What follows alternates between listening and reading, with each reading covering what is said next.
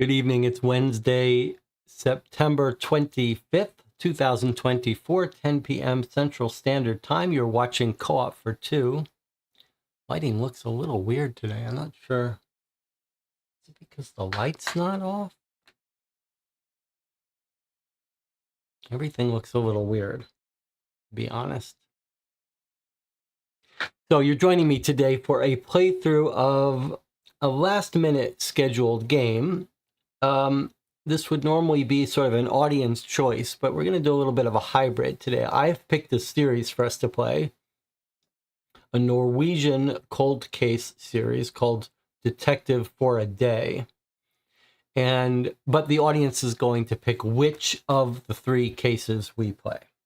We'll talk about these in a second and what I know about this series, but let's do a little bit of catching up. Let me check in with the chat, see how everyone's doing. I've got my air conditioner running on low. Hopefully you can't hear it. Let's catch up a little bit. YouTube says 12 concurrent viewers, 3 likes. I don't know what. No, it does say concurrent viewers. Okay, so let's do a little bit of catching up. On Sunday, we had a very interesting experience. We played Mugbook, which is behind me here. This 1984 game Lost to Time. The author is long dead, and it's a very rare out-of-print game. Who knows how many people ever got their hands on it. We played the longest case in the book, which was ironically the second case you play. And we've played 3 others and quite enjoyed them. One was very short, one was medium length, but Sunday's session took us 6.5 hours, and it was very frustrating. And we had lots of things to complain about, but it was interesting in the way that I feel like we learned some game design lessons from it. cautionary tales of what not to do. And that leads me to the next thing I want to mention, which is that this Sunday at 1 p.m. Central Standard Time, I will be doing my 6th Game Design Diary live Q&A talk, mostly talking about progress on New York Noir, otherwise known as High and Low, the detective game that I've been working on now for over a year with help from people in the channel.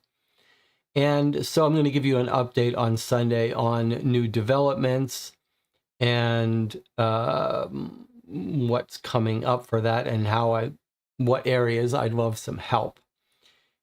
Jonathan says, perplexed hunters have been tackling the galactic puzzle hunt. It's massive. Currently, team solved 166 puzzles and it's still going.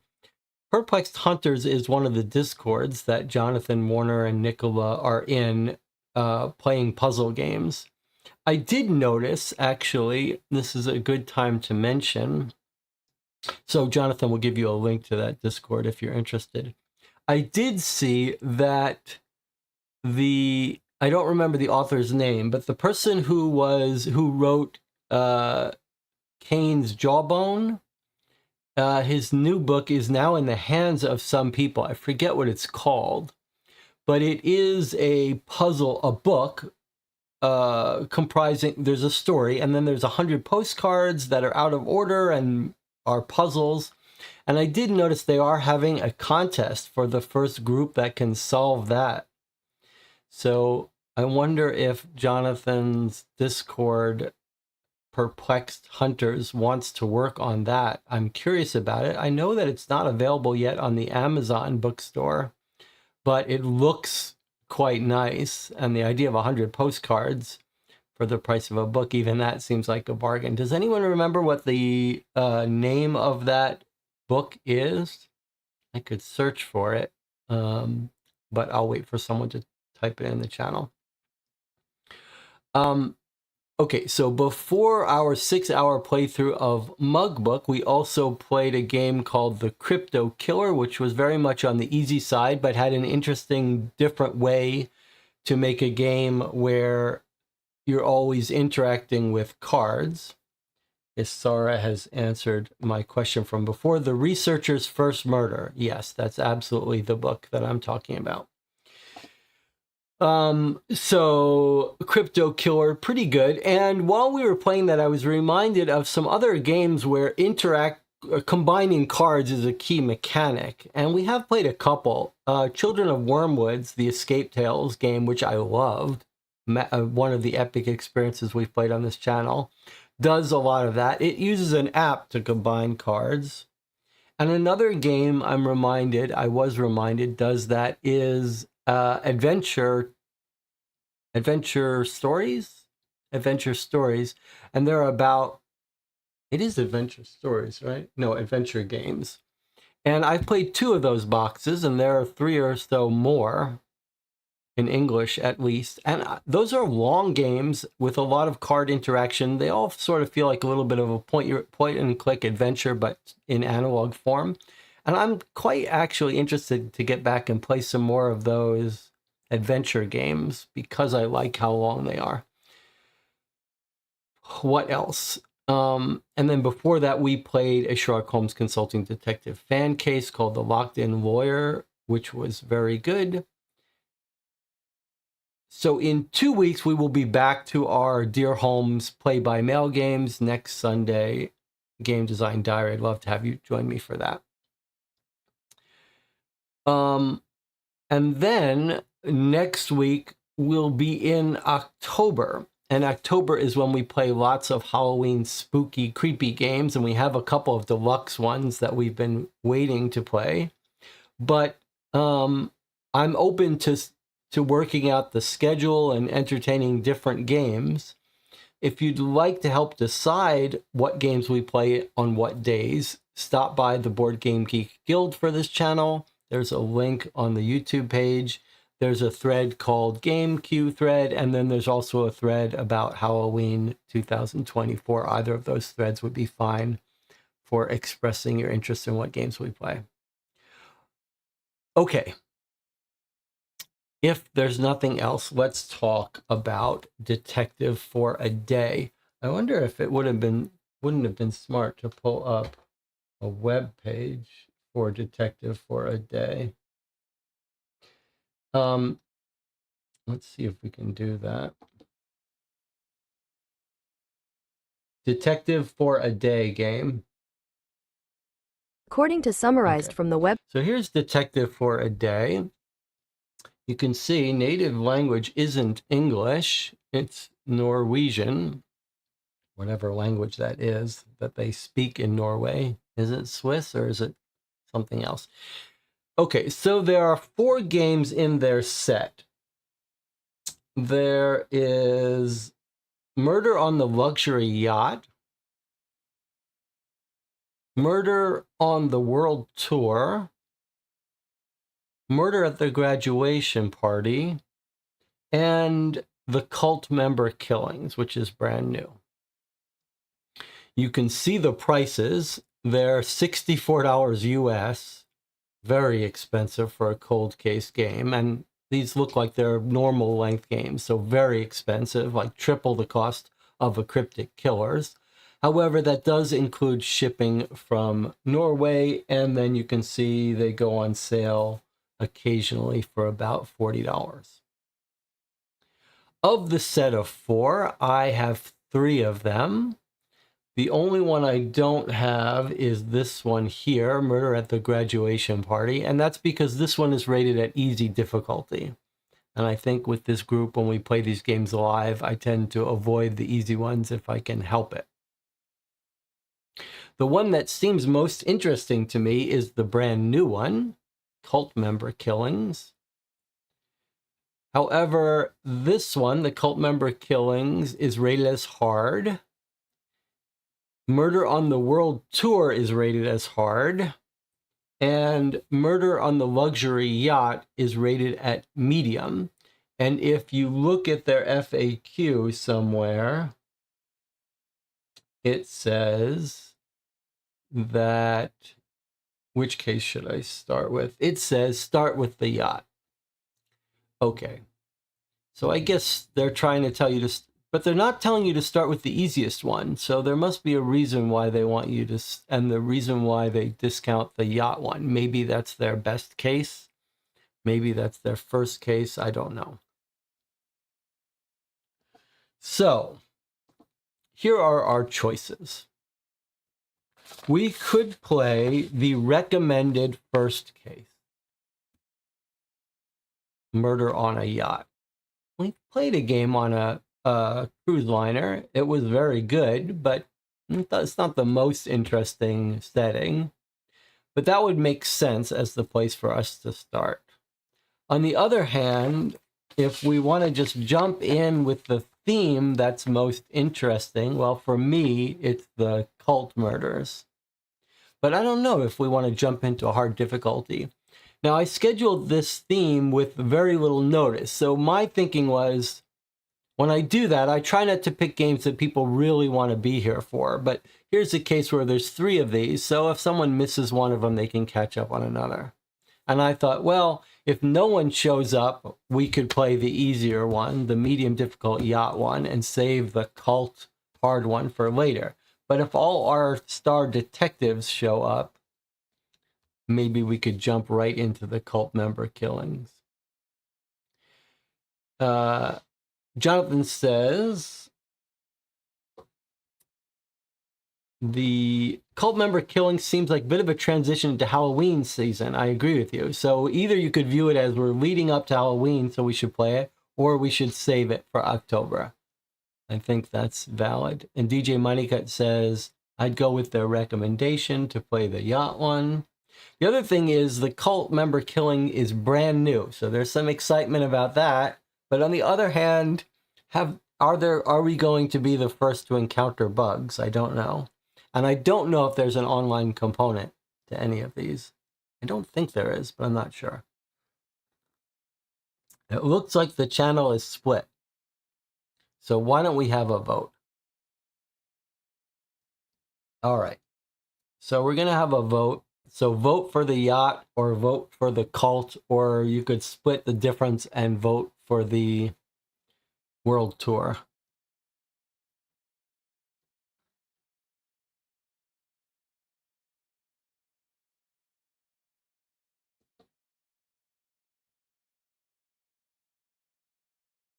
I could go either way. I absolutely could go either way.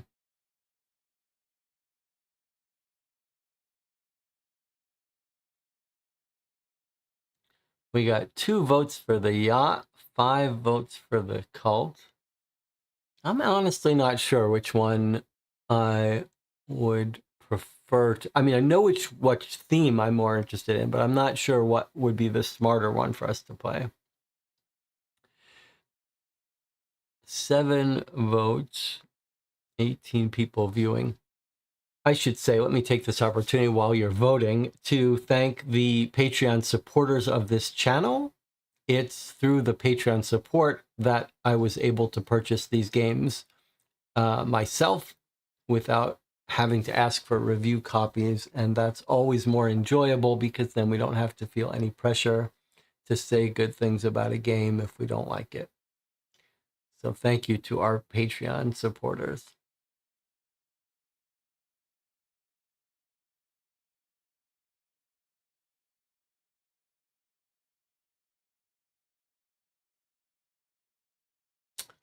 So far, it looks like we're going to play the cult murders. Jumping right into a hard one, huh?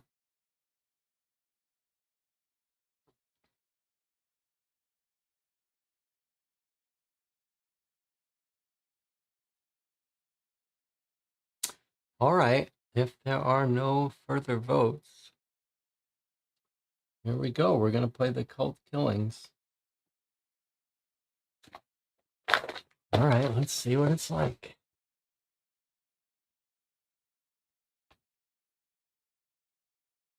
So we're going to play this one to lead us into Halloween.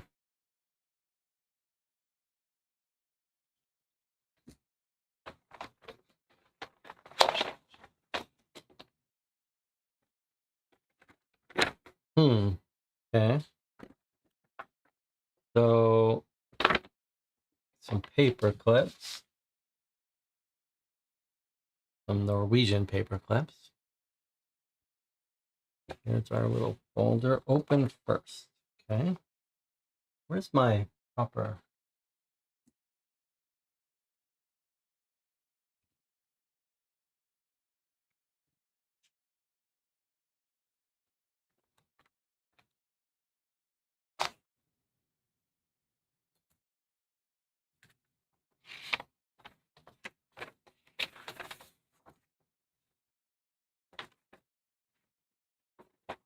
Okay, let's see what we got here.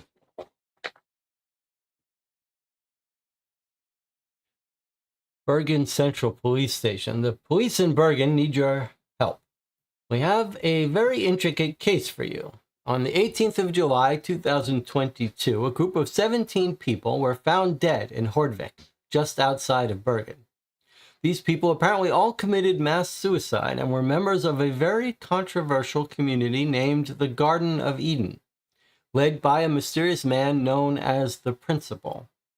We know very little about this man, and he has now gone missing. We've decided to hire you as our private detective, seeing as our own investigators have not managed to get to the bottom of this mysterious case. Hopefully, a fresh pair of eyes can help us solve the case. Someone saw smoke coming from the area a few hours before the bodies were found, and we have learned that this was a fire in the barn. The fire in the barn is probably connected to the deaths, and we have very little information besides that. Your first assignment is to find out who set the barn on fire. When you are absolutely certain you know the answer, open envelope A. If you are not sure about your answer, you can use a hint to make sure you're on the right track before you open the envelope. Envelope A contains the answer, so do not open it unless you are convinced that you have the correct solution. I'm aware that you are a talented detective, but here are some guidelines for conducting an investigation. Organize interrogation logs, personal information, pictures, and similar documents together to get a better overview of the case. I've included some paper clips for this purpose. Your hunch or suspicion won't put anyone behind bars. We are looking for facts.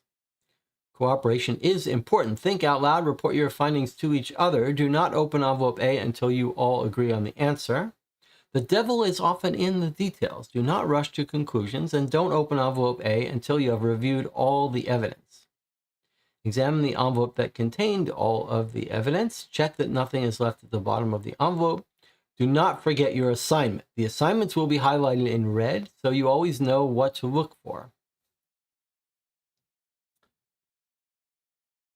Visit the websites you come across. They may contain clues. Okay, so I didn't think we were going to be dealing with internet stuff here, but clearly we are. I hope that means they've translated them all into English. Think outside the box to find evidence and use all the resources you have available. Okay, so sounds like internet access is going to be needed for this. First assignment, find out who set the barn on fire. The barn smoke was seen before the bodies were found. All right. So I'm very curious whenever we see a new system to see what they've done differently. This one said organize your stuff. Okay, so everything is in here, but let's take a look. Let's skim through everything we've got in this collection before we start reading anything. We've got a newspaper and signs. You're probably part of a cult. A little brochure. A little introduction to the cult comic. Another little ad. Photograph. Hint website with QR code. Police log. Looks like a nice overhead shot of the area. I like that. More cult materials.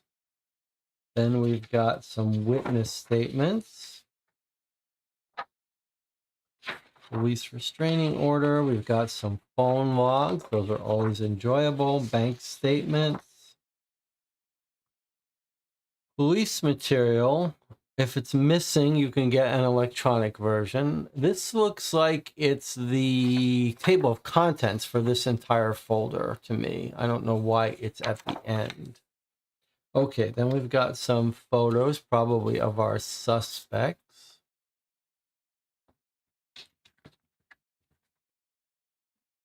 What's this?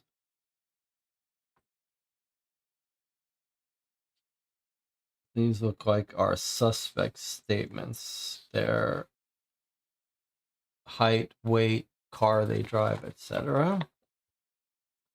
More interrogation logs. That's what these yellow ones were here. Witness statements, and then here are police interrogation logs. Okay.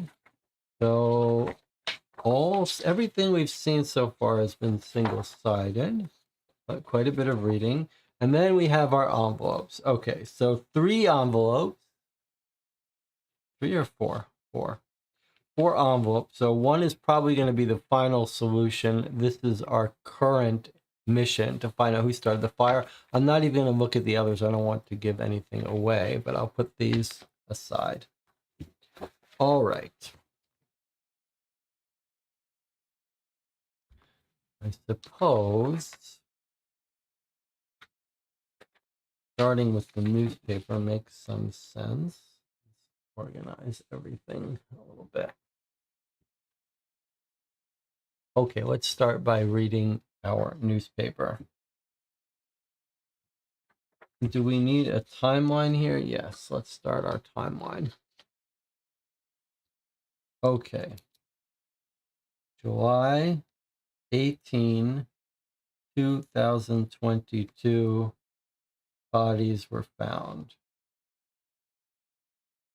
And then a few hours before the bodies were found, so presumably still on the 18th, but a few hours earlier, barn Smoke. Fire. Okay.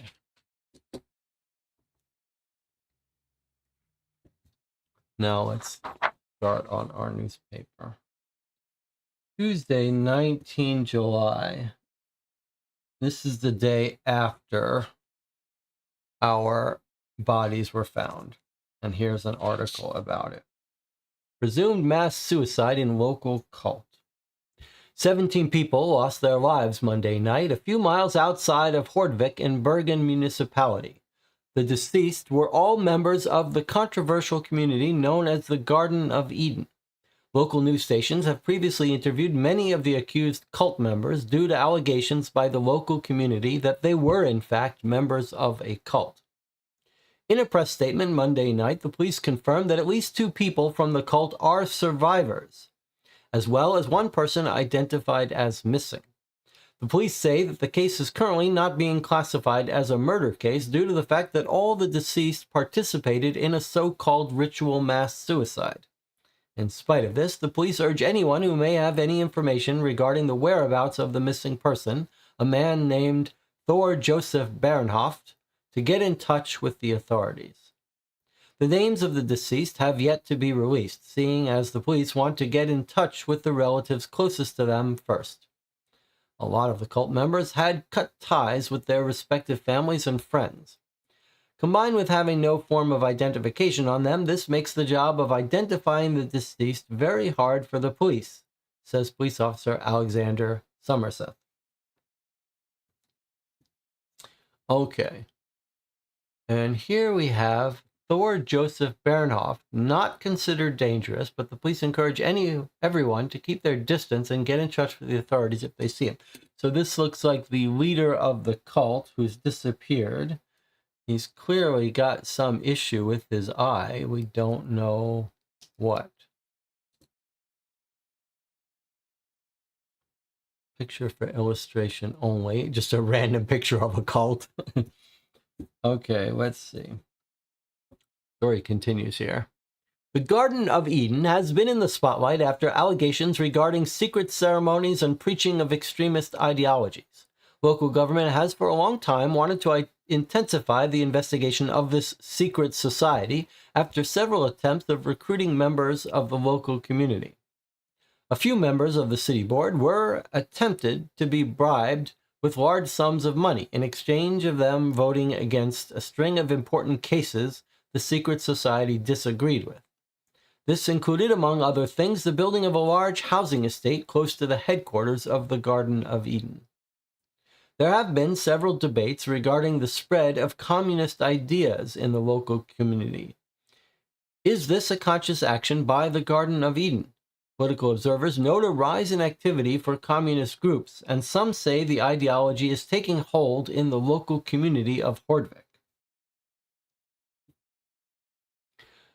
2 local politicians have, in an earlier interview with the Fjordpost, said that they aren't worried about the situation and that the political standings in the local community are stable.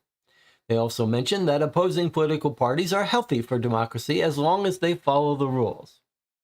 In spite of this controversy surrounding the Garden of Eden, a few of its members have been spotted engaging in local projects. This includes keeping local parks clean as well as volunteering at soup kitchens. Some people claim that this is just a way for the cult to change people's public perception of them. Additionally, the secret society has provided the local community with services like garbage trucks, paper routes, and school buses for the last 2 years. I think they set a good example for young people who aspire to make something of themselves in Hordvik. They provide to the community, and they're always so cheerful when I meet them, says Ingrid Anderson. Okay.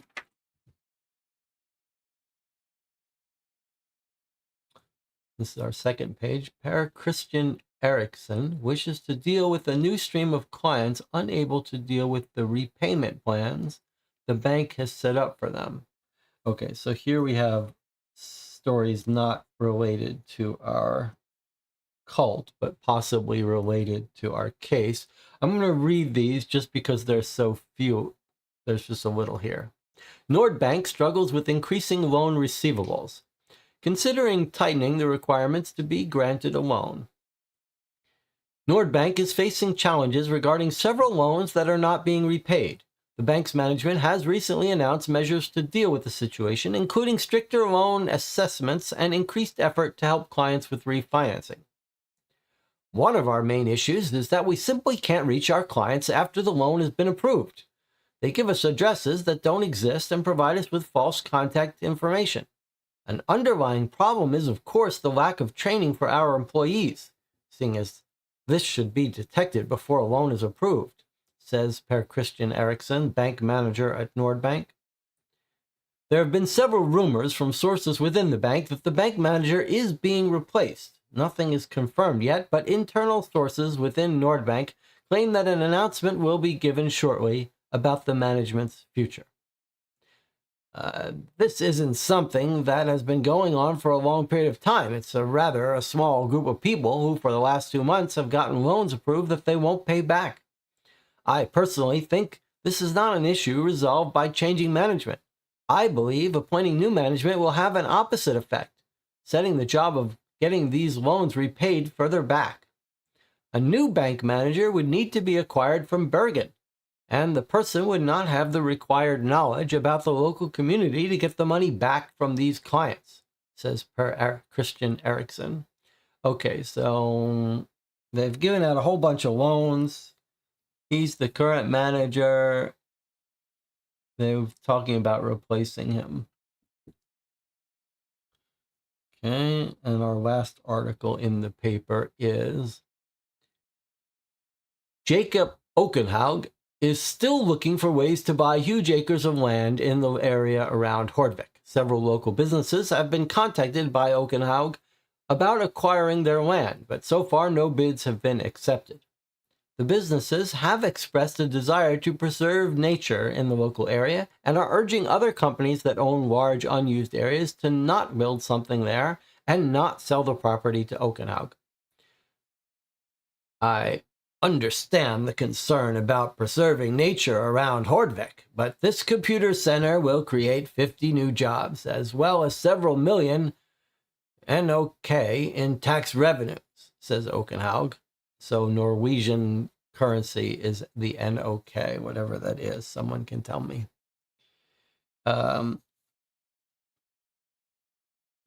He says, the computer centers created a huge debate about Hordvik's future and economic development. At the same time, rumors have been circling about unethical business practices in relation to 3 other computer centers being built by Okenhaug in neighboring municipalities. Okenhaug claims that a computer center will make Hordvik attractive for other larger companies wishing to create their own computer centers and offices, for example, Microsoft and Intel. Okay, so in addition to our cult, we've got a banking issue going on in town about non-repaid loans and a land purchasing mogul issue. Kroner is the Norwegian kroner. Okay.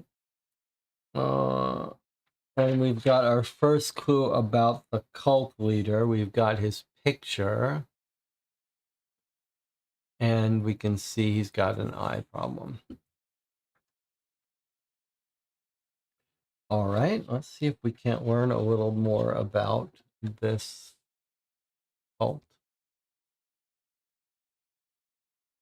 This is actually a brochure against cults. Let's see what it says. 10 signs you are probably part of a cult. Know that there are people out there who have gone through the same thing as you. You're not alone. Seek help and you will receive it. The first step is realizing that you are in fact a member of a cult. The next step is seeking help. If you found this brochure on the ground in the Garden of Eden, hide it quickly and don't let anyone see it. You can be punished if they find out. The Garden of Eden is a threat against Hordvik and must be stopped. So we're told that there is some local debate about this cult. Some people in the community of Hordvik believe that they're good people, they're helping out, and other people believe it's a dangerous cult and possibly communist leanings. So this is a brochure that a local member of the community has dropped leafleted in the Garden of Eden to try to rescue people that they feel have fallen into this cult. Let's see the 10 signs. Visit www.edeninfoforum.com, EN, English version, if you or someone you know needs help, or if you want to share your experiences. Be sure to reach out if you want to help handing out these brochures. We need all the help we can get. If you recognize one or more of these signs, you're probably in a cult. Okay, isolation from the outside world, charismatic and authoritative leader, group uniforms and symbols, control over information, financial exploitation, emotional manipulation, severe punishments, twisted faith and outlook on life, drug use, and secret rituals. I like it. Okay, so we've got our first website. We're not going to visit that right away, but Eden Info Forum. So we're going to make a card for websites so we don't forget to visit this. Clearly important, but we don't going to deal with it yet. I'd like to see some literature from the Garden of Eden. Let's see if this is that. Play and learn in the Garden of Eden. So what have we got here? Is this their little logo? Looks like a sort of Swami headdress with the third eye. And there's their barn. Remember, our first mission is to find out who set it on fire. Let's see what we've got here.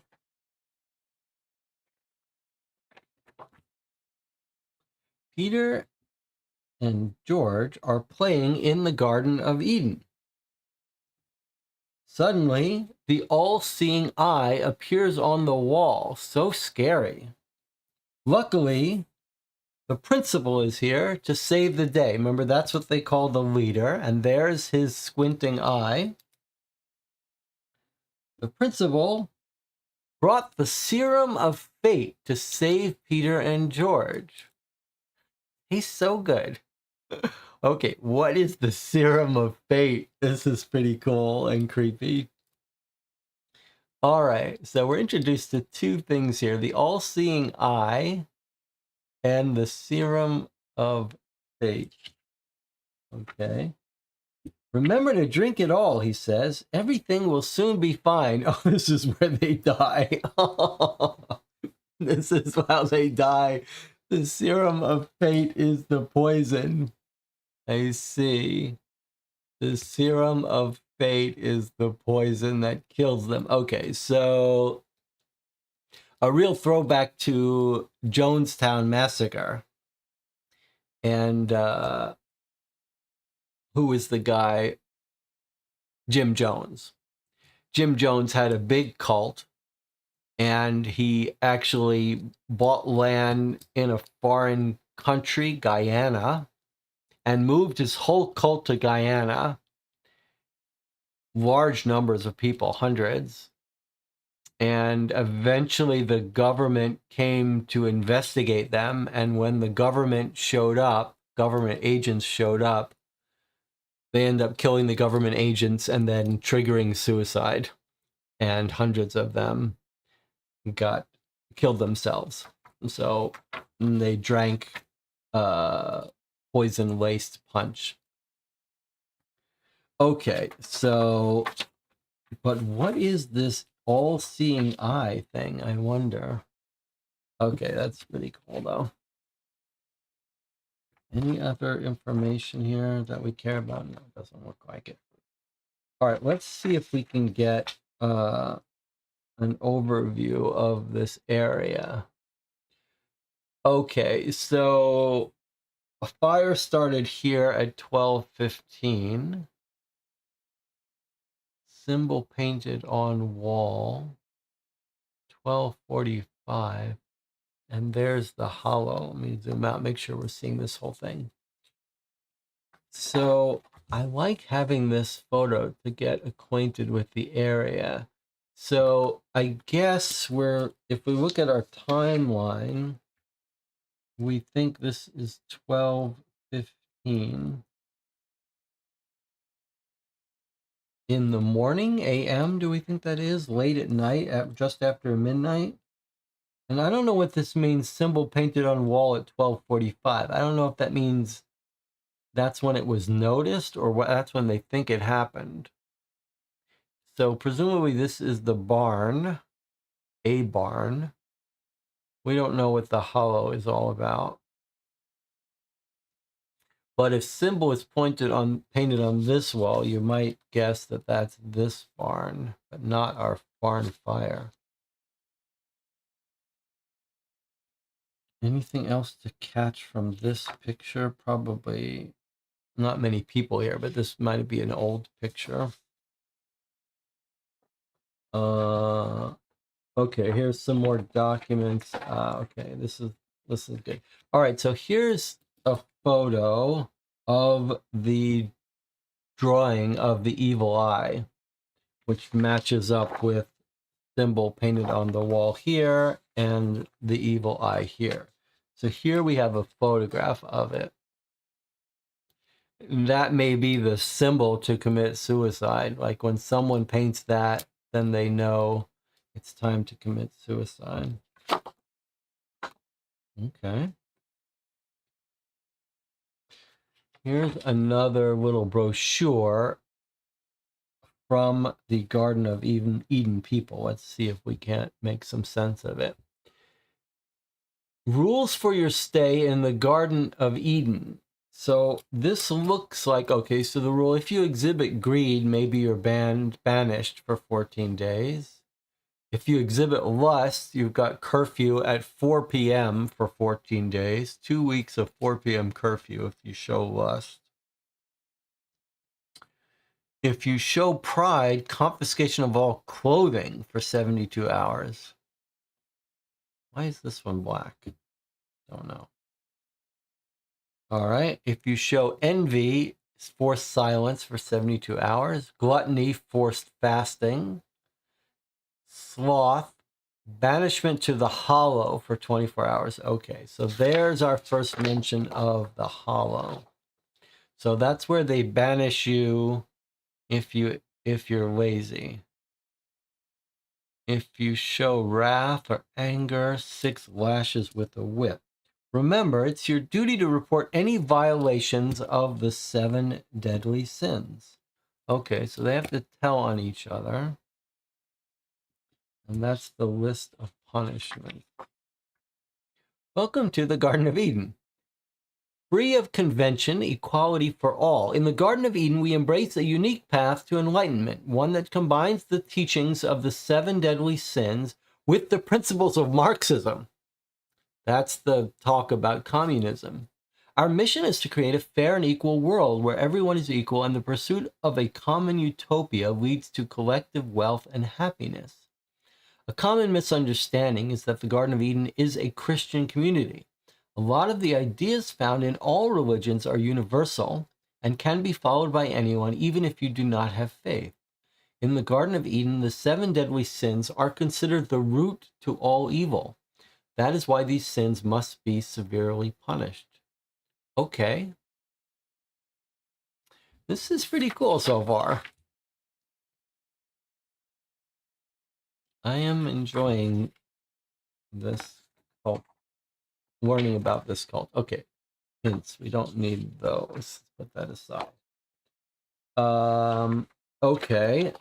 Continuing with our look at materials from the cult. Looks like we've got a little poster here.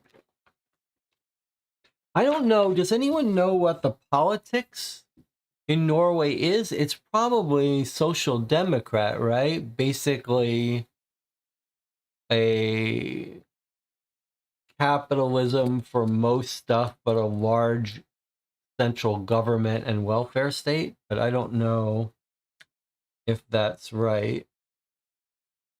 And that would be my guess. Okay, what have we got here? So here's our 7 deadly sins. For each one, we've got this little medieval illustration. Oops. Take a look at one of them, see if we can make sense of it. Okay, so here's a guy with a knife and a piece of furniture on his head. This woman looks like she's robbing this person. You want revenge after someone hurt you. You use physical violence against someone in the community. Okay. What's this? Seventh? Is this the seventh sin?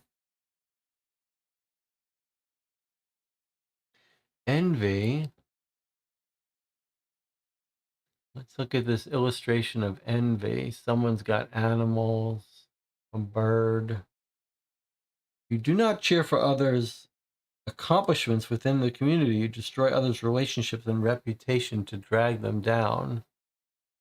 Not sure why this is an illustration of envy. Here's someone, oh, here. This guy's trying to woo this woman away.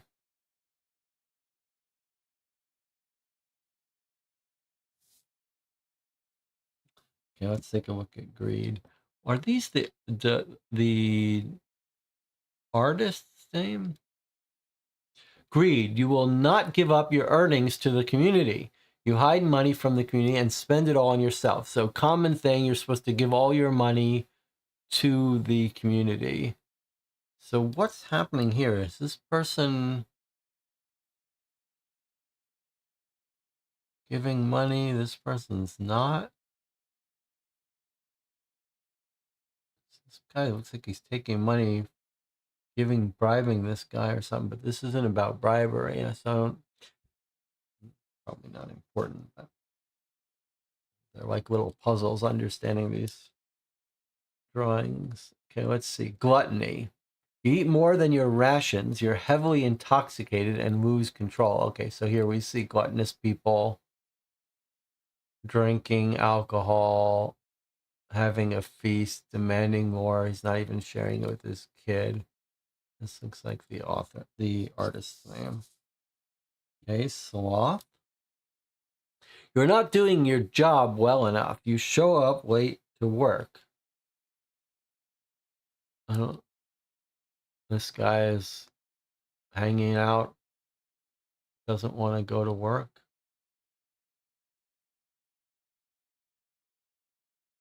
Lust. You have secret relationships with other people besides your partner. I see, and here are people just being lustful at a garden party.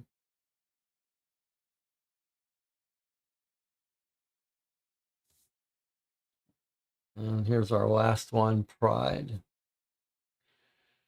You proudly show your wealth and possessions through huge parties, luxury items. Parties and luxury items. You neglect advice from others and think you're always right. You're arrogant. Okay, so she's just wrapped up in her own world.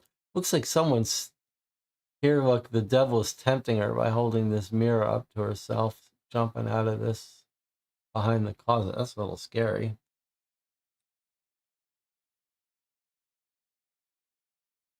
Okay, and then what does it say in the center?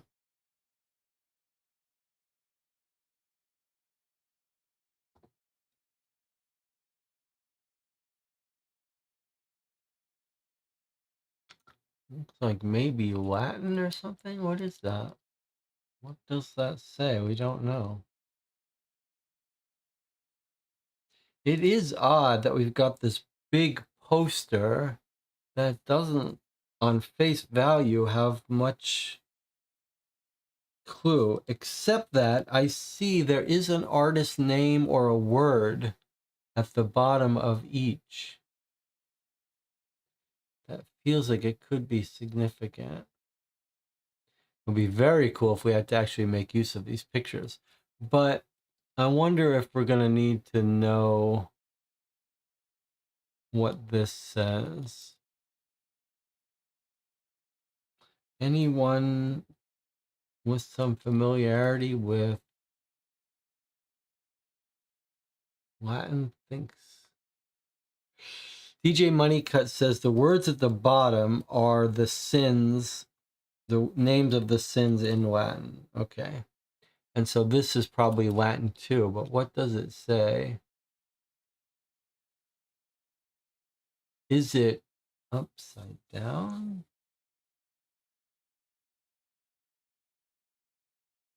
No.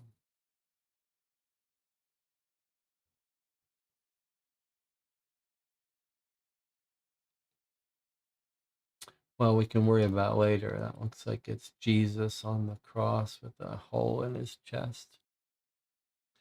Anything on the back of this? No. So I don't know what this is for. It's not obvious it has a meaning.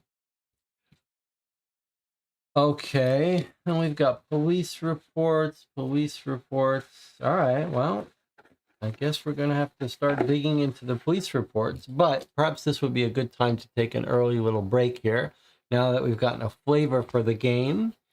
Remember that these mystery games you can only really experience once, so if this looks like something that's really caught your interest, and you can afford to purchase it and order it from Norway, then you might stop watching now and you can come watch it after you play it yourself.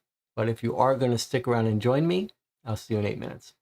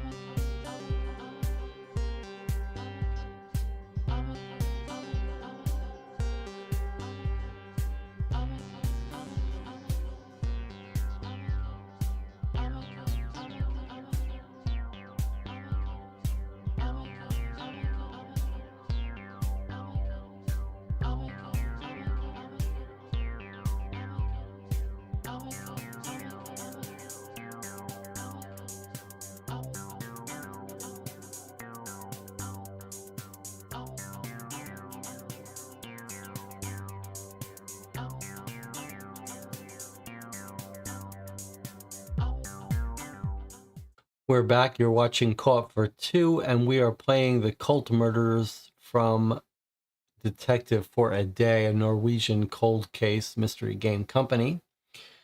Jonathan Warner says, I found the work of art we were looking at. It's an existing work of art. It shouldn't surprise us. According to Wikipedia, it says in the center, Cave cave dominus vide. Beware, beware, the Lord sees. Beware, beware, the Lord sees. Okay, the Lord sees that you're committing when you commit these sins. All right. Full title of the work is The Seven Deadly Sins and the Four Last Things. Okay. As a reminder, our first mission is just to find out who set the fire to the barn, which we haven't learned much about. But perhaps this will help us get started. Police log. 18 July. This is the date that they found the bodies. At 8:21 a.m., Nyborg, heavily intoxicated male outside the liquor store, driven home by police. And here's the badge that reported it. So in Nyborg, this must be a town. 11:18 in Hordvik, traffic accident by the crossroad between Hardvikvägen and Tjuvikvägen. No people injured, only material damages. Sawhouse, reports of vandalism on Sawhouse soccer field. Police have arrived at the crime scene. In Hordvik at 8:45 p.m. Traffic speed check completed at Televikvägen from 12:30 to 4:30. So from noon to 2:30 p.m., they did a traffic speed check, whatever that means. In Hilkja at 22:18, so 10:18 p.m., complaints about teenagers disturbing the neighborhood. Police arrived and told the teenagers to leave the area and show consideration for other residents. 23:56, so 11:56, 4 minutes to midnight in Hordvik, burglar alarm went off at Bunnpris store. A patrol car was quickly sent to the store to investigate. Officers discovered the alarm went off due to a technical error. That sounds suspicious. That's it. Where's our map with our timeline information on it? Symbol painted on the wall at 12:45, so almost 1 p.m. Fire started at 12:15, just a little past noon. So what was happening then? Nothing. All that happened between these two. Okay, well, this one seems suspicious about the burglar alarm. The rest of it, well, I suppose maybe someone could get caught on camera here. If they're doing a speed check and recording information, maybe we'll catch someone who was fleeing the scene. We've got a badge number. I wonder if we could talk to that person. DJ Moneycut says, don't forget to use the paper clips. They're vital to the investigation. I will. I promise I will use the paper clips. Okay. Now, let's see. Do we want to organize with paper clips? We've got witness statements on July 20th and 21st, 2022. These must be just statements.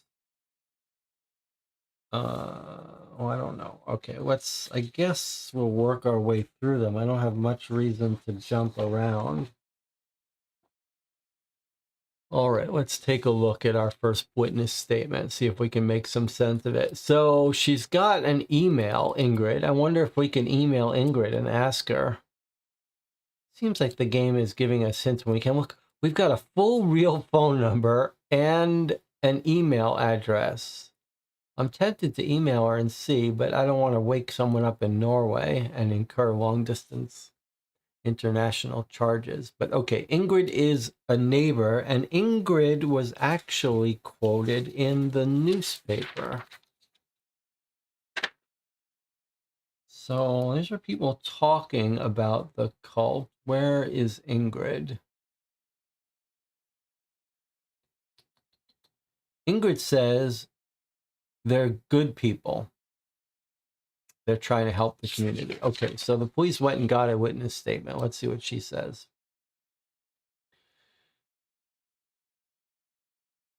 She's giving a statement at the Bergen North Police Station on July 21st, so a couple days after the bodies were discovered. I know most of the people living in the Garden of Eden, being their closest neighbor. The area is surrounded by a lot of fences and high trees, so I can't really see much going on inside, but I remember seeing smoke coming from the inside around noon.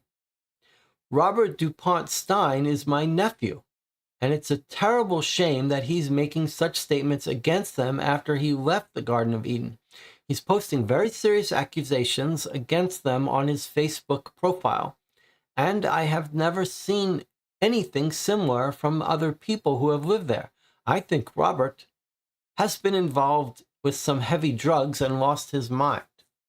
I actually think the residents of the Garden of Eden were strong contributors to the local community. They did several small jobs other people didn't want to do. They owned a garbage truck and collected the garbage every Tuesday. They also drove the school bus to Bergen every weekday. The local kindergarten is also drifted almost exclusively by members of the Garden of Eden. Drifted, that must be an untranslated word, meaning taught.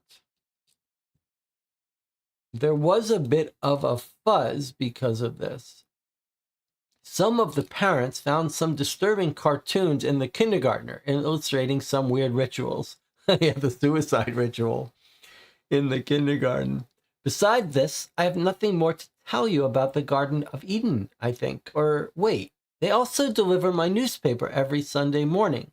The newspaper delivery person was actually very late Sunday morning, right before the deaths. I would guess around 3 hours late, which was very uncommon. And the investigator has signed, and here we have Ingrid's handwriting and our investigator's handwriting. Okay, so I think actually it's useful for us now to make note of. This is something we should remember to do. 18th of July, the bodies are found. On the 19th of July, it's a Tuesday. So actually in our timeline, the bodies are found on a Monday. Okay, so what she is saying here is that the Sunday delivery, the day before the bodies are found, the guy is late, 3 hours late. And she tells us the smoke was seen around 12 noon. So actually 12 noon. Ingrid says she saw the smoke.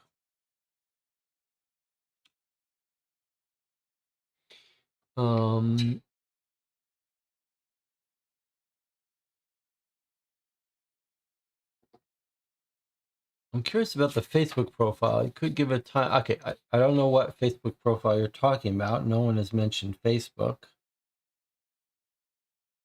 Unless I'm mistaken. Was there Facebook mentioned somewhere in Ingrid's statement? I don't know if it was. I missed it. Okay, but she does have an email. We could talk to her. So maybe we should start keeping a to-do list. And on our to-do list, in addition to the website, we could list witness emails and phone, but we're not going to call Norway, I don't think. Okay, and she's also mentioned her nephew, Robert, who looks like, she thinks is a drug addict, who are saying bad things. He's saying bad things about the Garden of Eden. Okay, let's keep our witness statements together with our Norwegian paper clips. All right, well, is the second witness statement from Robert? No, it's from Roland. He's also got an email address. I was first introduced to the Garden of Eden through Robert DuPont Stein a few years ago. We grew up together, and he persuaded me to come to a meeting to learn about life there. Thor Joseph, or the principal, as we called him, was very charismatic and made it sound so welcoming, especially for me, seeing as I was unemployed at the time and had very little money. In the Garden of Eden, no one would own anything, so you worked with a lot of different stuff, depending on what was needed, and in return you got food and shelter. I left the Garden of Eden a short time after Robert left. After the incident between Robert and Thor Joseph, everything changed. Thor Joseph became very paranoid. He imposed a curfew after 6 p.m. He started to accuse several of the people living there of being double agents. I started realizing how dangerous Thor Joseph was, so I packed my bag and escaped during the night. I quickly lost touch with everyone involved with the cult, but I still talked to Robert from time to time. The last time I met him was at 12:30 2 days ago. He came by the cafe I work at. We ended up chatting for an hour or two. Robert's quite the eccentric type, and he's very vocal on Facebook about the Garden of Eden, which might work against its purpose. He seems a bit crazy when you read the things he posts.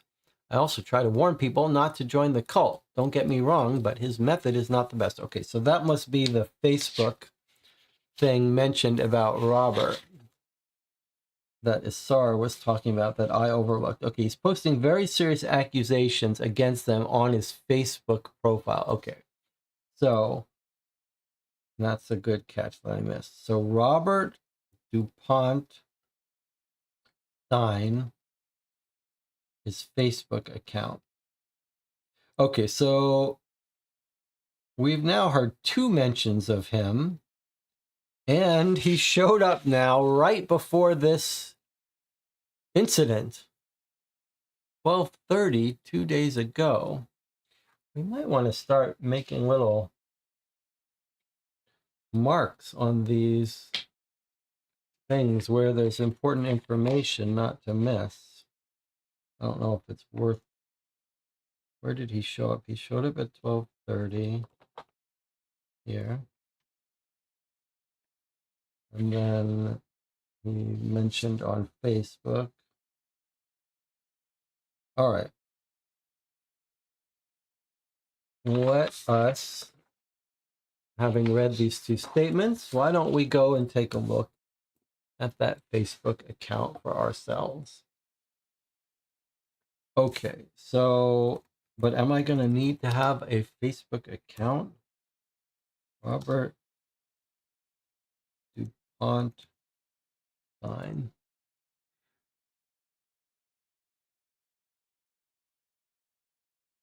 Yes, lives in Hordvik. That's what we want.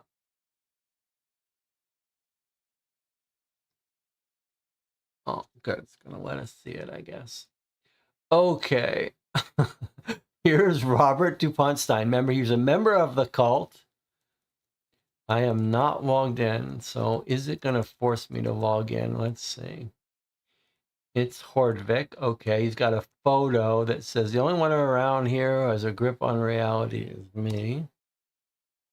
Am I the only one around here who has a grip on reality? Do you still believe in that 9/11 was not an inside job? Wake up, do some research. I can send you some YouTube videos that will open your eyes. Okay, so he's a conspiracy theorist.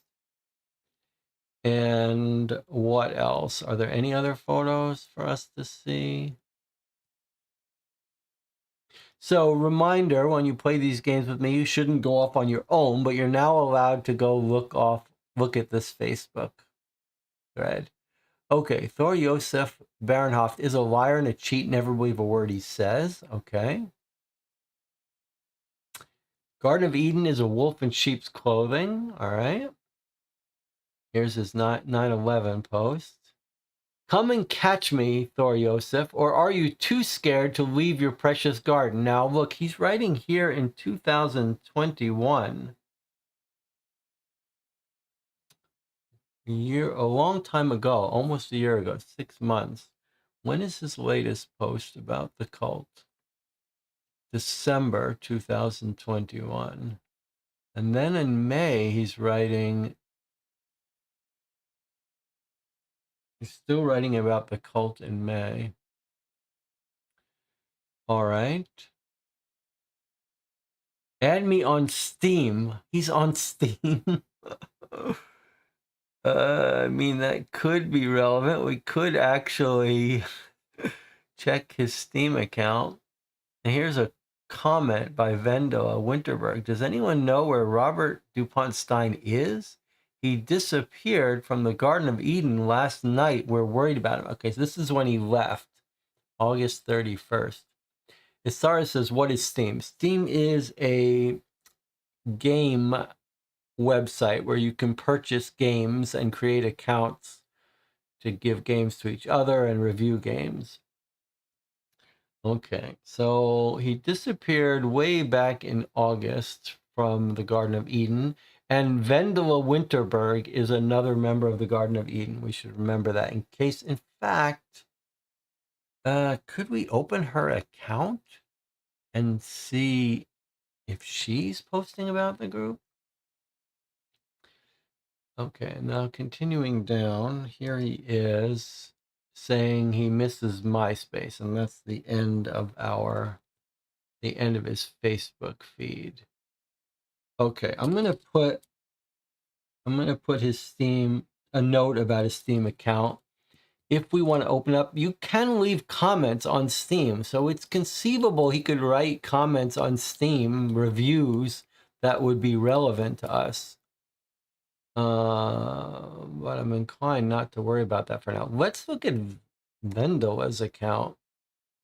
See if she could still be an active member of the cult. Let's see. She got married July 7th. She got married 2 weeks before the suicide. Thank you. Today you took my hand and I took your name. Vendela Winterberg. And then here's her post about Robert DuPont. So she just got her 2 posts, but she got married 10 days before the suicide. It's going to be interesting to see if she's one of the victims. I didn't click on this information for Robert. Let's just see what we've got here. She's got her profile picture. Can we get this information? No, I guess not. Okay, what about friends? No friends. Photos, just her profile. Videos, no. Check-ins, no.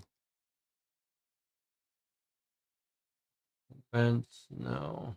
I'm not sure exactly how Facebook works, whether this is common, whether we'd have to look at all these or if we would just see them. Okay, I think she's either dead or gone. What was her maiden name? We don't know.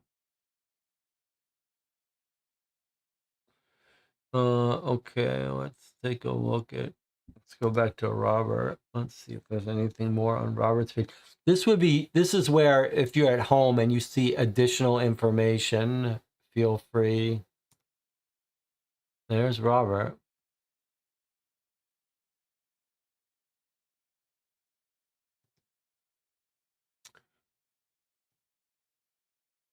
Friends, no friends.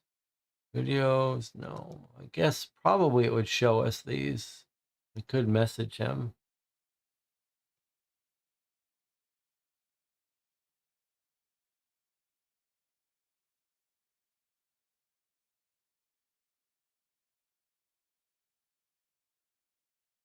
While we're waiting, we might as well message him.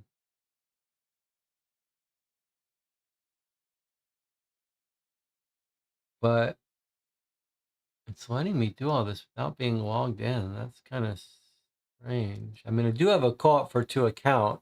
Oh, maybe it does think I'm logged in. All right. Well, I don't love that. I don't love that I'm actually interacting with this person. All right. So that's his Facebook account. So we did learn about one person, though, that seems maybe relevant to us. Vendela Winterberg. I'm just going to grab a card for her.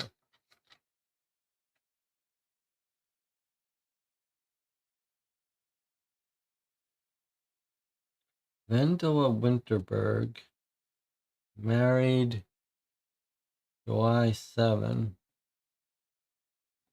2022, 11 days before the whole cult committed suicide. And we have a photo of Robert. That's true. That is useful information. Okay. Why don't we, while we're here, open up that Eden website. Eden Info Forum.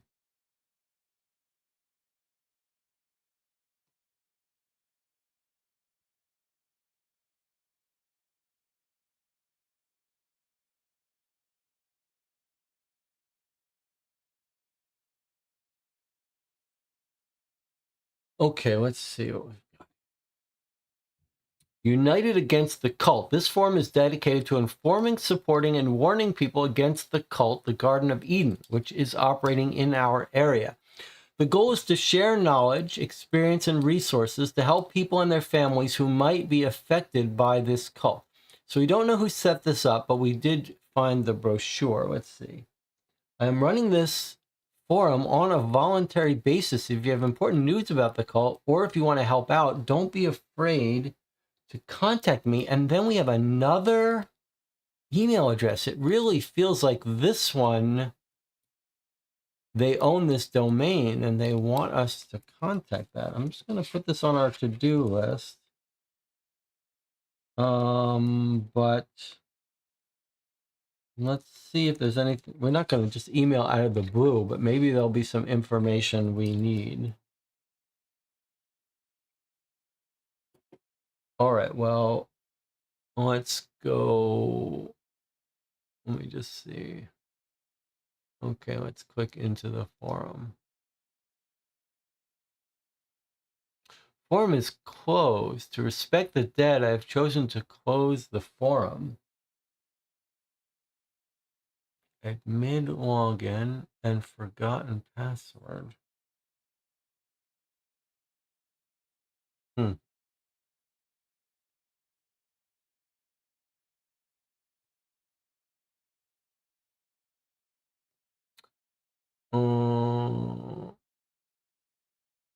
And then we see there's an archive post.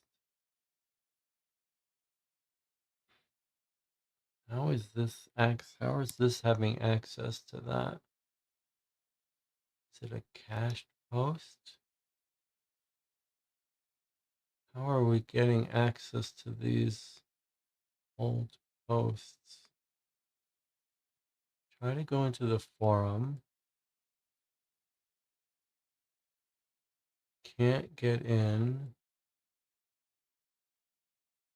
And yet, it looks like Google has cached archive posts. I don't know if we're supposed to be able to read this or if this is a bug. That's what Jonathan is thinking. Jonathan says, feels like we shouldn't have access to that yet. Okay, well, let's email her and see if she'll give us access, or he. I incline to agree with you, Jonathan. It doesn't feel like we're supposed to have access to that. Okay, so I'm going to see if I can, let me just bring this up for a second.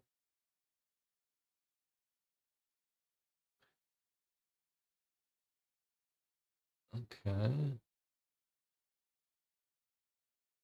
All right, let's see if we can do this together. So I'm just gonna say forum login.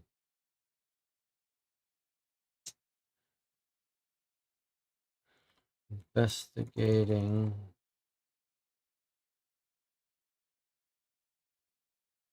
Garden of Eden.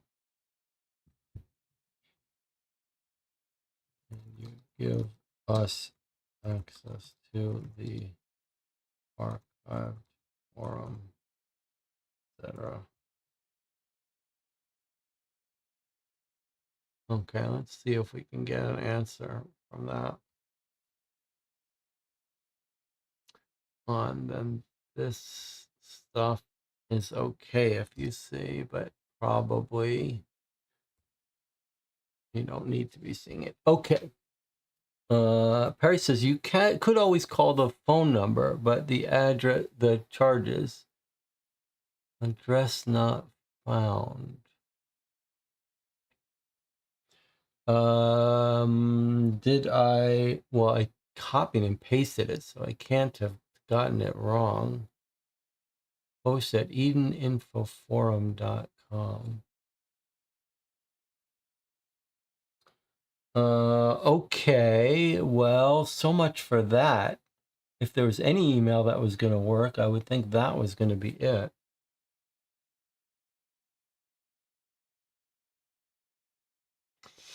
Isara says, try the forgot password thing. Okay, let's try forgotten password. Password hint in case of lost password. Favorite artist. Okay. So not going to respond to emails, but favorite artist. So favorite artist. Well, that's interesting. We don't know who set up this website, right? We know what the brochure looks like.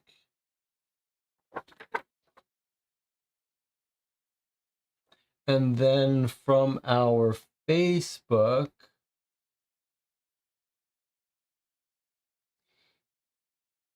we got, if we don't know if it's Roberts, but if it's Roberts, he doesn't have any artists listed for under music. And then we have no reason to think it's Vendela, but Vendela is wearing a shirt that could be a band. Now, I know whose shirt that is, I think. Do you know? John says the password might be in a future thing. Okay, does anyone else know what band this is? Can you recognize it? Iron Maiden, says DJ Moneycut. That's right. So, on the off chance that it's Vendela, we could try getting in no capital letters. I mean, just for the hell of it. Let's see if we can get in with Iron Maiden, all lowercase, no space. No. How about Iron space Maiden? No space. I mean, with a space. No. Okay, well, it's worth a try. All right, so let's try to keep our eye open for the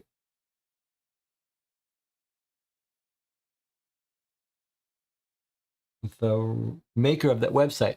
It won't be the artist of the 7 Deadly Sins, because the 7 Deadly Sins painting is if you're a fan of the cult, but the person who created this website is not a fan of the cult. So I don't think we're going to match up with that. But let's put a pin in it. Let's put a pin in it and worry about it in a bit. We've still got plenty of stuff to go through.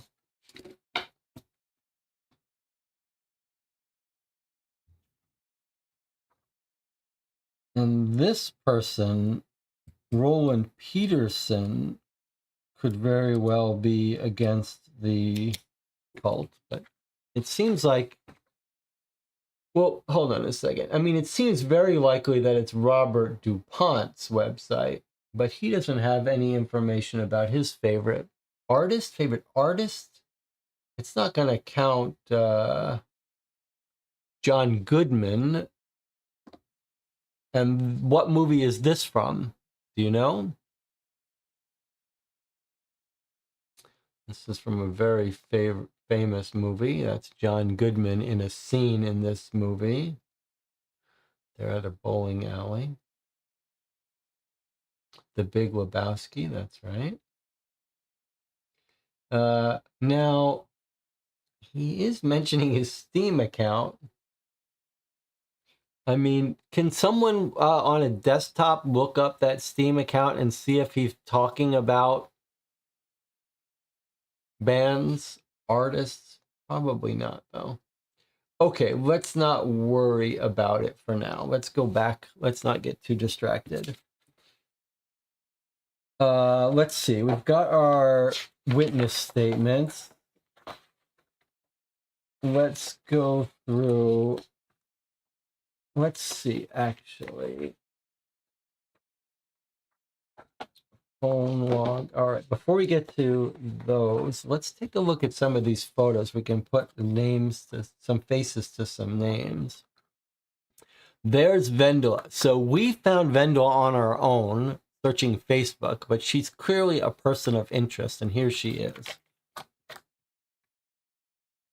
Now, remember we noted that she recently got married 11 days before the suicide. Look, here's her husband, that she took his name. She says explicitly she took his name.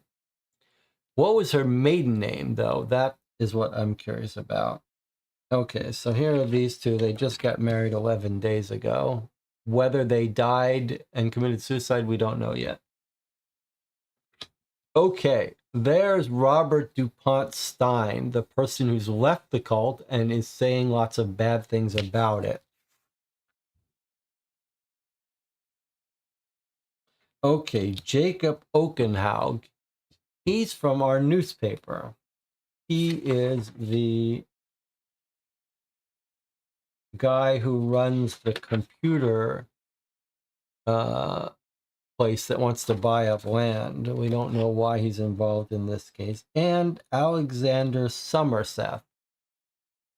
Now, who is Alexander Somerset? I know we know that name from somewhere. I just don't remember where.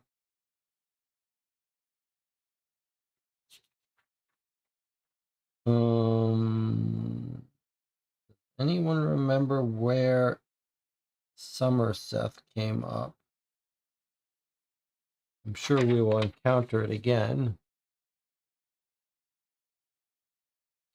Okay, so it looks like maybe these are going to be our persons of interest, or at least people who gave statements. Maybe someone can remind me about Somerset. All right, let's take a look at what we've got here. Why do we have a restraining order? Somerset appeared on one of the police documents.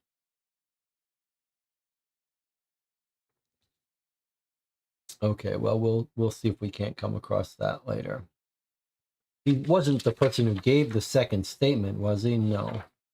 All right, let's see what this restraining order is all about. Oh, here we go. This is a restraining order against Alexander Somerset by Edmund Winterberg. Okay, so Somerset has this restraining order filed against him by Edmund, who is recently married Vendela. Is it going to turn out that Vendela used to be married to Somerset? Let's see. In accordance with Section 222A of the Criminal Procedure Act, the following is granted. Alexander Somerset is henceforth prohibited to contact Edmund Winterberg by any means, included but not limited to personal contact, phone calls, email, text messages, social media, or any other means of communication. Alexander Somerset must keep at least 300 meters away from Edmund Winterberg's residence, workplace, school building, or any other place Edmund Winterberg regularly stays. Alexander Somerset cannot send items, gifts, letters, or other materials to Edmund Winterberg. Any earlier agreements regarding meetings or visits between Alexander Somerset and Edmund Winterberg are now void, should be immediately be terminated in accordance with this restraining order. Any infringement of this restraining order could lead to legal measures and criminal liability. Duration of restraining order. This restraining order is valid from 12/11 and will be applicable until 12/11/24. So I believe that's the 12th day of the 11th month, 2022. So it's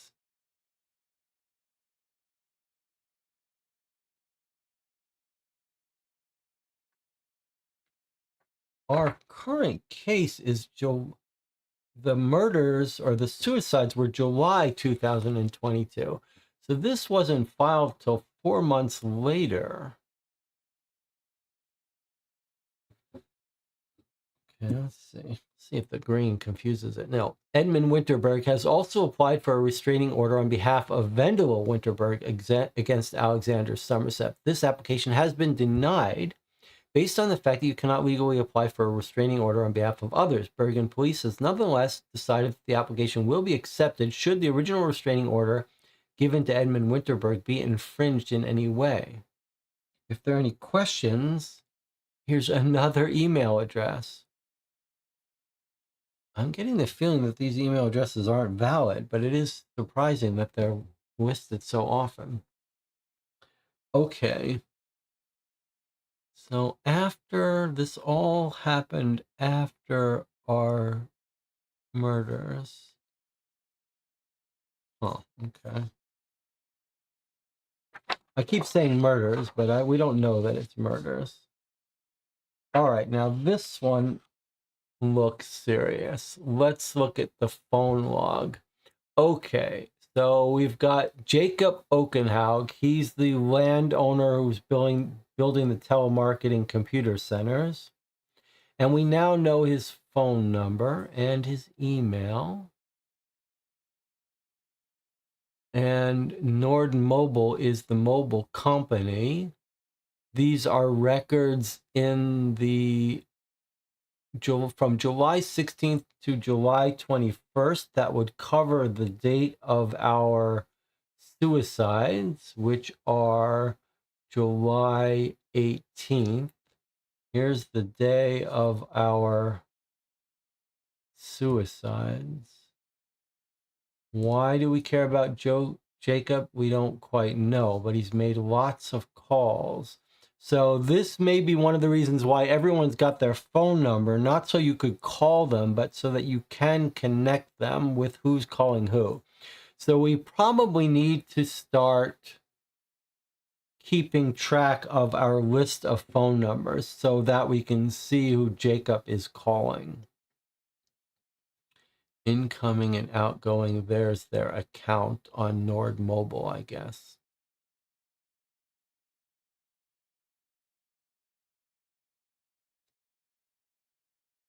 Length of phone calls, all short. Okay, so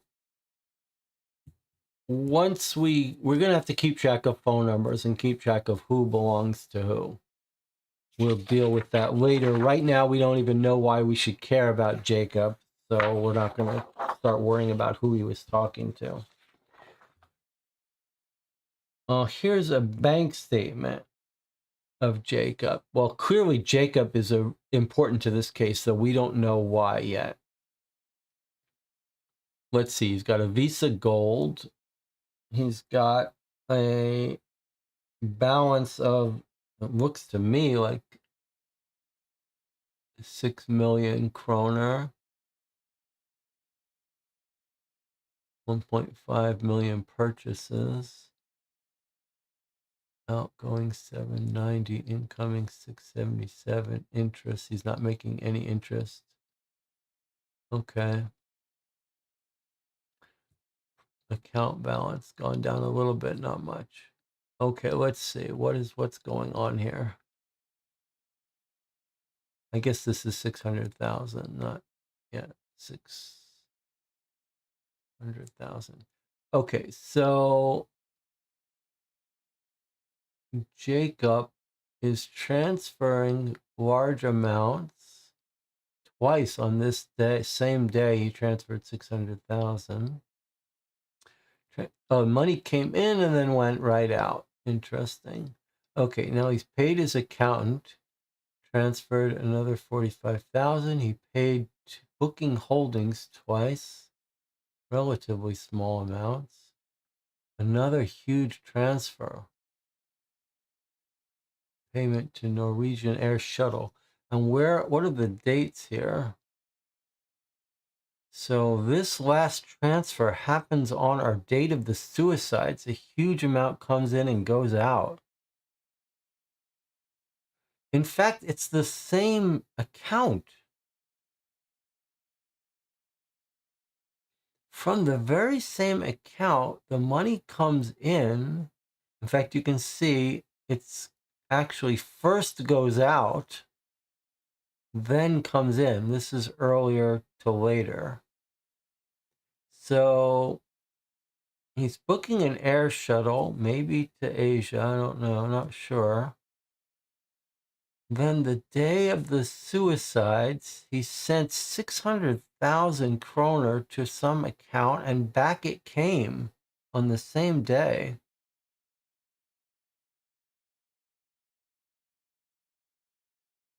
That's awfully weird, huh? What does that mean? All right, well, clearly we care about him, but I wish the cops told us why they care about him.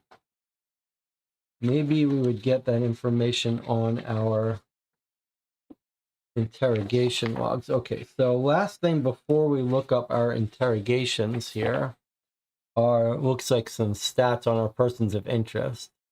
So Robert DuPont Stein is here. We've got his signature. Does he have prior convictions? No. Is he under investigation? No. Does he live outside Norway? No. Does he have a gun? No. This is our cop. Oh, the cop is Alexander Somerset. Oh, the cop is Alexander Somerset. So the restraining order is on the cop. The restraining order is filed against the police officer whose badge is BER 533. Interesting. I like it. Okay, what other information are we being given about Robert Stein?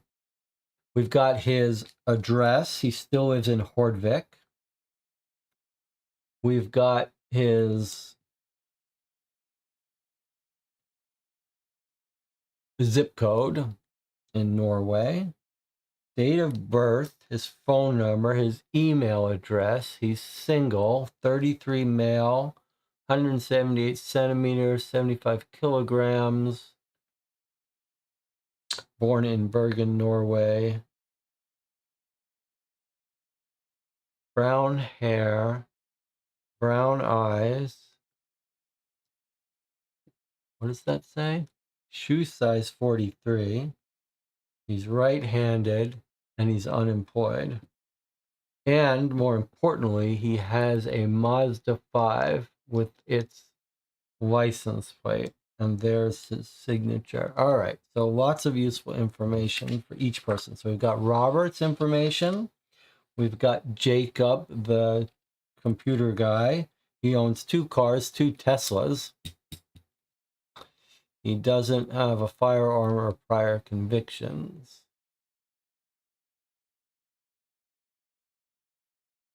What is this right arm? Does that say tattoos? Yes. Okay. So he's got tattoos on his right arm and he's married. And right-handed.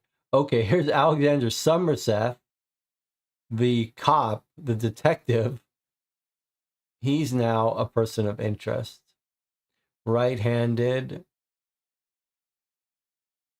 And he does own a firearm. He's got an Opel Vectra 2005. Married.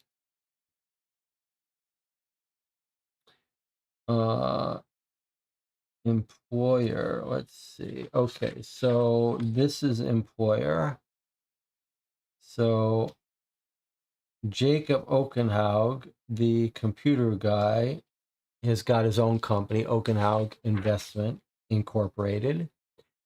It looks like Alexander Somerset is still working for the police, even though he's being investigated. Vendela is left-handed. She's still a member of our cult. She drives a Volvo. I thought she would have had to given over her possessions to the cult. And now we've got one of our answers. And look, I was right. So we knew she changed her name recently. And when we saw the restraining order, I wondered, could she have been married to this police officer previously? And sure enough, There it is. She signed her name with her old name, and then she realized, whoops, she's crossed it off and re-signed it. So, yes, our Vendela was married to this cop. We don't know for how long, but she's just married into the cult 10 days before the suicide. So now we know why Alexander might be a person of interest, because he's mad at the cult for stealing away his wife. He's harassing them so much so that they've had to get a restraining order. But the restraining order was December, so it looks like these two might have survived this suicide. Do we have a date that all this is happening? Yes, we do. July 20th, 2022. So these people have all survived the attack, the whatever, suicide. So Vendela was not killed in this suicide attempt. She's got a tattoo on her back left leg. We know she's married. Hey, look, we also have their phone numbers, so we could see who is talking on that log because of the phone numbers. And here we have, no surprise, Edmund Winterberg also works for the Garden of Eden. He's got his own car, a Ford Fiesta. He does have prior convictions. We don't know what for.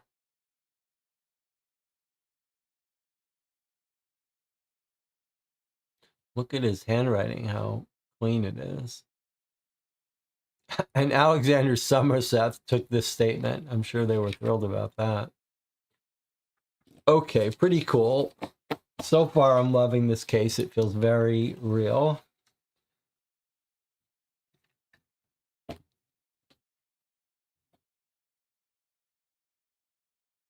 Could the person running that site be Alexander Somerset? Possible. Okay. So the only thing left for us are interrogations. We've got 1, 2, 3, 4, 5 interrogations of our 5 people. So we've got 1, 2, 3, 4, 5 people of interest, and they all have interrogations, which presumably are going to tell us why the police are so interested in them. Let's start with, I guess we can do these in the order that it looks like these were conducted. We can do them in the order that they were conducted. July 25th and November. Okay, so the first person that gets interviewed is Vendela. She gets interviewed 2 days after the suicide. And Alexander interviews her. He's the ex-husband. Officer Somerset. Remember to let me know if you need a break during this interrogation. You've been through a traumatic event, so if you need some air, that's completely normal. I'm fine, thank you. I just want to get this over with. I understand. Can you tell me what happened? Start with the fire.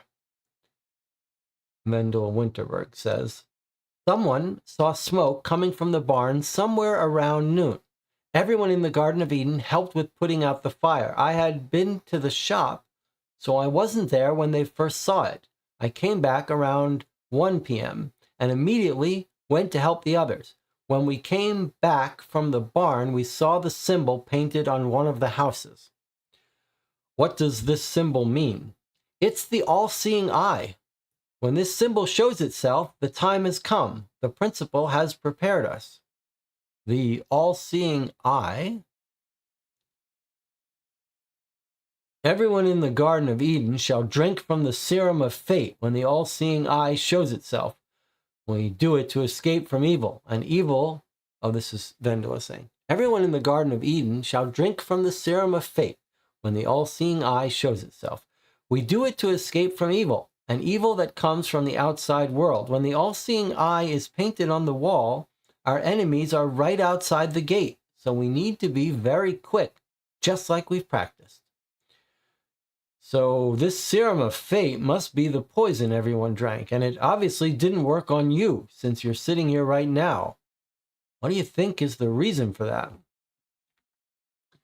Everyone in the Garden of Eden had their own bottle containing the serum of fate hidden in their room.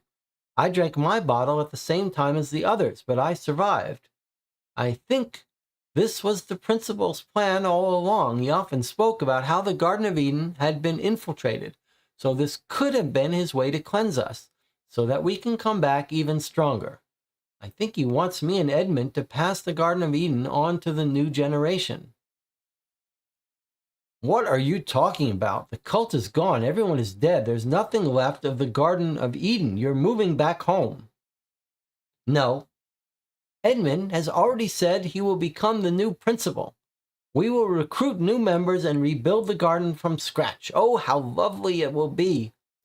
This interrogation is over. You're clearly in shock and you're speaking nonsense. Okay, so as Perry has pointed out in the channel, and is turned out to be right, I was wrong. It's not that Somerset is the ex-husband of Vendela. It's Somerset is Vendela's father. And he's clearly telling her, here, you're coming back home. So that's why he's harassing her new husband in the cult. He doesn't want her joining the cult. Okay, good catch. That's a shame that I was wrong, but I was close. All right, now, I think we're getting a little bit of a picture of what's gone wrong here. They've pre-agreed that when the symbol comes up, we saw that cartoon, right? When the symbol is painted on there, that's their sign to commit suicide. Hey, they see the symbol. And then they're told, okay, now you have to drink your serum, which kills yourself. And so someone, it seems, has snuck in and painted this symbol on the wall, even though it's not really time. Like, it seems to me that what we're going to find out is that the principal didn't paint this on there, telling them officially it's time to commit suicide. Someone else knew that if they painted this, everyone would commit suicide. But someone didn't want Vendela to die. And Vendela says that Edmund is going to be the new guy. And he also didn't die. So one theory would be that Edmund has painted the thing, swapped their two serums, and wants to kill off everyone else so that he can be the new leader. But it definitely feels to me like someone else has painted this symbol and caused them all to commit suicide. And one of the mysteries for us is why her serum has been swapped. Why the person who planned the mass suicide wouldn't want her dead. That would lead us to believe it could be Somerset. All right, next up is Robert DuPont Stein. Officer Somerset says, you're here today because of your past involvement with the Garden of Eden. Can you explain what made you want to get out of that environment and how you did it? Before you start speculating that I had something to do with this tragic event, just know many of those who committed suicide were my friends. All I wanted to do was save them from the lives they were living inside the Garden of Eden. And what kind of life was that? Well, I guess the idea was that it would be a utopia, but the reality was quite different. Be the architect of your own fate and decide for yourself how you wish to be forever engraved in history through liberation from the grip of capitalism. With a pure and passionate soul, embrace your dreams through the blessing of socialism. Every member of the Garden of Eden community knows that verse by heart. I still haven't forgotten it myself.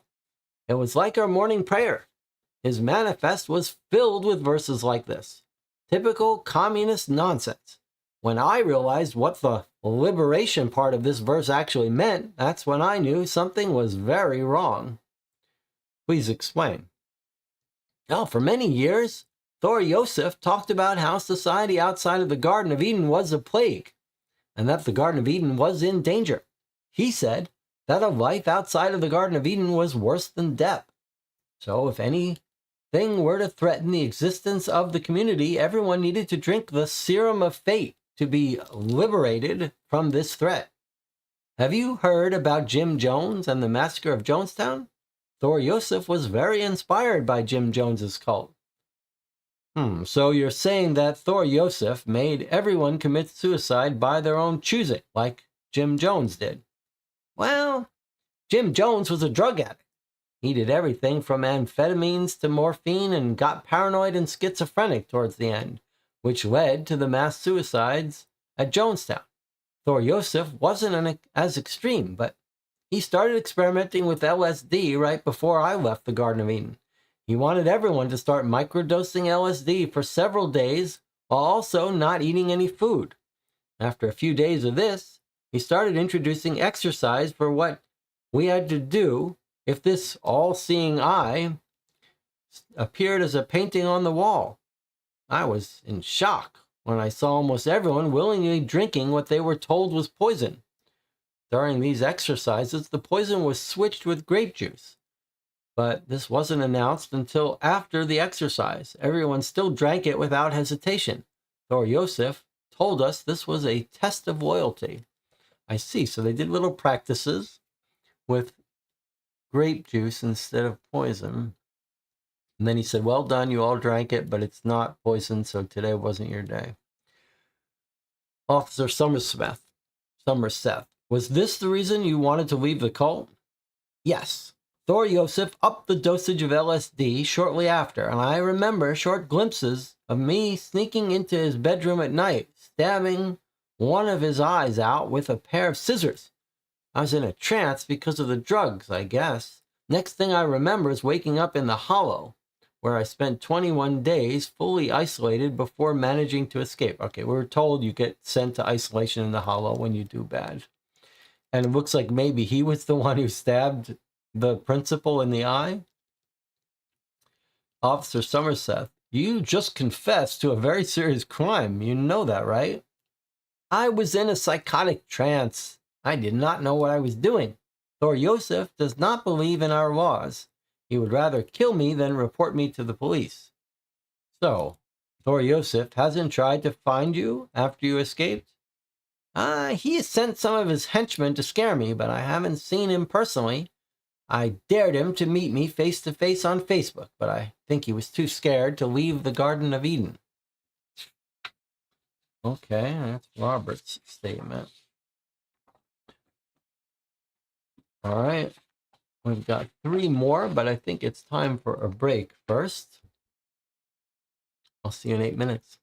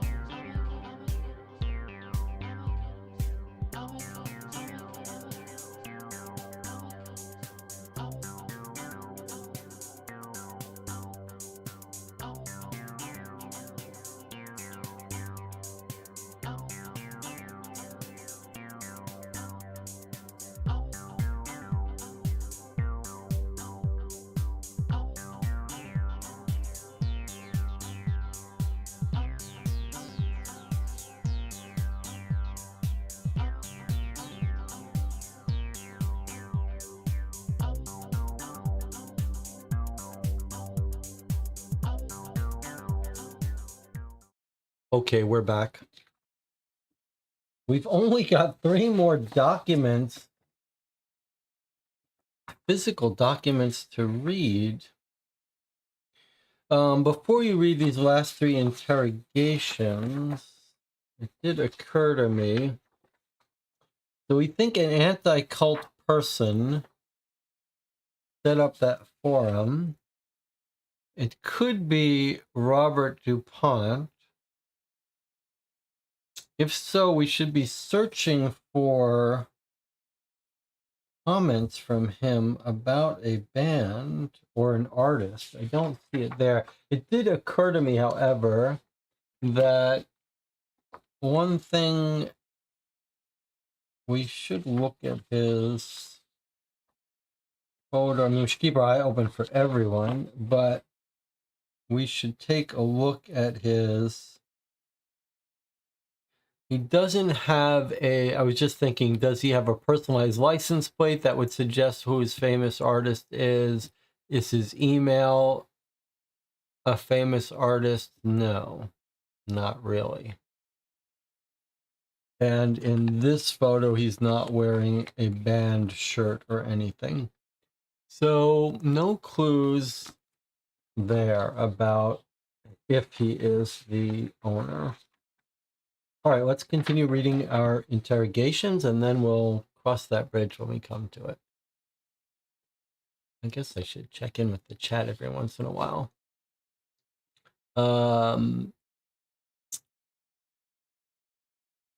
Maybe one of the members saw the eye on the barn, but didn't want to drink, so they burned it. That's an interesting...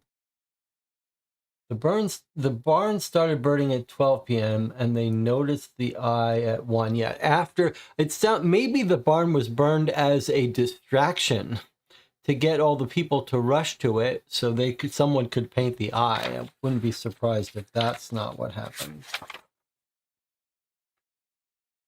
Let's continue here.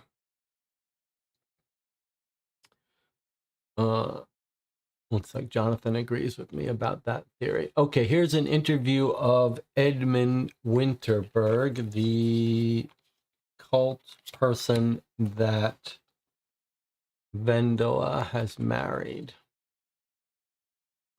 Officer Somerset, remember, he's been harassing this guy. What can you tell me about life in the Garden of Eden? The Garden of Eden was like paradise on earth. We were free of all sin, and we were close to the scholar in both body and mind. You don't say. And by the scholar, you mean what, God? In the Garden of Eden, we don't believe in God. Religion is the opium of the masses. I am, of course, talking about the principal, the scholar. He exceeds our earthly knowledge. He gave us insight into ourselves and helped us escape temptation. Haven't you figured it out yet? Even after what just happened? You've been part of a cult. You've been brainwashed by this principal whose real name is Thor Josef Bernhoft. He uses religious symbolism as a way of manipulating you into feeling that you belong with him and the other members of the cult. He's been feeding you delusions to appear godlike in your eyes. I've seen the cartoons you guys show to the children in kindergarten, and it's simply morbid. Thor Josef, as you call him, taught us to live a rich and fulfilling life without envy, gluttony, and greed. A life you can never have or appreciate. No God could teach me the things the principal has taught me. You certainly aren't greedy, I know that much. All of your valuable belongings went straight to Thor Josef, right? Seems many of the deceased had taken huge consumer loans and transferred the money to Thor Josef's private bank account. We are more or less self-sufficient here at the Garden of Eden, but when we see an opportunity to exploit the twisted capitalistic idiocracy in this world, we have no problem doing so. The money went to the community. The principal was just the distributor. He was always fair, and he shared the goods equally with the community. I still haven't completely realized that he's gone. I call him every night to hear his voice, even though it's just his answering machine. That seems like it really wants us to make that phone call now. But yes, this is the link to our bank newspaper story about people taking out loans and not repaying him. It seems like the cult has decided that's legit to take out these fake loans and never pay them back. They're exploiting whole exploits in capitalism. Okay, so I call every night to see the message. I'm just going to put this on our to-do list. It feels like we should make a phone call. We might have to break out the international phone.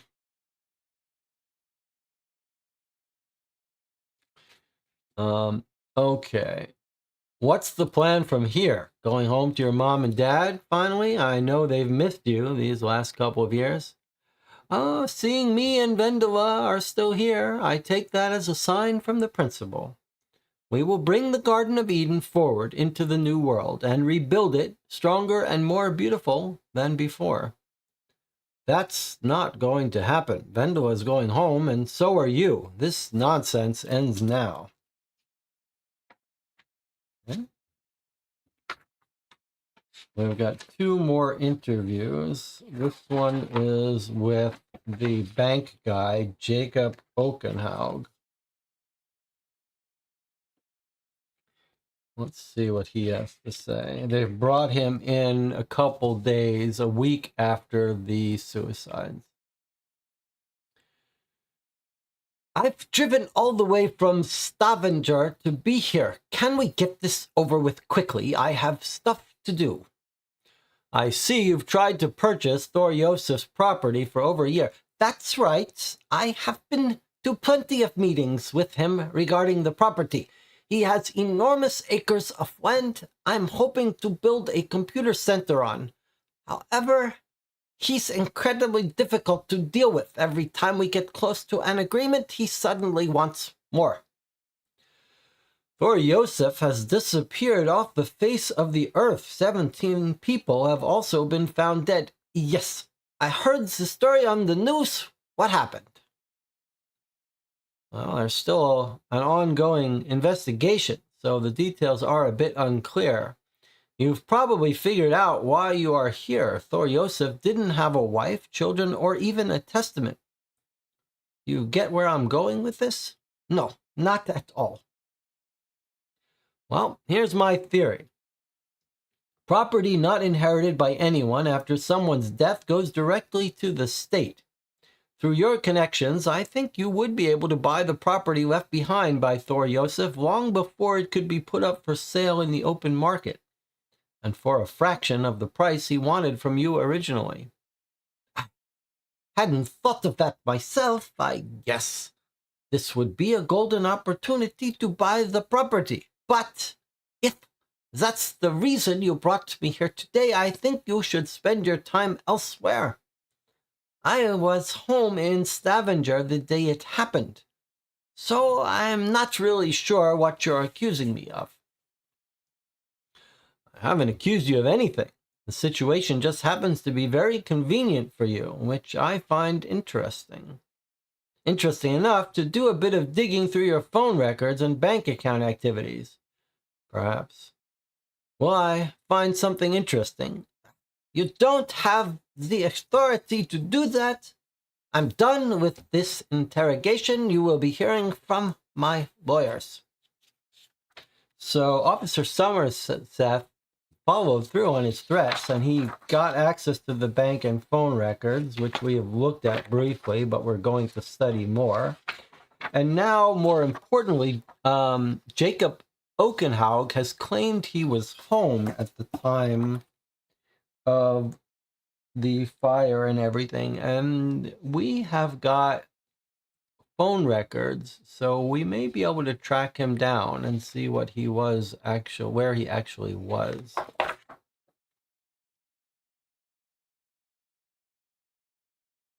Let us now, so now 4 months later, they've actually brought in Alexander Somerset for an interview conducted by a different detective.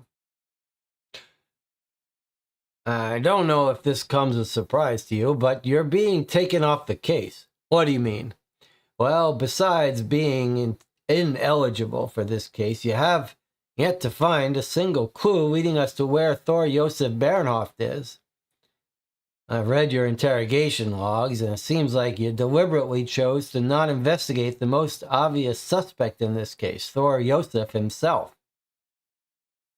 Well, I concluded very early that either Thor Josef Bernhoft or Jacob Okenhaug was behind this.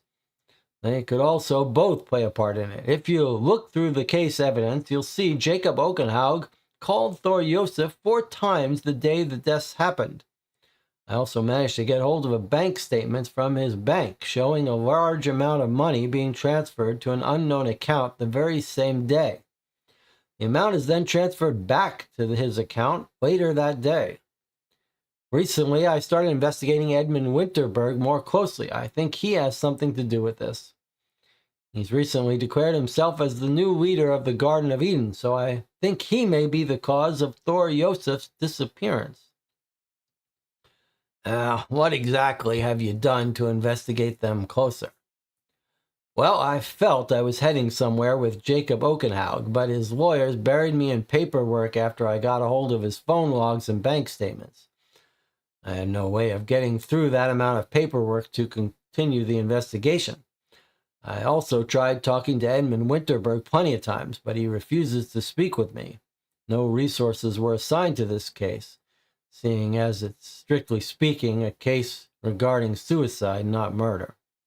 If we find the one who painted this all-seeing eye on the wall, I bet the person won't even be considered guilty of anything. That's why I never got the resources I needed to investigate this case carefully. By the way, why are we in the interrogation room and not in your office? You never asked us for additional resources. We have plenty of investigators available in this district who could have helped, and you know that. Why are we in the interrogation room and not in your office? I feel like I'm being interrogated. Edmund Winterberg has just filed a restraining order against you. Seeing how poorly you've handled the investigation, we've decided to implement the restraining order and pull you off the case. What? You can't do that. He's obviously doing this to keep me from entering the Garden of Eden and getting closer to solving the case. He still lives there. Well, several months have gone since the suicides. All possible clues are long gone. The only thing you've managed to do during all this time is harassing Edmund and Vendela.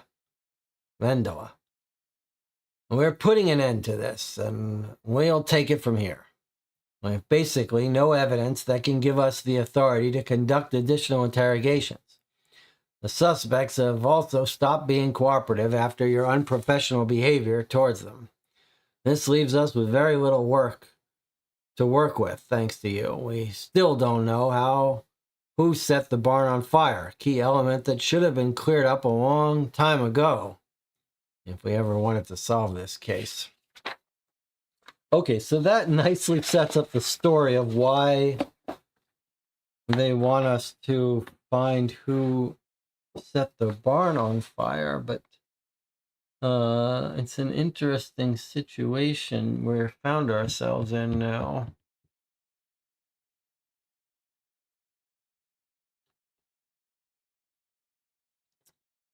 Because nothing has jumped out at us regarding favorite artists to get into the website. It does feel like we may need to make some real phone calls. All right, let's look at our to-do list. What have we got unresolved here?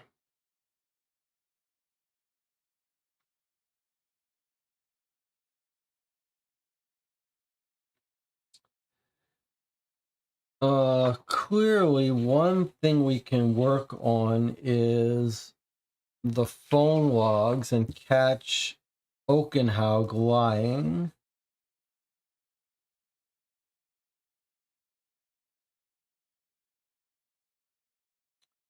it seemed to me that this information was going to tell us, was going to catch someone driving away from the grounds right near the time when the sign was painted. You can see the officer who was doing a traffic speed check was in fact I believe Somerset. Where's his badge here? So you can see that Somerset's badge is BER 553. So Somerset was actually doing a traffic speed check near around the time when someone would have been leaving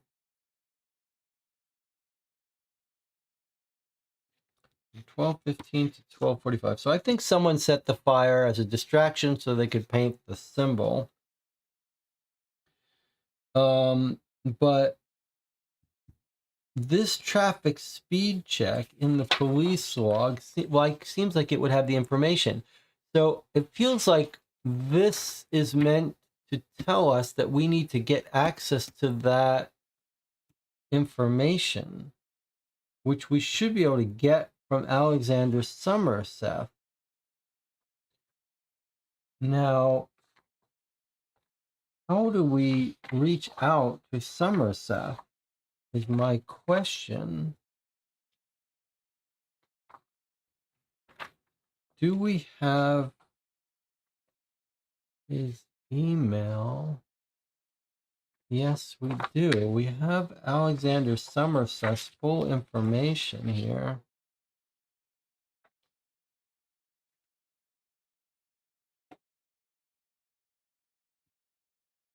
No email here, though.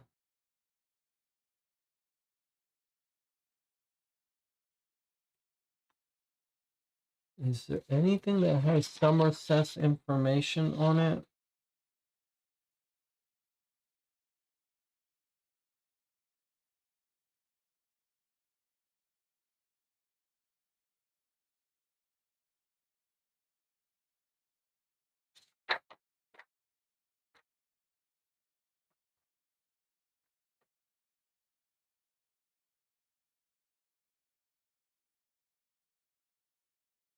Okay.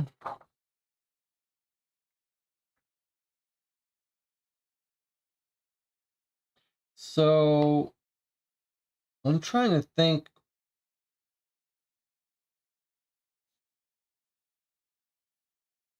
what angles from our to-do list would be most likely to yield fruit.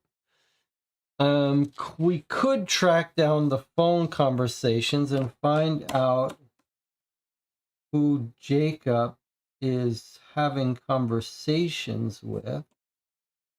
We're told by our cop that he already checked this out and found that he was having conversations with the principal.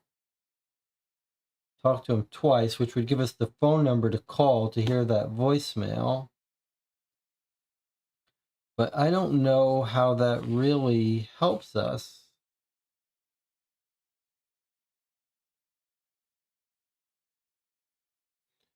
The one thing that seems most likely to help us would be getting access to that forum.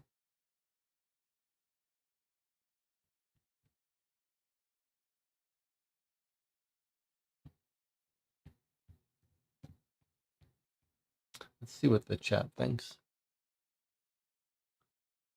There is a link to the bank loans. Do their websites have a phone call simulator like we've seen in other games? Are any of the calls during the time of the crime? It wouldn't be a super strong alibi.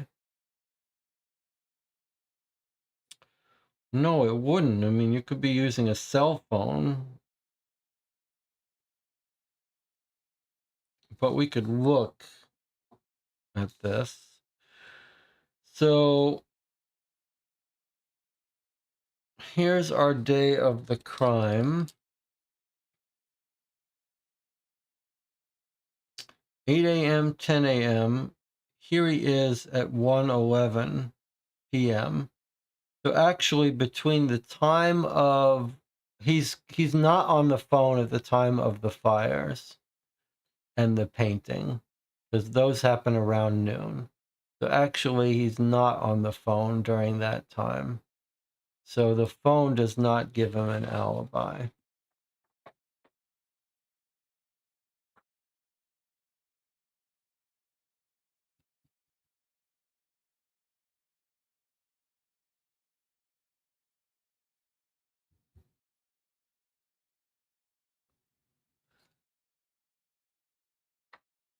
What else? Let me look at this newspaper again.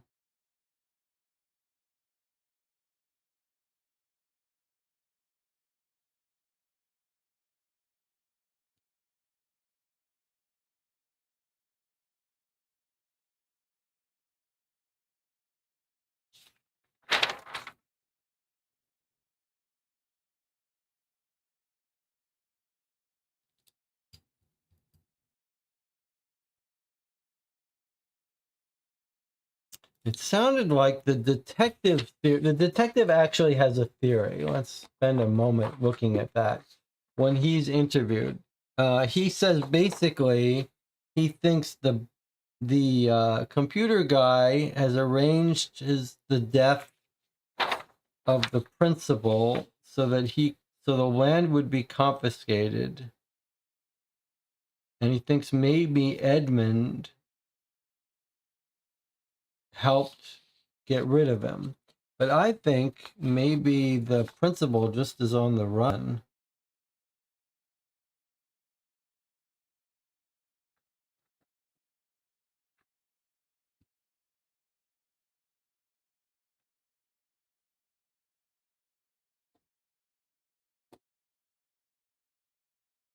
So who started the fire?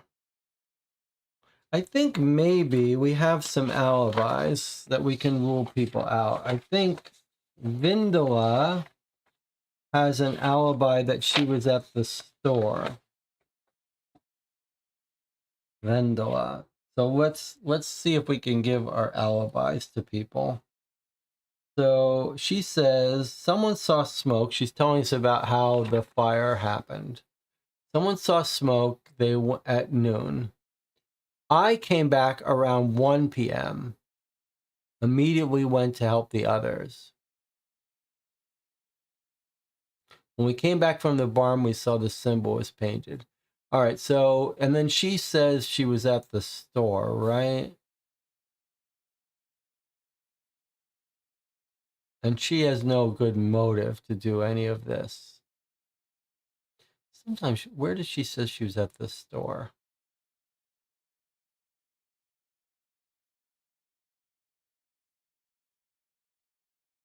And she's believable here. She drank her potion. She thought she was going to die. She didn't. Where does she say she was at the store, though? I know she was saying it. Doesn't matter. So I guess if we're keeping an alibi list, we think Vendela as an alibi, timeline alibi. It's not confirmed by a third party, but I sort of believe her. Okay. Jacob.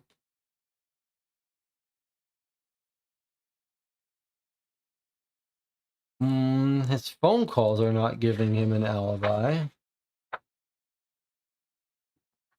What does he say he was doing?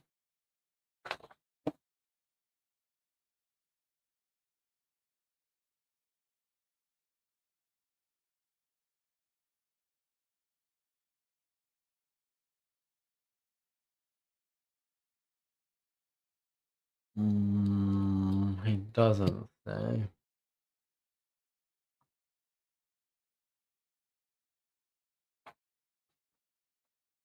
And Robert DuPont gives us a pretty convincing case why you wouldn't have them kill themselves. He says they're all his friends. He doesn't really have a motive to make them kill themselves. So we might say that Robert DuPont is alibied from motive,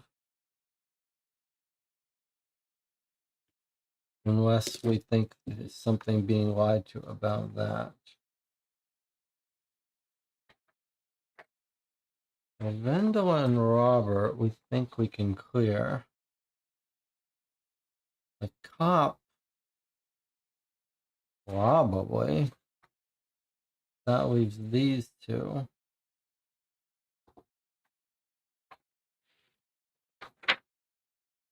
Edmund seems to worship him, but I'm not convinced. But probably. I don't know. Vendela, if we believe Vendela, she says that Edmund has already said he will become the new principal and rebuild. But actually, she doesn't say he was saying that beforehand. She was just saying he's saying that now. So that's consistent with what Edmund says. Edmund says he worships the principal, but he's going to try to rebuild it.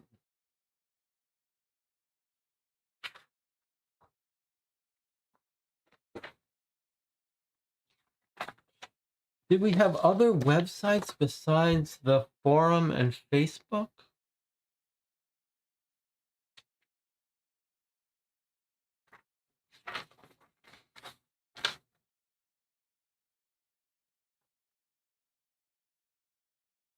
Who set the barn on fire?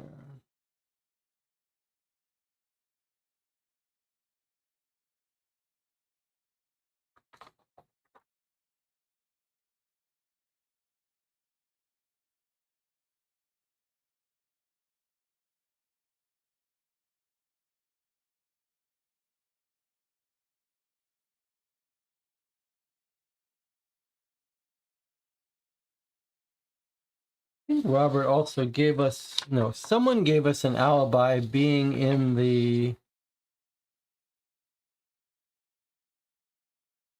the hole, but maybe that was.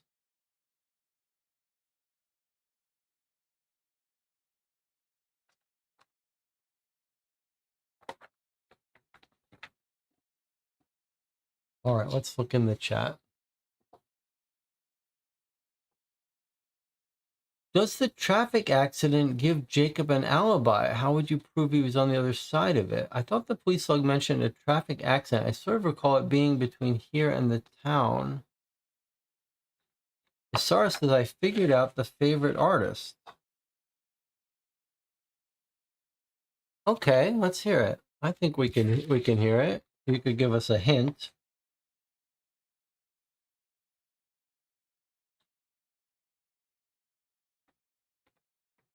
If you had to guess, you would guess that it's Robert's website. There's an email address with the artist's name. You're saying someone's email address uses the artist's name. Well, I thought about that and I checked Robert's and I didn't see it. Let's see if someone else has an email address that has an artist's name in it. So we've got Somerset. No, Somerset. Falcon Invest, no. Vandella Somerset, Gmail, no. Edmund Winterberg, Gmail, no. DuPont 88, Outlook, no. So none of those 5 people have email that is suspicious. Ingrid Anderson, 76, no. M&M for life, good catch. Okay, so I did think, 2 things occurred to me when we were trying to find the artist. I said, let's look at Robert's license plate and email address. And it wasn't Robert. And we didn't see it. And Isara went a little deeper and following up, looking for clues in emails, in fact, has found Roland Peterson's email does, in fact, mention Eminem. Okay, very well spotted. Our reasoning was solid. We did think about it, but it needed to be pursued a little bit more. Okay, so great work. Now, with that said, let us go back and see if we can't get into this account.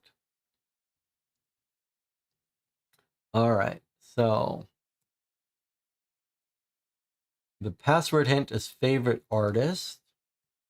So now we think the favorite artist is Eminem, who's an American rapper.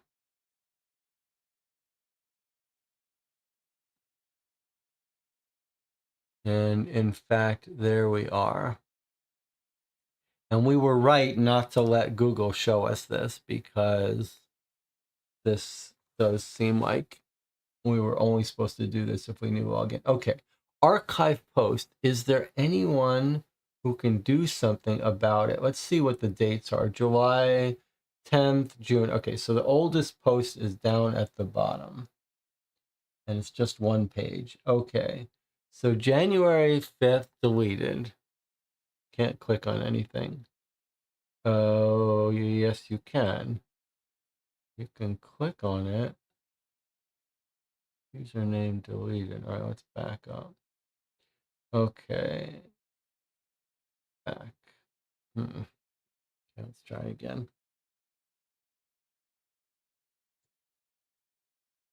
Widget didn't load. Seems to be having a little bit of trouble here.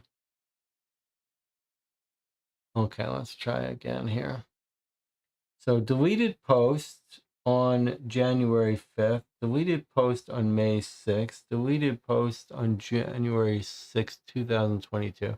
Okay, now we're getting closer to the thing. Worried mom says 3 of the kindergarten employees are now members of the Garden of Eden. Help. Post by Worried Mom, March 14th, 7:30 a.m. And that's the IP she used. Is anyone as worried here as I am? I picked my son up from kindergarten. Okay, that doesn't seem very helpful to us. And we've got a deleted post, and then we've got another archive post. Posted by Help 2022. This is a month before the suicides. We've got an IP. My mom is part of this thinking cult. And now she just received a consumer loan.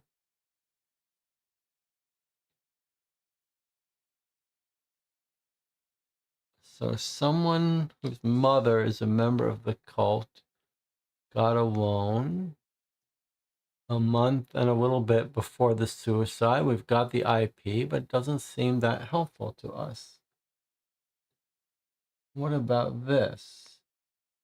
Is there anyone who can do something about it? This is 8 days before the suicide. From IP 144-5106. I'm tired of this. Can't we do anything? Why don't we just burn the ... down?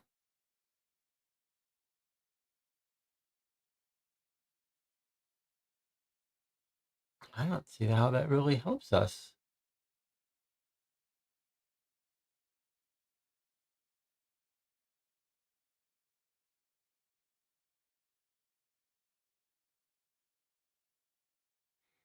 We've got an... Can we click on it to see anything? Oh, I see. We can see comments. Wow, okay. All right, good catch. All right, so if we click on it, we see the post says, can't we just burn the whole thing down? The reply comes in by someone named Santatastic. I think everyone here wants something to happen, but like what? What about throwing eggs at their houses? I'm down for anything. Seriously, the Garden of Eden is the absolute worst. I'm so sick of it. Are you just showing off now? Or are you actually down for anything? Not kidding. I'm down for anything. By 4020 Blaze It. Elite. Oh, that's the Steam account. That's Robert's Facebook mentions his Steam account is 420 Blaze It 1337 Elite, something like that. Okay, so we think this is going to be Robert's account, and he's down for anything. All right, let's write down Robert's IP 233 11 56 889. We might have actually been able to get that IP from the Facebook account. Okay. 420 Blaze It 1337 Elite. Okay, so that's his Steam account.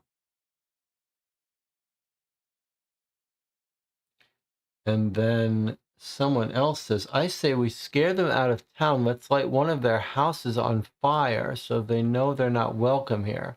So this is someone else that seems to have an idea of lighting a house on fire. Robert says, great idea, I'm in. So I wonder, can we, is 144-51-06-112, is that going to turn out to be the guy who's running this forum? Let's see. Robert says, great idea, I'm in. His friend says, there's a barn at the edge of the area. Are you up for it? One of the members of the forum says, you guys are crazy. I'll get out the popcorn. Toyota AFTW.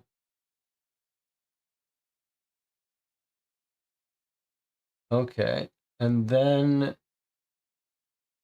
this person, the friend who said, I'll help you, says, haven't heard from you in a few. Are you cold feet or not? And Robert says, I'm doing it. Monday around noon, when you see the smoke, know that someone here actually dares to do something about this shit. Okay. I guess we have now solved our first case, our first assignment. That was tricky dealing with this website, but I think he's telling us exactly when he was going to set the building on fire, and that's exactly when he did it. Monday.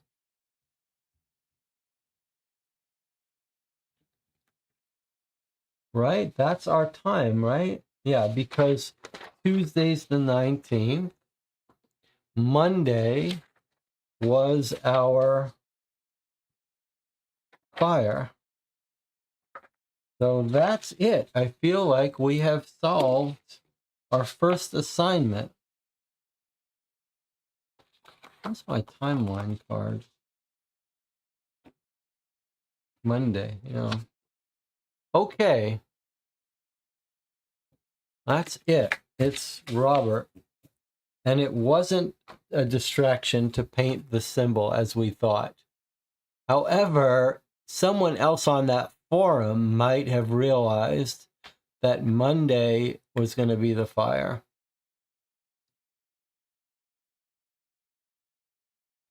DJ Moneycut says we should click on the other messages too. Yes, let's do that. Okay, so, and Jonathan wants to double check Roland's statement about when Robert was visiting him at the cafe. Okay, let's do that first.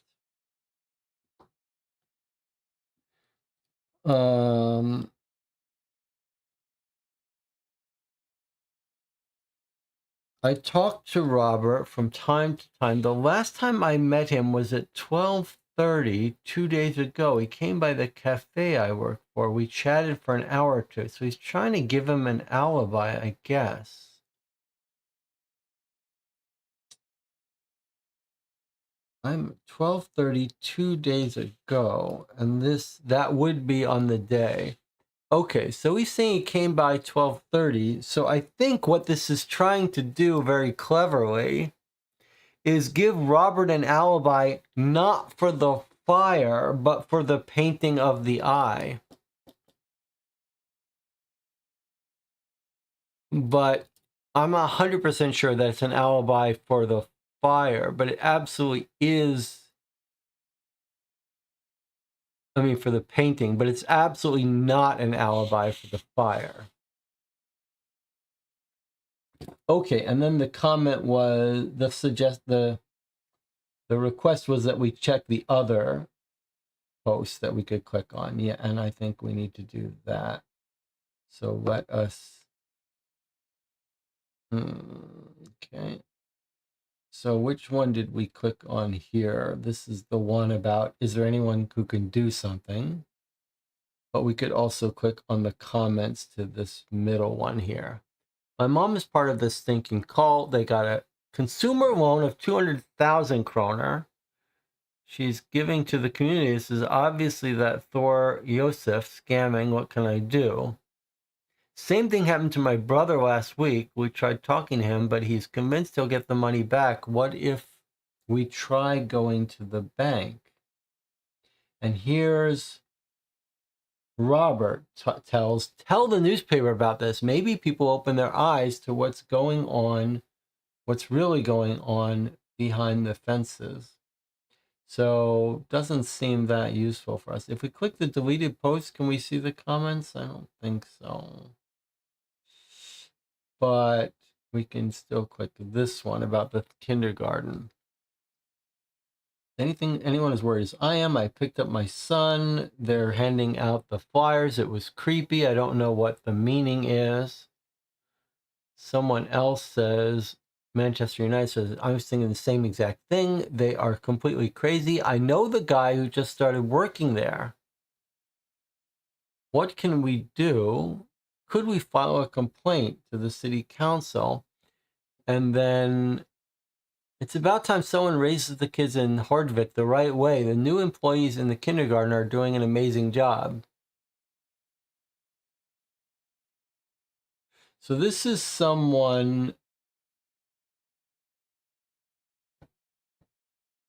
who is friendly to the cult, if that's important for us. But doesn't look like it's that otherwise useful. Okay. So I don't think there's anything more for us. If we click on these deleted posts, I don't think we can see comments for any of them. Let me see.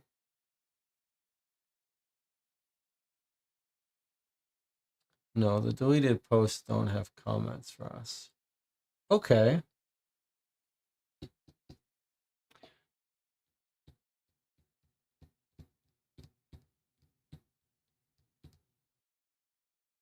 I think then that we're ready to proceed. We've now figured out that Robert DuPont is the guy who set fire, and his friend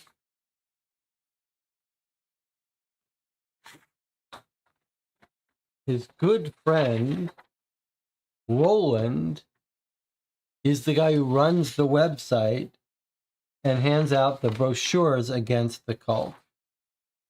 So they could be covering from each other. However, we've seen the forum, and it sure looks like Robert was not planning on painting any eye. He was just planning on punishing them by burning down the building. So our theory that it was a distraction to let them paint the eye does not look like part of a deliberate plan by Robert. So we think we found Robert burned down the building, but did not plan the suicide. And his motive, he doesn't have an alibi for trying to get them to commit suicide. He knew about the procedure, but he wouldn't want to kill his friends. All right, so I believe we're ready to answer the first question.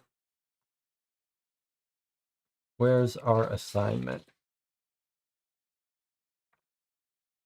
Find out who set the barn on fire. All right, so I believe we know the answer to that.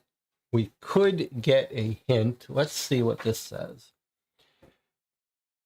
With hints to every task has several hints. Use them if you're stuck or if you want to double check you're on the right track before you open an envelope. I don't think we need that. I think I'm ready to open this. Does anyone want to object to anything before we open this envelope and accuse Robert of starting that fire?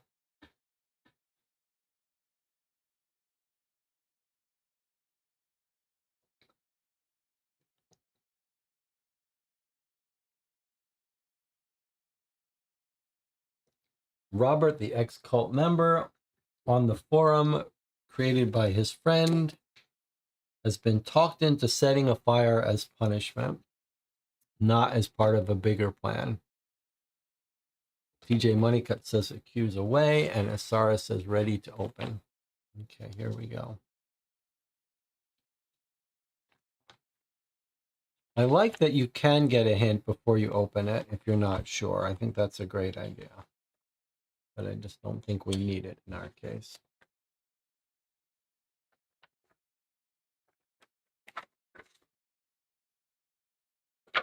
Okay. Yes, I can see. Now we're going to get more. Now we're going to have access to that police log that I thought. Robert DuPont set the barn on fire. On the pamphlet with the headline 10 signs you're probably part of a cult, there's a link to www.edeninfoforum.com. The website is password protected. The owner of the website provides his number on one of the pages. In the witness statement, we can see that the number belongs to Roland Peterson. His email reveals his favorite artist, which is the password to the website. Let me just see here. The owner of the website provides his phone number, and we could have used that phone number to match up. Okay, so if we weren't sure who created the website, we should have used phone numbers to do it. We have to be more careful. We have to make our phone number list soon. Okay, so but it's pointing out the thing that Asara figured out. Email reveals his favorite artist, which is the password.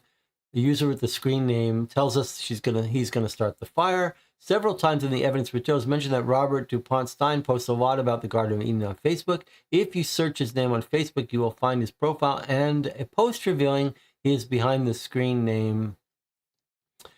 This was a good find. It's still unclear if this is connected to the deaths or if it's just a coincidence, which I'm leaning towards, or at least something taken advantage of by someone else, not Robert, though.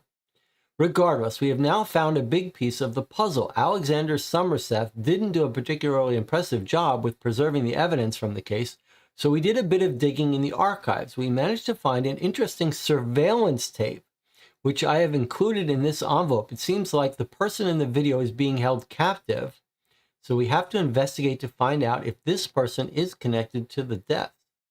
Your second assignment is to prove the identity of the person on the surveillance tape. Open envelope B when you are absolutely certain you have the right answer. So it's probably going to be the main guy, the principal, right? Okay, so that's kind of exciting. So where is that information? Let's see. So they've dug up a video file. Case number, archive, password is date of birth of the main investigator. Okay, we know that information. Found when going through Thor Josef Bernhoft's personal computer. The digital evidence is categorized and an index for easy reference, and access strictly confidential should be treated in accordance with relevant guidelines.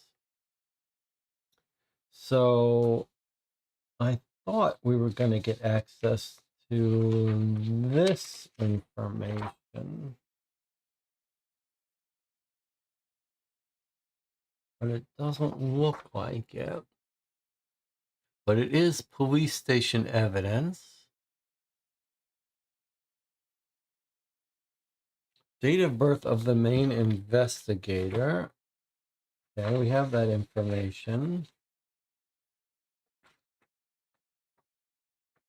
We're going to need to make our phone number chart soon, but let's see. So our main investigator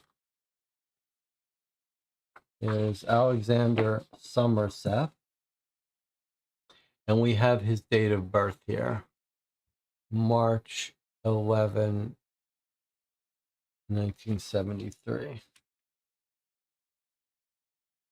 Okay, well, let's get ready to watch this. Let's see if we need any audio for this.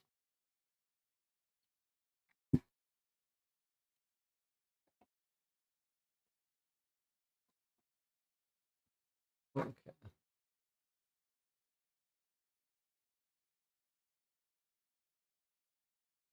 Okay. So there's our QR code scanned. Password required. If you've got it, enter it below. So it says day, month. So it's 11:03.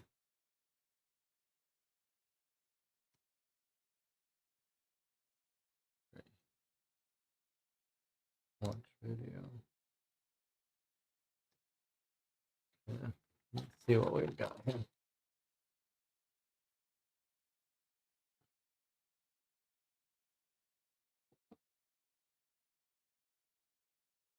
Ready? Hopefully I can hear it.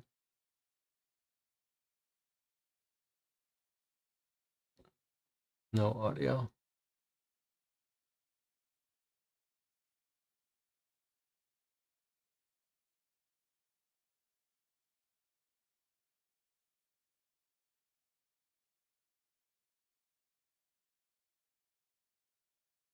It's just someone being held. Let's see if they turn around and look at us with their bad eye.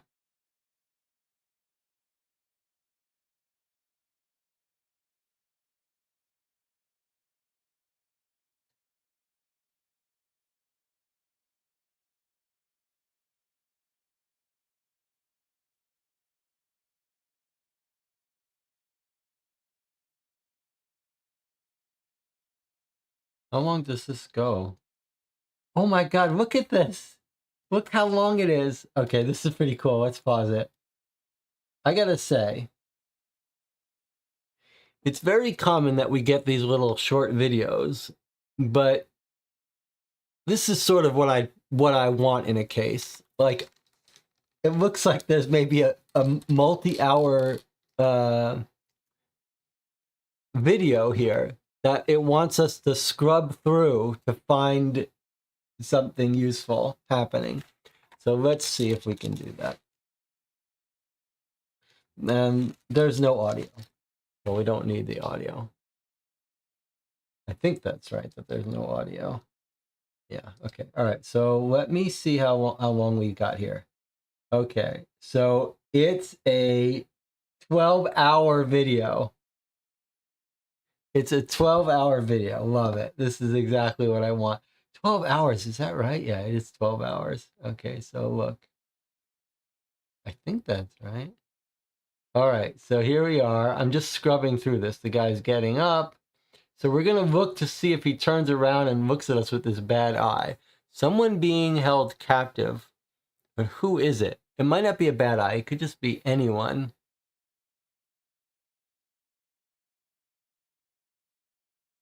It says being held captive, but I wonder if this person isn't just hiding out. Okay, look at his shoes. We've got little Nike shoes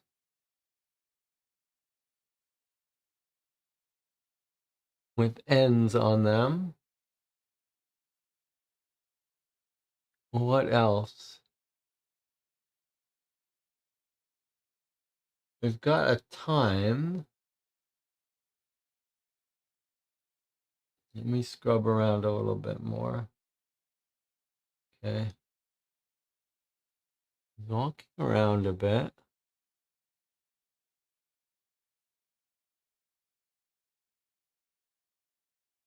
Not letting us see his face. I see the Nike shoes. It's clearly a man.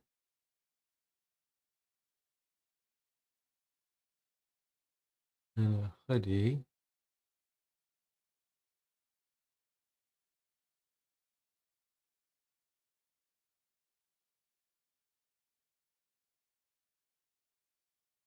He's ducking under that thing without much of a problem.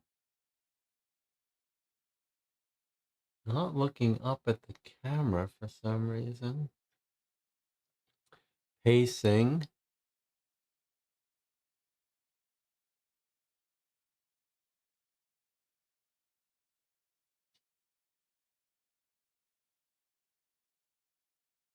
He knows where the camera is. He's not raising his face. I agree. There's something very suspicious about that.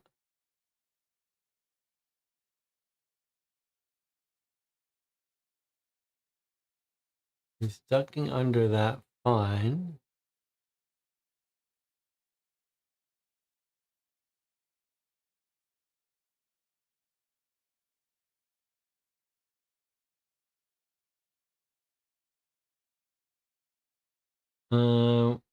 I mean, we do have heights and weights of people.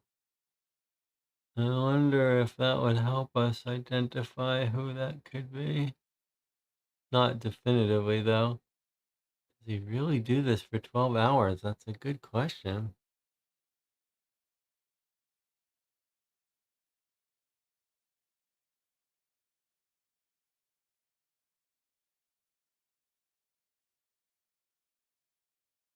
It could be on a loop.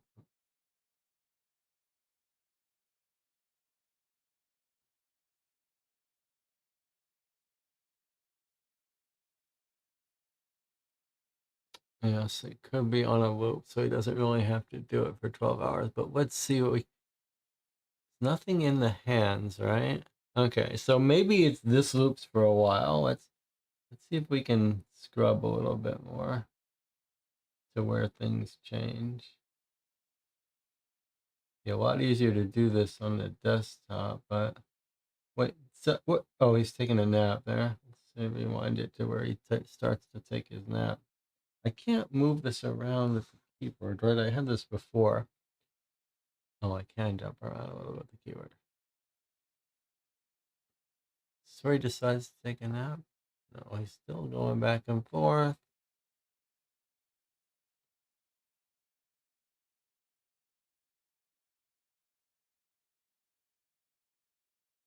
Where does the nap happen?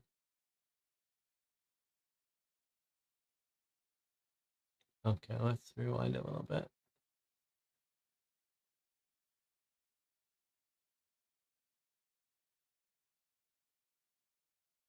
Okay, he's sitting down for a little bit of a nap.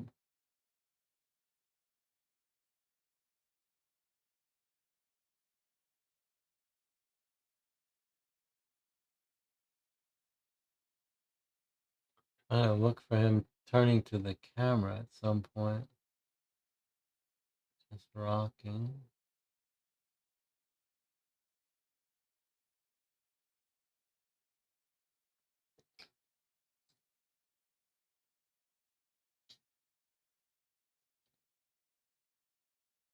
Do we know when this is happening? Could this actually be time, a real time at 6:16 a.m.? In which case, we would see stuff happening around noon. Let me jump around a little bit here.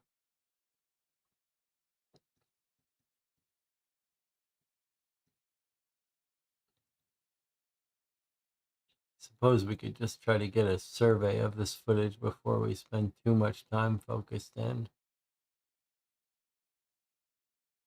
After I jump around a bit, you could, if you're on desktop, you could play it at triple speed or whatever. It's a little harder for me to do it on the tablet.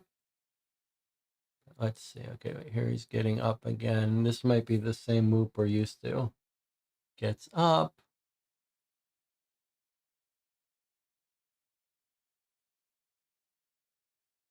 Can't see his face. Doesn't seem like he wants to see. Takes a nap again.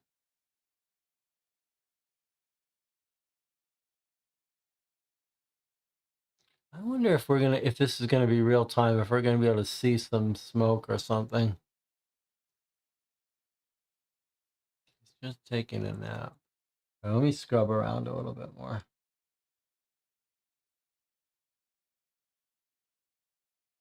He starts on his walk again.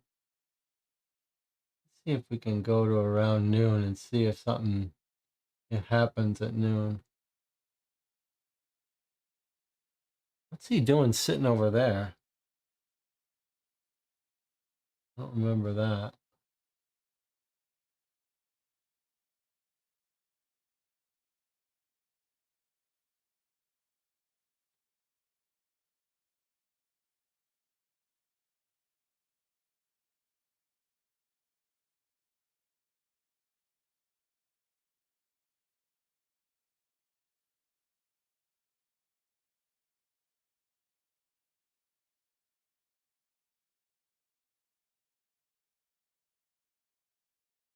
All right, I'm going to jump to noon. Maybe I'll jump to the end. Spending some time sitting in the corner. I want to see where he starts there. Does he look over at us at some point?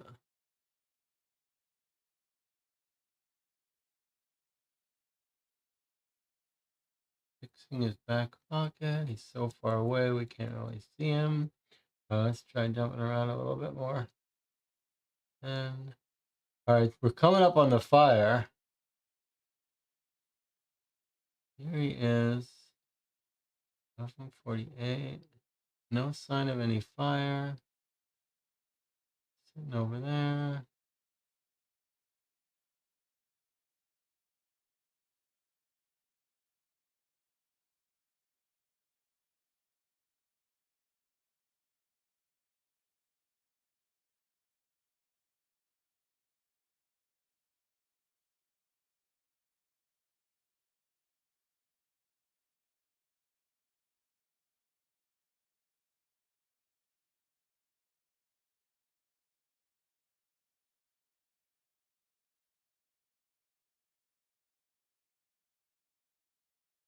Really, this. What was that?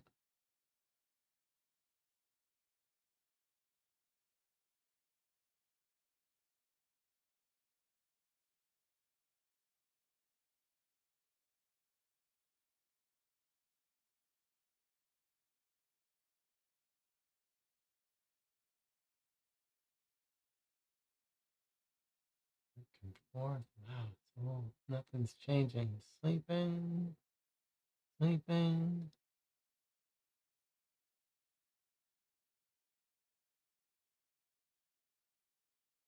There might be just one tiny section here where he looks up at the camera that we've got to catch.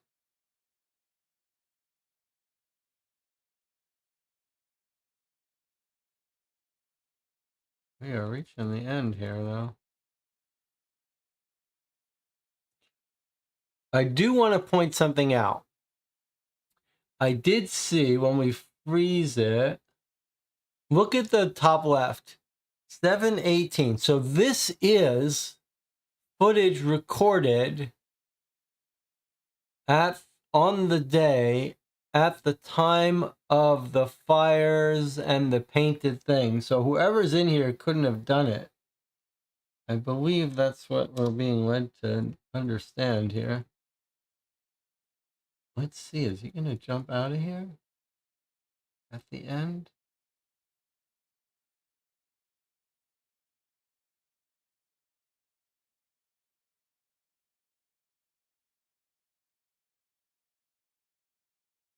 I mean, we're reaching the end. That's it. That's the end of the video.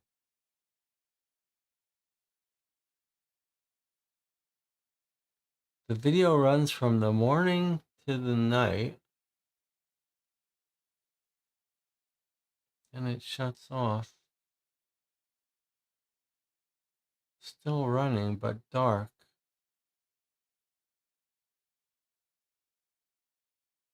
There's definitely no audio, right? It's not like he's talking to himself.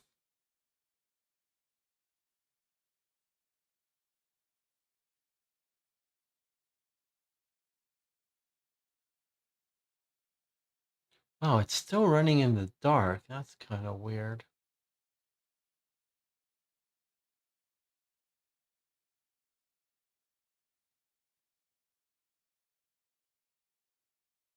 And then it resets. Huh. 11:58. Oh.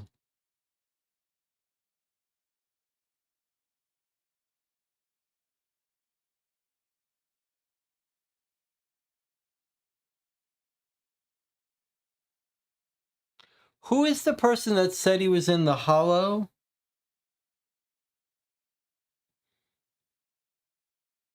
And why does this keep going on?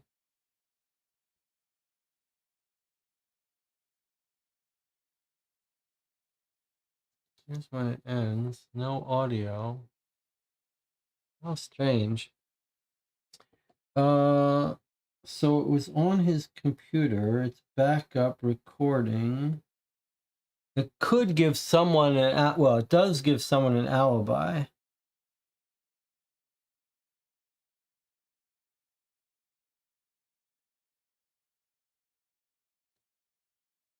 Identify. We need to prove the identity of the person. It feels like we're gonna need to see their face to prove their identity.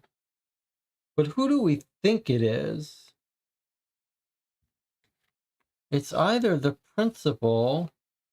Who is the person that said they were locked up in the hollow?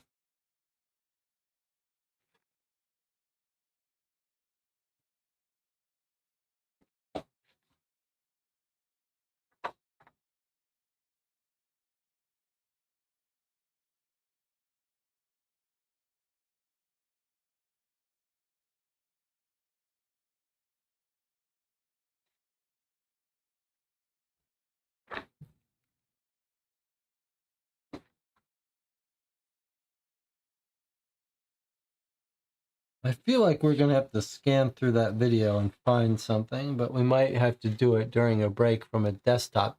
In fact, it's time for us to take a little break here, so why don't we do that?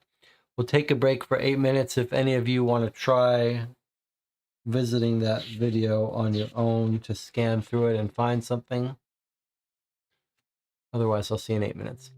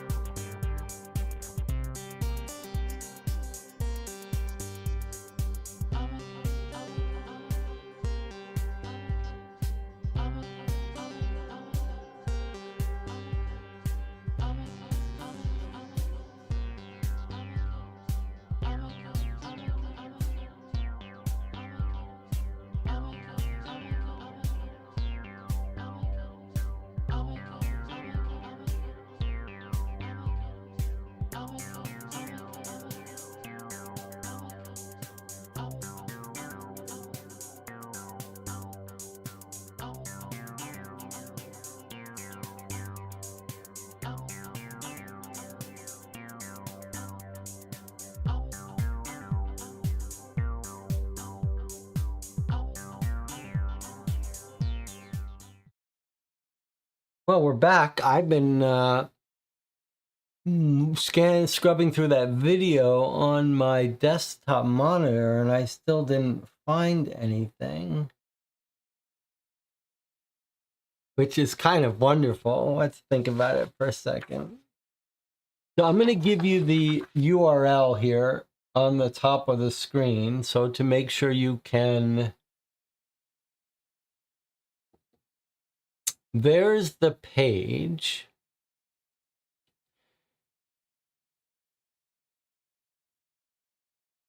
So you could open it up. It's a surveillance tape that the letter says it seems like the person in the video is being held captive. So we have to investigate to find out if this person is connected. Solve the identity of the person. I do want to point out this looks like a video backup of the day of the suicides. It is timestamped. It does say CM4.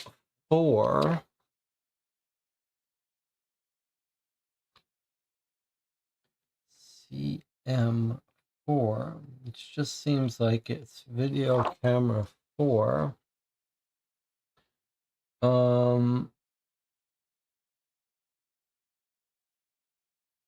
The timestamps seem like they could very well be, like here it would be midnight, or sorry, 5 a.m. on the date.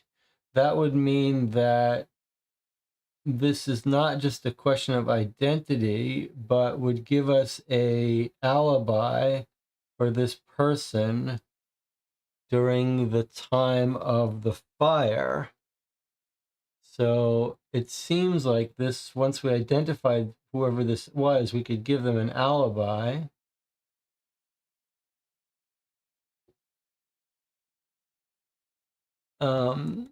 Because here they are during the fire and whatever. Everything screams out that this is going to be the principal, the guy who runs this cult, and then he's going to look at the camera for 1 second.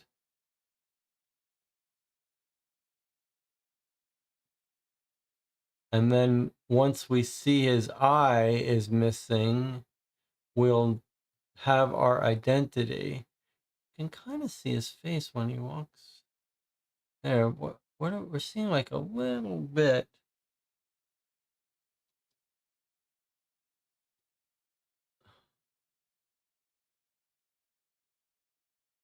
So it feels to me like there should be one snippet where we see his face.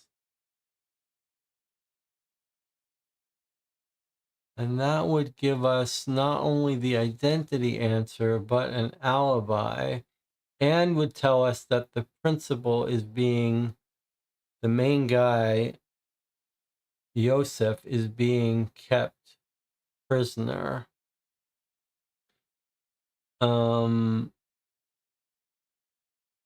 But let's pause for a second while we have this looped in. What other information could this tape be giving us if we're misreading it? Let's just see here. I mean, we've got sprinkler system that would put out a fire if there was a fire here. We've got this guy pacing around. We can see his shoes. He's got some white Nike shoes. I don't know how that helps us that much. Do we have anything here that would give us this guy's height definitively? He's standing at full height. New Balance shoes, we're told. I'm told, not Nike. Okay, whatever. It's got an N, but it doesn't help us because no one else, nowhere did we read what shoes people have. I see his pants have Lots of dust on them.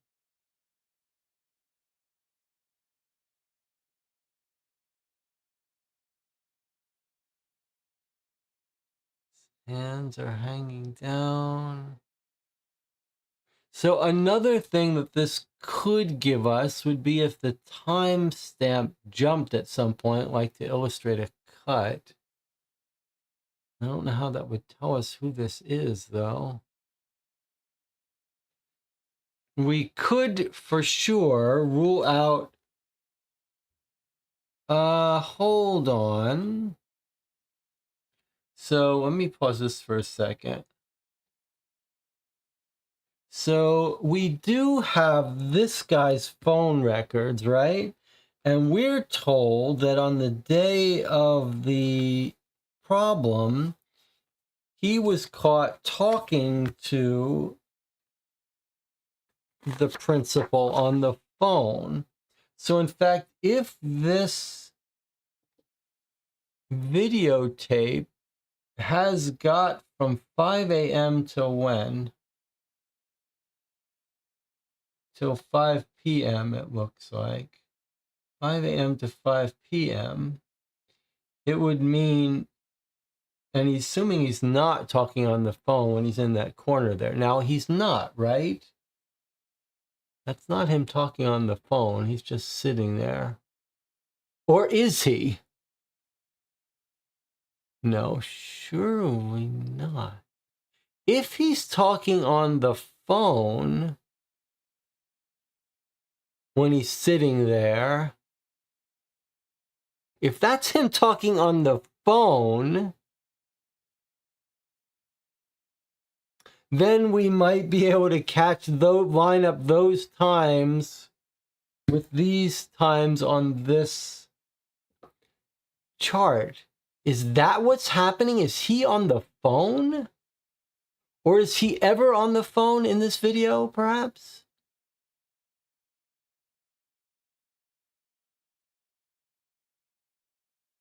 I wonder if that's it. I bet that's it. Okay, stop for a second. Stop for a second. Whether he's on the phone now, I'll bet you that when we find the times he's talking to our principal here, we could go to these timestamps and we will see on our video him making a phone call. That's going to be it. Okay, so now, how do we figure out which of these phone numbers belongs to our principal? We could do it by process of elimination, perhaps. But let's look at our guy's statement here. Oh, I mean, this is one of these things where I really hope it's true because it would be very cool. Okay, he says when our detective is talking to Jacob, and we have his phone records, he says,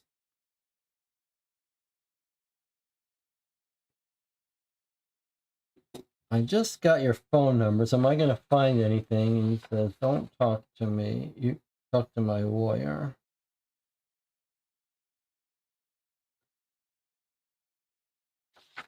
Here. Okay, now look at this. When our cop gets brought in, he says, you will see Jacob called Thor Yosef 4 times the day the deaths happened. So my question to you now is, can we identify those 4 times on the day in question? So let's look up our day in question.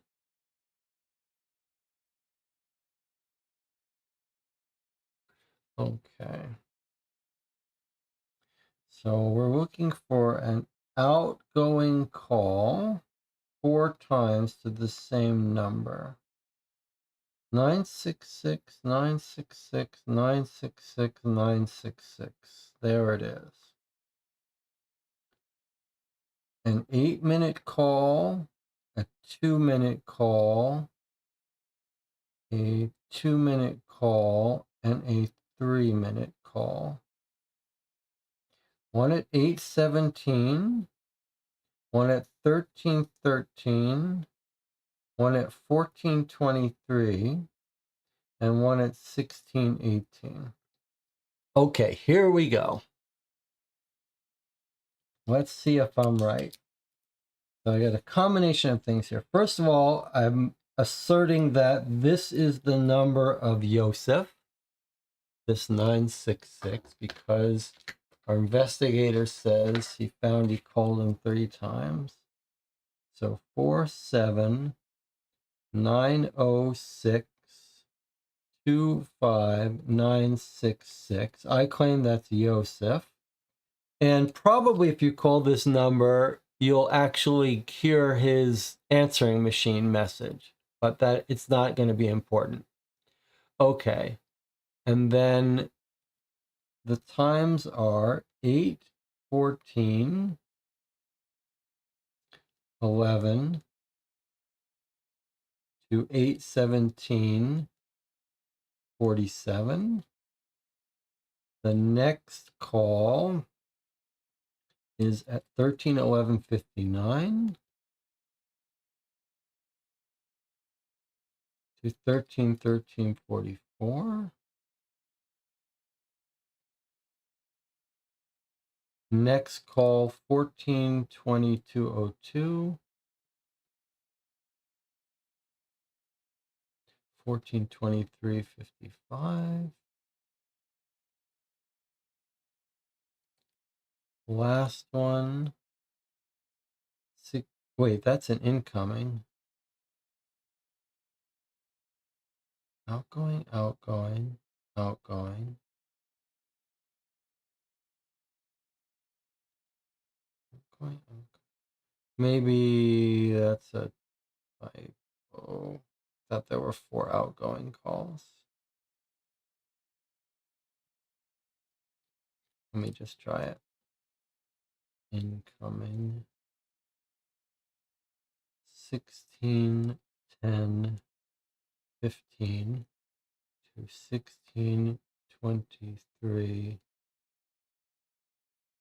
16, 10, 15, 16, 18, 10.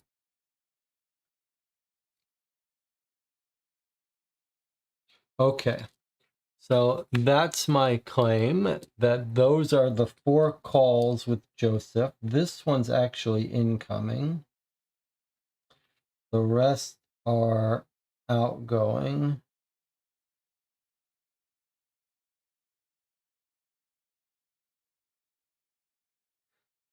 Okay, so now the question is, am I right that when we look on the video, we're going to see our guy talking on the phone? Let's see. Our first call is at 8:14:11.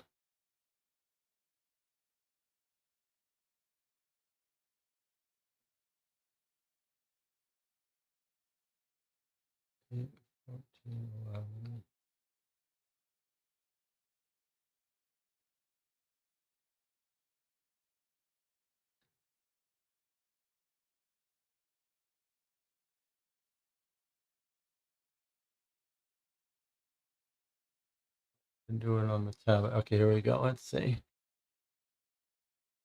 Doesn't look good for us. Doesn't look good for my theory. Well, let's see. Come on, get up and go make your phone call. Come on. Come on. God damn it.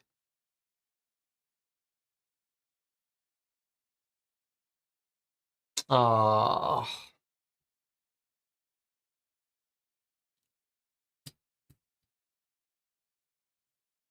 boy, that was such a beautiful theory.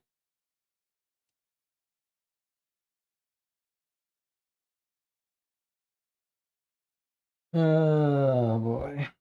That's a shame.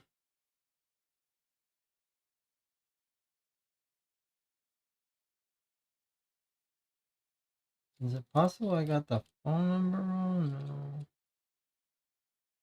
Oh, that's really a shame.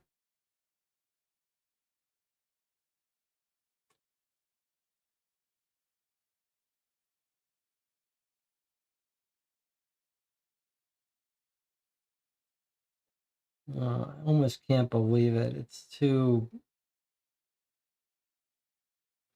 pretty a theory.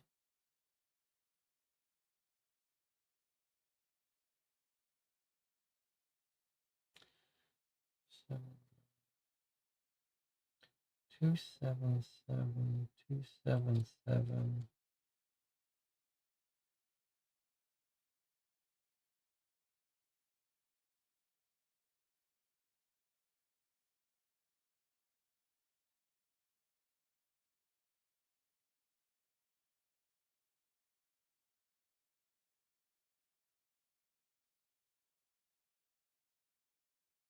Can't go to. Oh, let's check the other times. Well, let's see. That call should be a 3-minute call. So the next call is even shorter, 1 minute. All right, well, let's see. It's such a beautiful theory. It's just such a shame that it's wrong. Next one was at 13:11.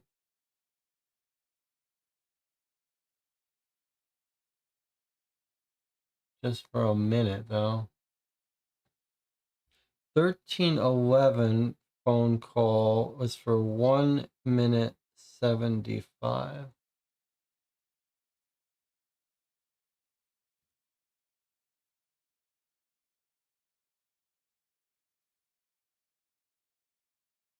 Doesn't seem to be talking on the phone to me. Okay. Then we have a 14:22 1-minute call.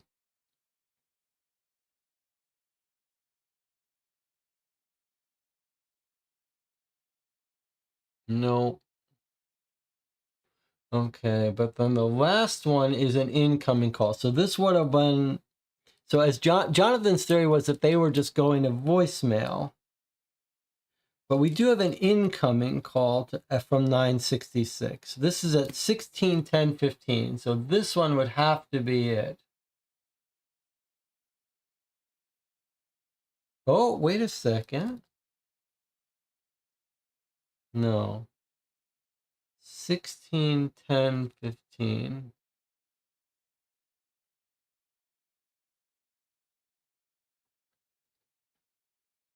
Oh, what a shame. What a shame. What a shame.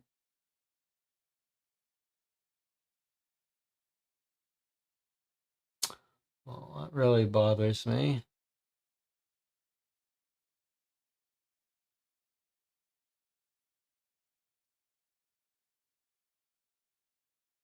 Ah.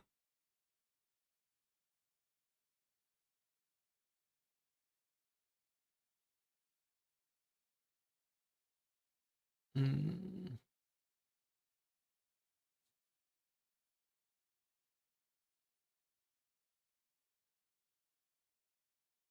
Is he on the phone? It kind of feels like took his phone. I don't know. I'm on tilt now. That just seemed like.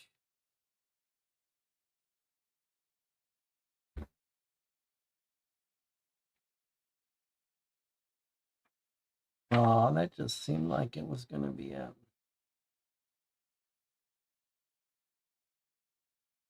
Well,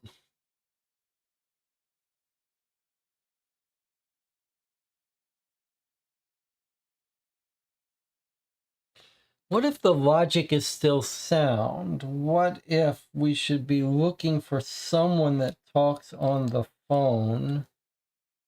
with our banker, but it's not going to be our principal.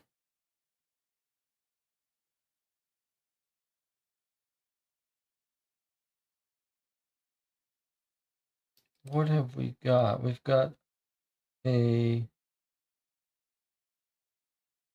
367 phone number. All right, let me write down the other times, because if we can catch him having a phone call with this guy at any of them, we can identify them by their phone number.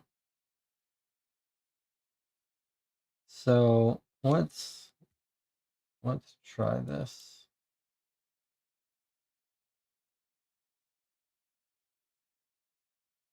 I'm so wedded to this theory.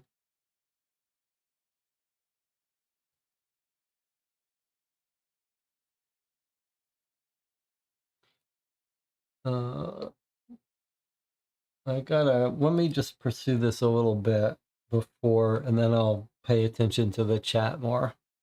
So let me work backwards. I'm looking for any phone conversation in our video that happened on any times talking to our banker. So here's a call he got from a number at 233811. 2338. Okay, the camera doesn't go that far, so it's not that one. 1620.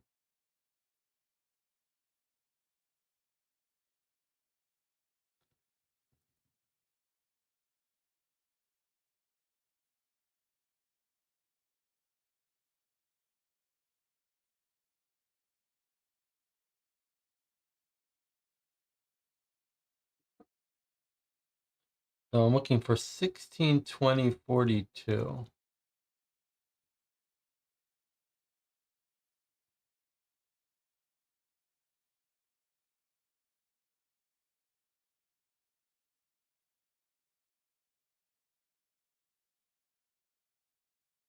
No, not on the phone. 162042. How about 161015? I should have checked that one already.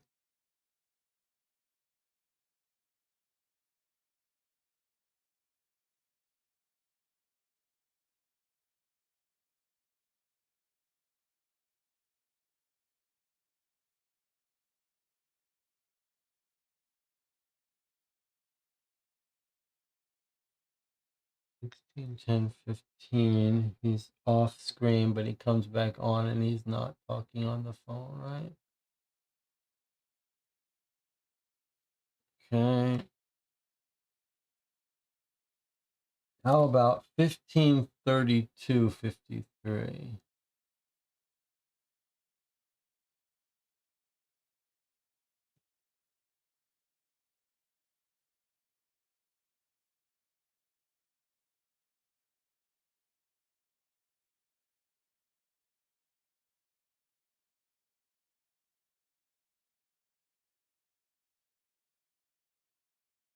No.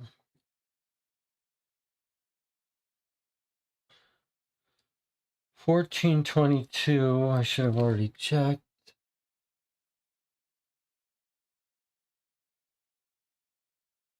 No. 1311.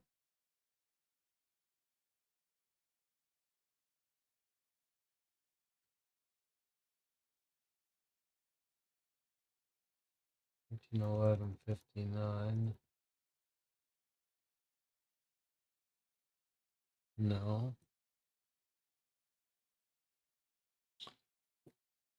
Okay. 102202.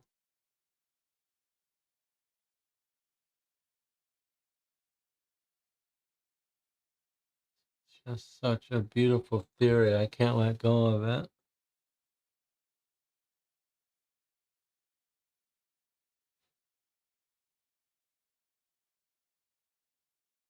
102202.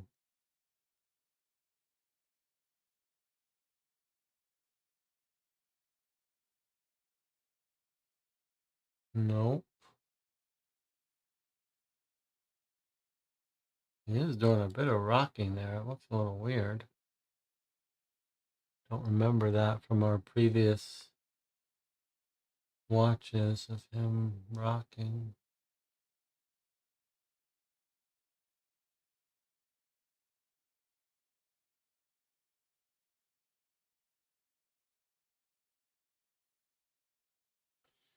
And then that's it.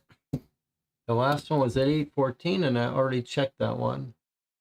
Wow, that's just so depressing.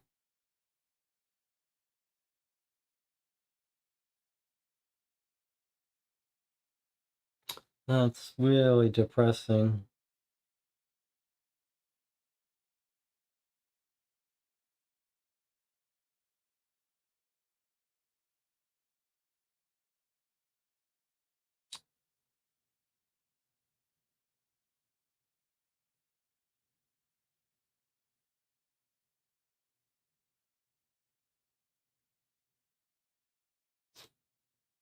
Uh,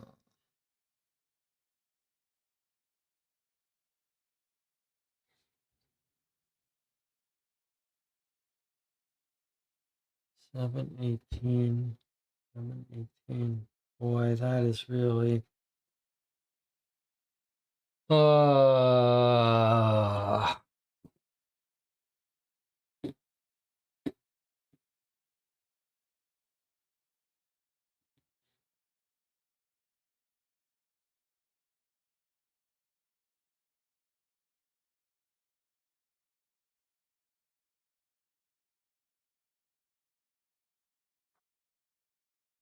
really?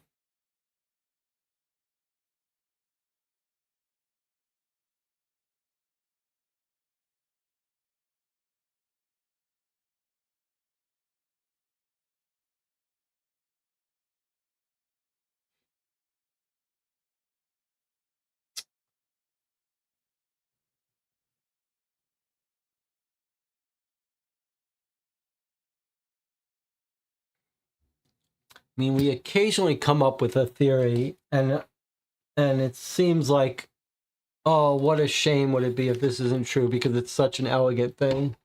And this is, I'm just sort of on tilt here. I got to shake it off, but it just feels like, boy, that would have been a nice, elegant way to direct us to a specific tiny segment of a long video. And I'm just sort of flustered that that didn't turn out to be true.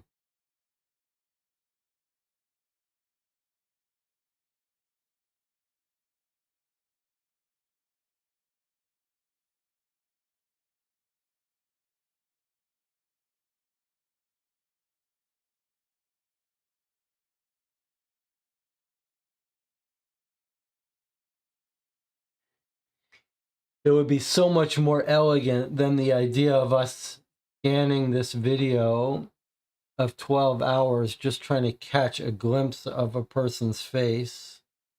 Is that really what the game wants us to do? To just scan this 12-hour video until we find one shot of him looking at the camera?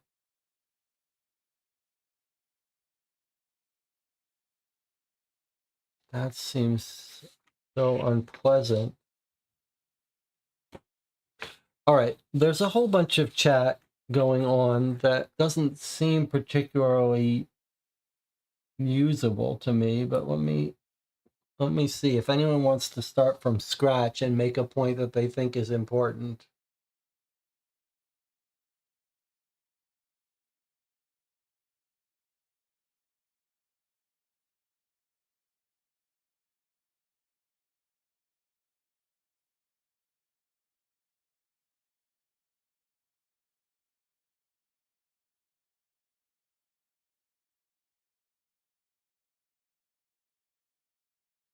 What is he doing at 15:37? Okay, let's see. 15:37.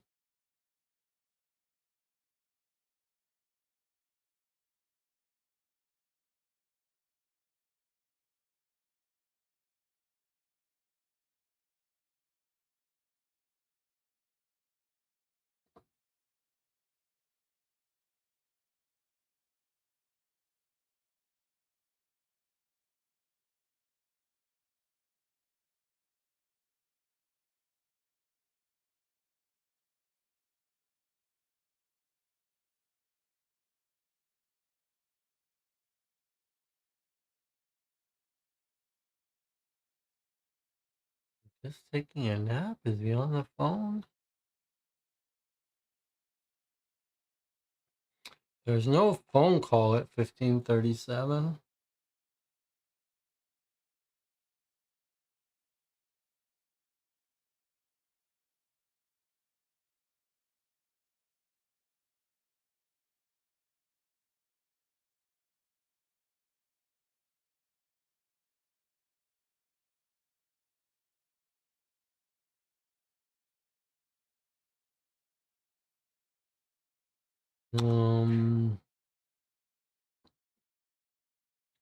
John says, been brought up that we have the brochure about the length of times for punishment, but I think everyone who claims to be out during that day, don't they?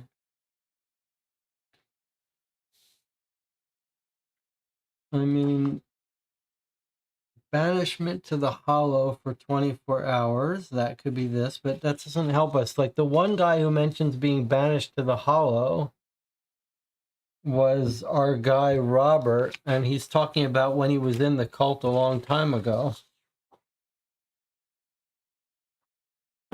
So that doesn't help us.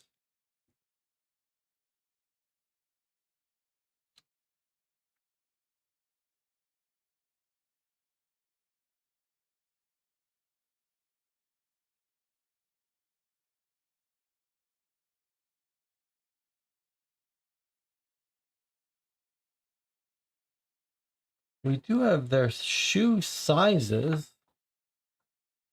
We do have shoe sizes. Is there any way to get the shoe size that he's wearing? I don't see how.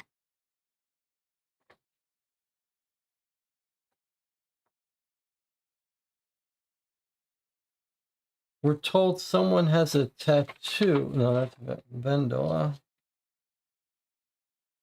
Tattoo, none.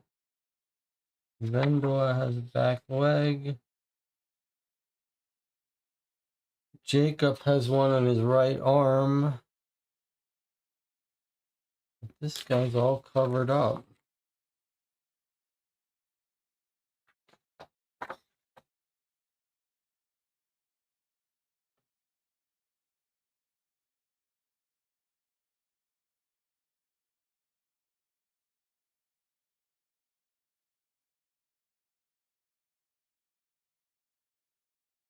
What about this?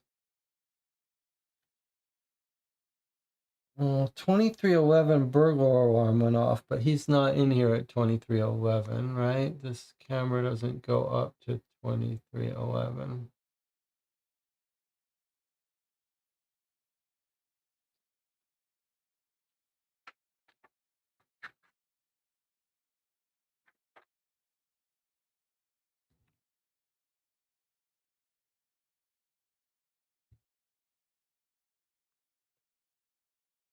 Oh, how strange.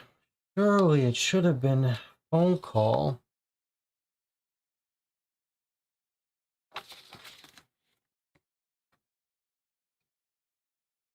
John says, another theory people had in the chat was that someone could be holding the principal hostage and letting him talk through the window when Jacob calls. Is he always at the window during those times? No, he's not.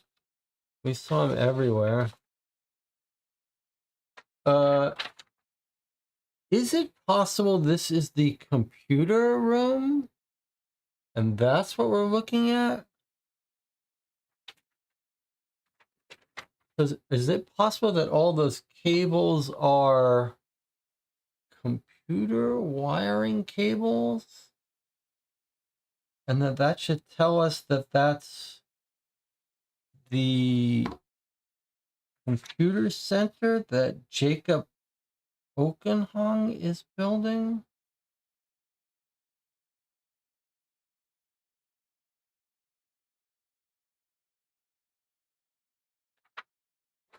Don't see how that helps us.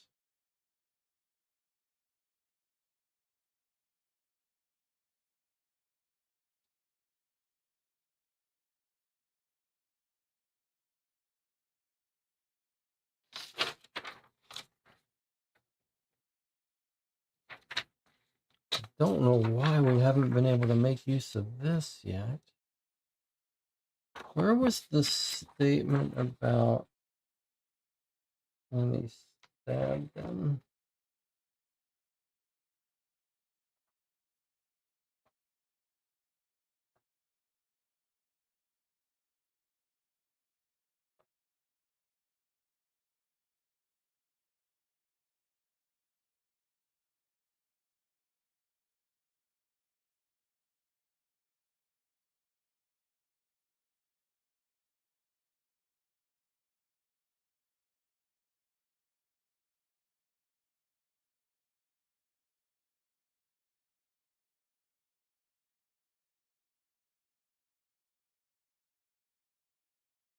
Hmm.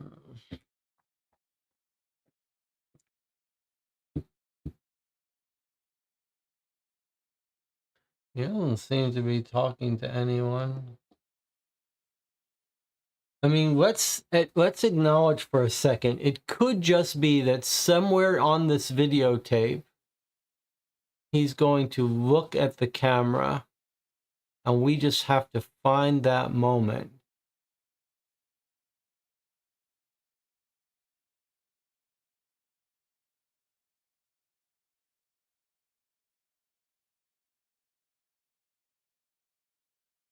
Is that possible, though? That we wouldn't have seen it?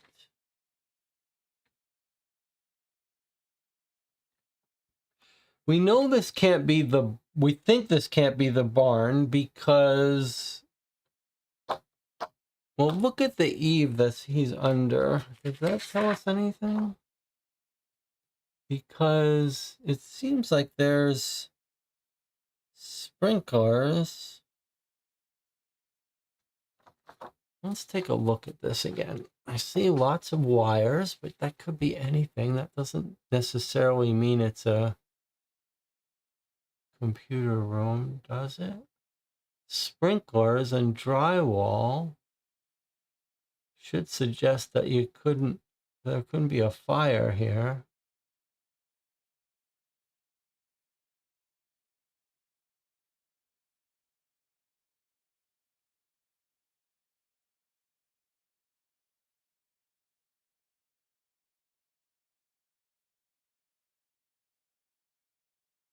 You know, we meant to recognize the patterns. Unfortunately, the tablet is the worst way to do it, because at least when I scrub on a desktop, I can see a thumbnail. It's the tablet. I mean, could we be looking for some pattern that's different? Is this one new? I don't remember seeing much of this one. That feels like a new segment. I'm gonna write this down. This segment seems a bit new. I don't remember.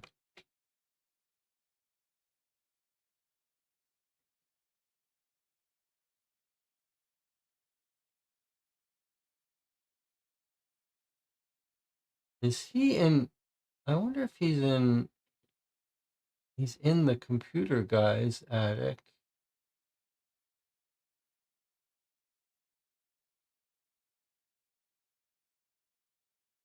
How would we know that?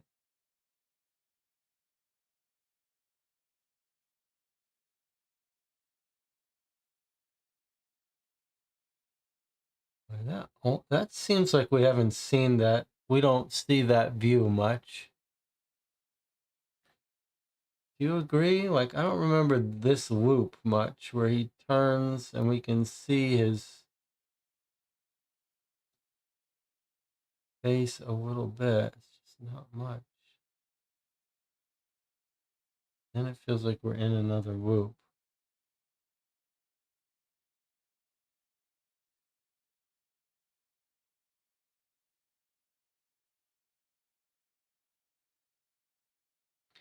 The other, let me offer another slight possibility. If we were right that this is the computer guy's room,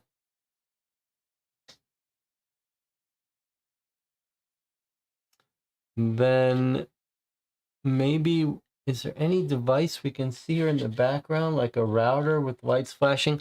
But DJ Moneycut makes a good point that this security was on the compound in the leader's computer.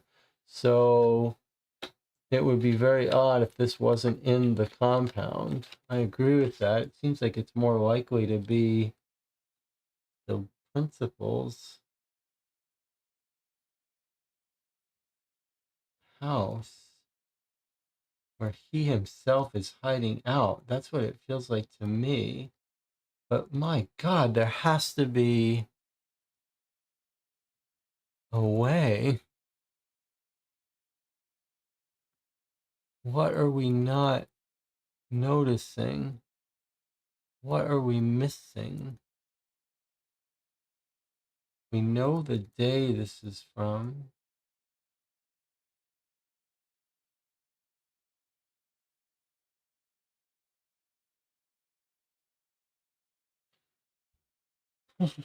Boy.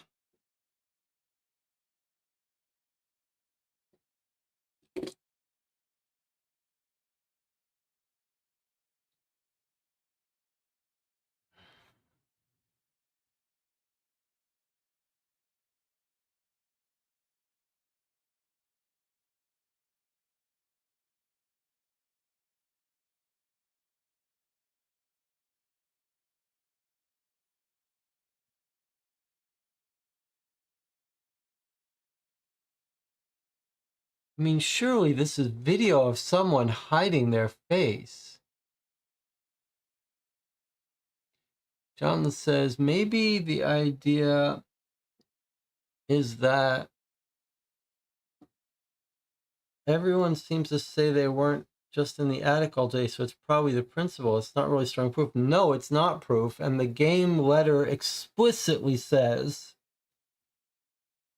our instructions for this day is prove the identity. Prove the identity of the person on surveillance. Prove it. So it's got to be hardcore evidence of who this is. And the only thing we can see is the shoes.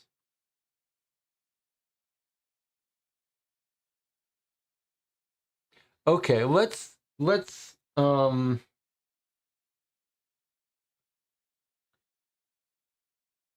try to break out of this bad cycle we're in now, this bad hole we're in. Nothing in the game told us this video is what we should watch now to solve this problem. Is there any other thread we can pull to get us more information? We've opened up envelope A and we've gotten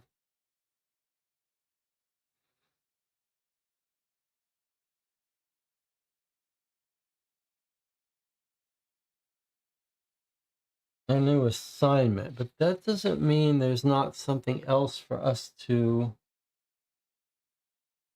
look at. I just hate to think that this game really just wants us to find the one moment in this video that's not a loop. I mean, I can't play it back at 8 times speed. It seems kind of insane. I'm just worried. Is that really it?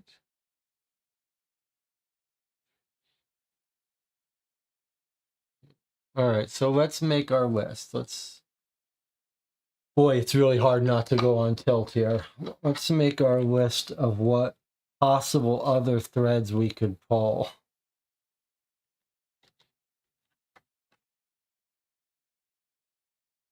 One is the phone numbers, if this game really expects us to make lots of phone calls. Seems wrong given that the emails bounce back. Really seems wrong.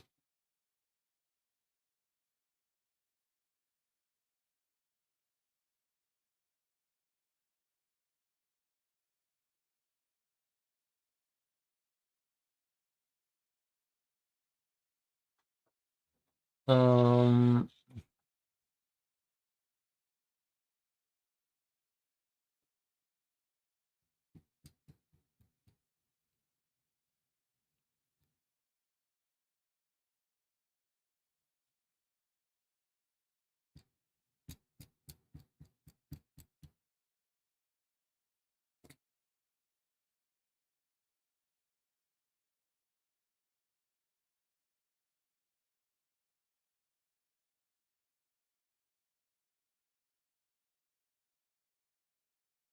he says, if you look at the evidence, all right, let's just pursue this for a second.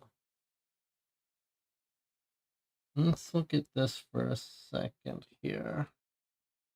He says, if you look through the case evidence, you'll see Jacob Okenhow called Thor Joseph 4 times the day the deaths happened.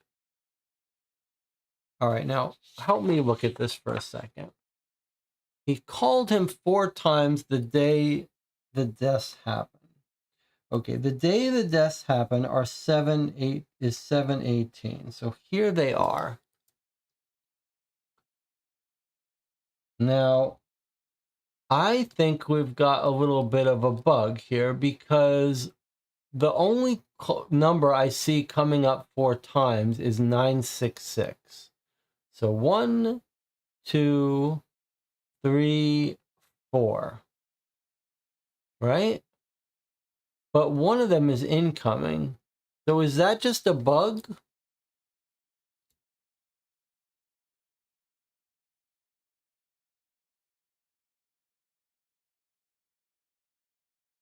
Is that just a bug in the game? That when it says he called him 4 times, it really means he called 3 times and got called once?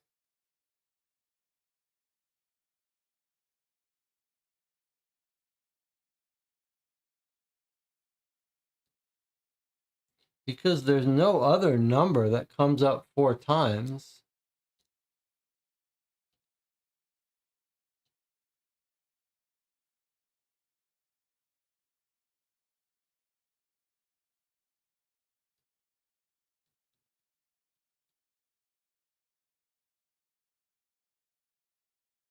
Do you think that's just a small typo in the text translation?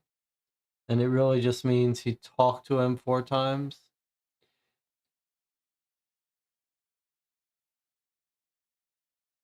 If that's right, then this can't be our guy, the principal, because here's a 8-minute call where he got called by the principal.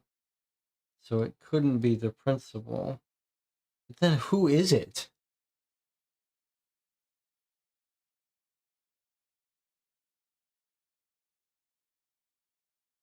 I mean, it seems kind of bizarre that it's not the principal.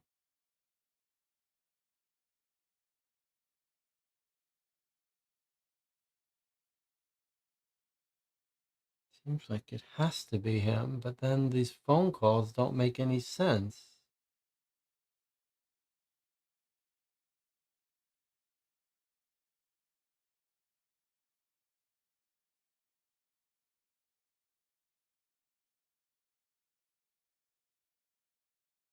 Hmm.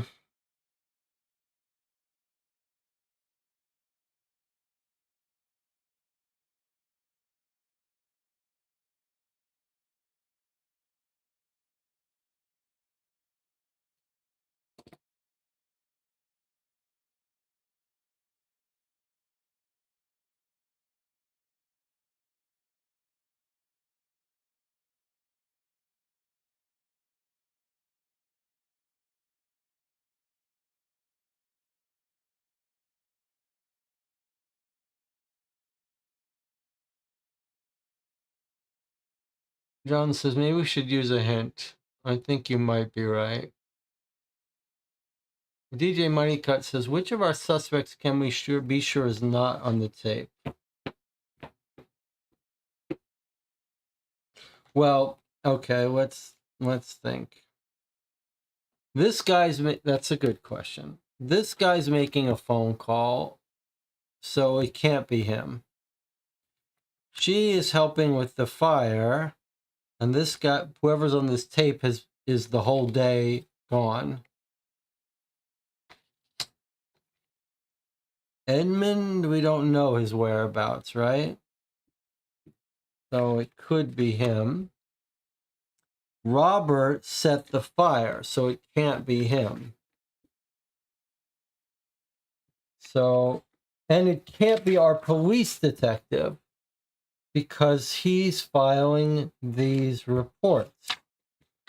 So it must be Edmund if it's one of these people, if it's one of our suspects. All right. If we think it's Edmund, how would we prove that?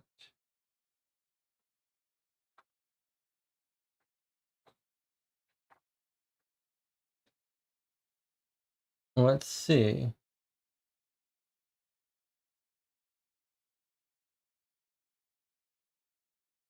Do we know anything about whether this guy's right-handed or left-handed? Edmund is 179 centimeters high, brown hair.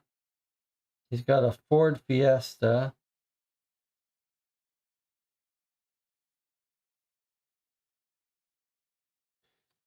His phone number ends in 545, which is not on our log, so he wasn't calling our computer guy.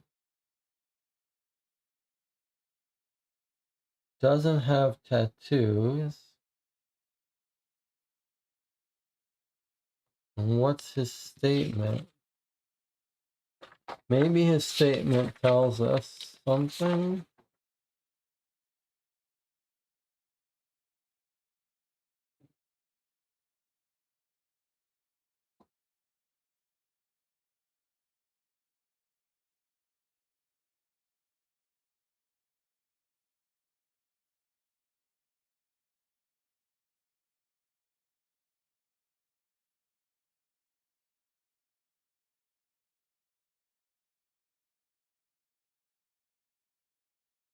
I call him every night to hear his voice, even though it's just his answering machine.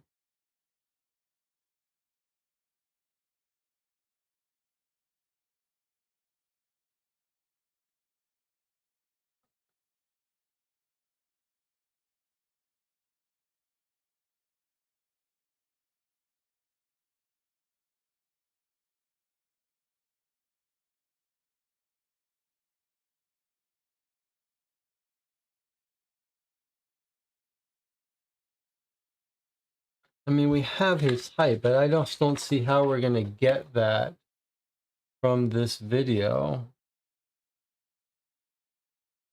And it's so similar to the others. One person's 178, he's 179, 78 kilograms. These seem all normal values compared to everyone else. Brown hair, right-handed. I just don't see how. His shoe size is 45. But we've got someone with a 43. We've got someone with another 45. Someone with a 44. I mean, unless we see the shoe size written down on the video, I don't see how that helps us. So bizarre.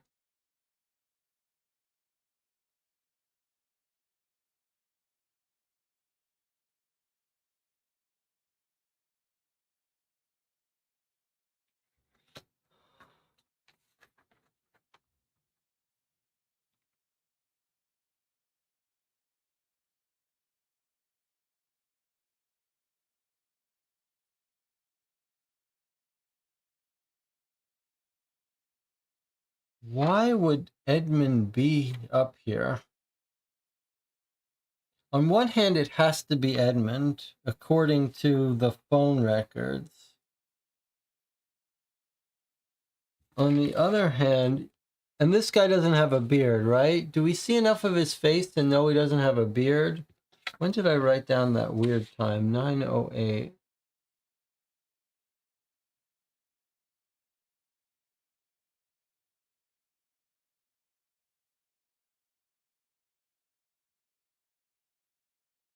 Do we see enough of his face to know he doesn't have a beard? Yes, I think we do. There's no beard. Doesn't that give us further evidence that it has to be Edmund? But boy, that's really... That does not feel like proof. That really does not feel like proof.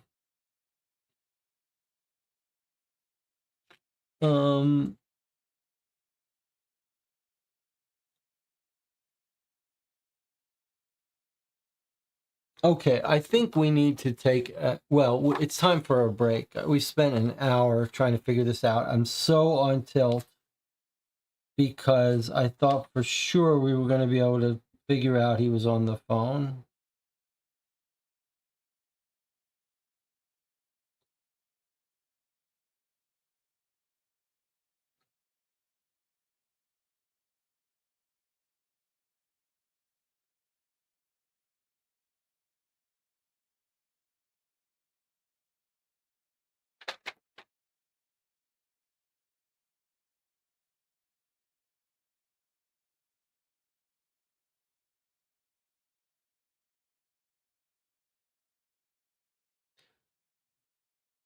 But I think what we should do is take a break.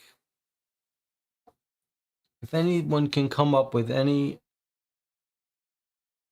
other thing we should pursue, now is the time. Otherwise, we'll go take a hint on this video and see if there's some... it hurts to do so because we've invested so much time in this. All right, let's take our break. I'll see you in 8 minutes.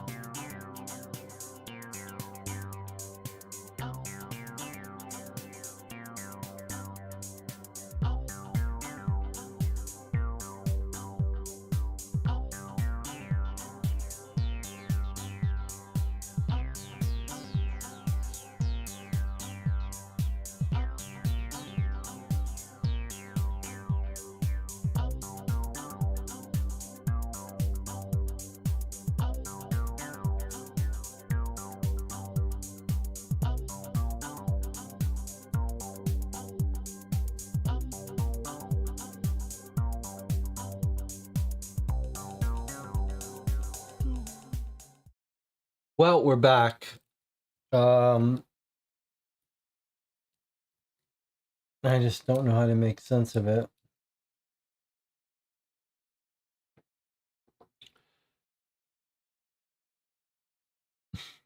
If it's Edmund, how did he get out? I agree. How did he get out if it's Edmund?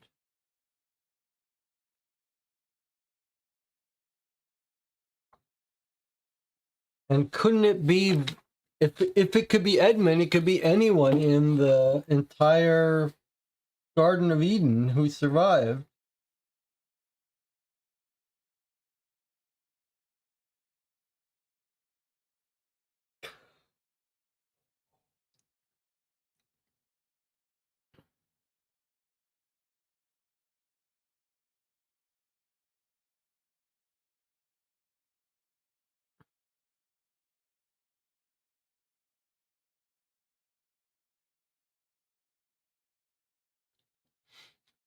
Let me go get my phone. Well, let's look at the hints first, because I'm just at a loss here, and my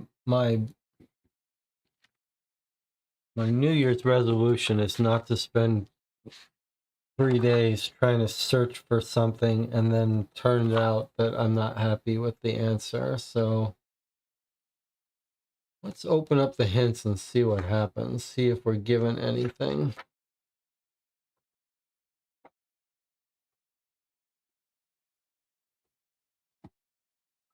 Task 1.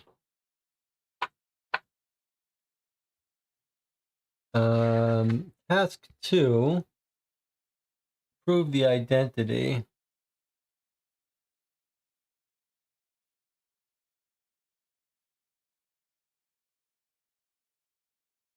Boy, this is weird. Doesn't seem right. All right, let me see what hint is.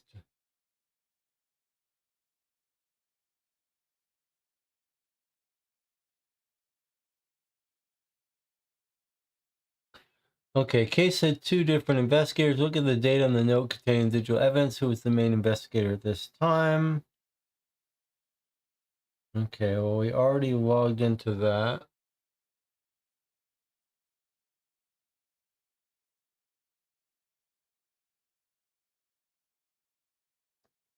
The punishment for sloth is banishment to the hollow, which is what we see on the surveillance camera. So somehow we're meant to, I mean, we guessed it could be the hollow, but now we're being assured it's the hollow. One example of sloth is coming in late for work, according to the notes on the sheet with the 7 deadly sins. Yeah, okay. How is that relevant to anything?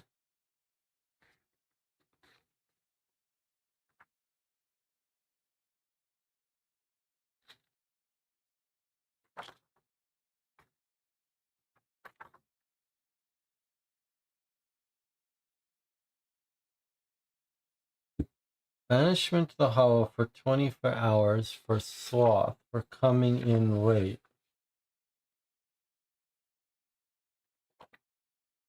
Yeah. Okay.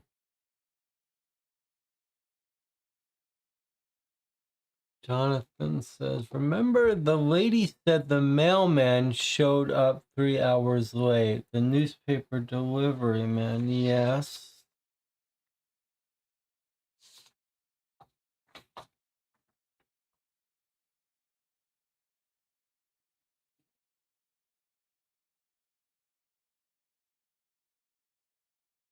She says,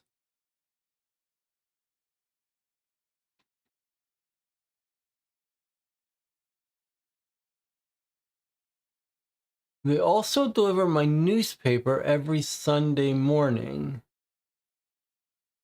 He was actually very late Sunday morning, right before the death. I would guess around 3 hours late.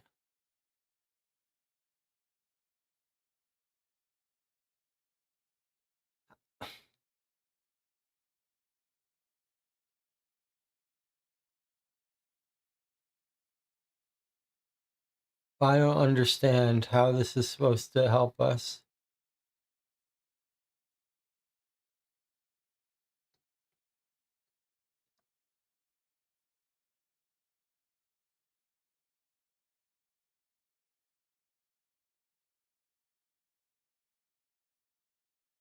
So the newspaper guy was late on Sunday morning. So what? We're expected to think that that means that they put the newspaper delivery guy in the hollow for 24 hours. And that's him in the video?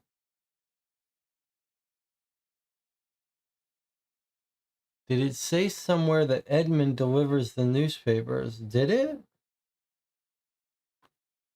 I don't remember it saying that.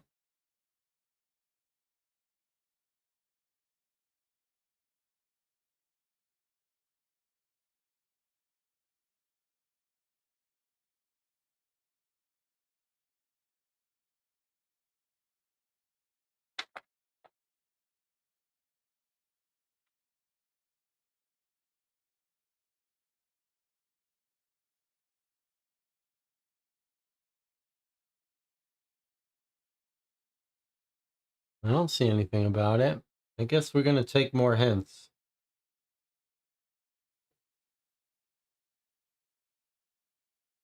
Okay. Next hint. Newspaper delivery guy came very late the day before the death. Next hint. Edmund mentions he often calls Joseph to hear his voice. Where can we find Thor Joseph's phone number?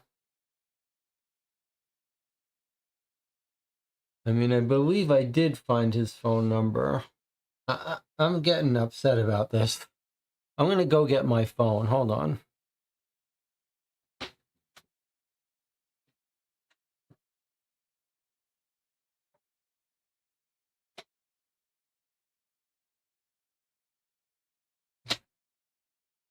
Am I really going to have to call? Why?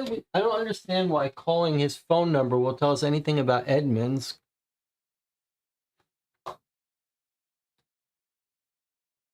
Am I really going to make a call to Norway? How much is that going to cost me?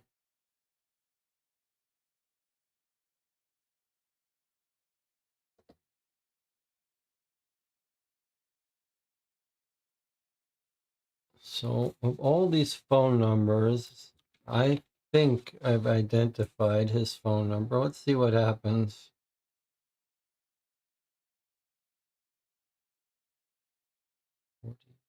Seven. No, this is not right. How do you make an international call?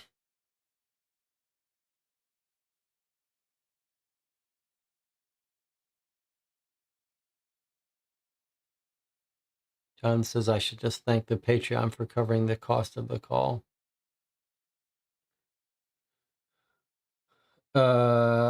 I don't even know how to make an international call. I can't just do 47 106 25966. I don't think that works.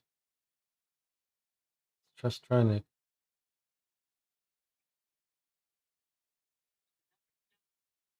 Okay, F you.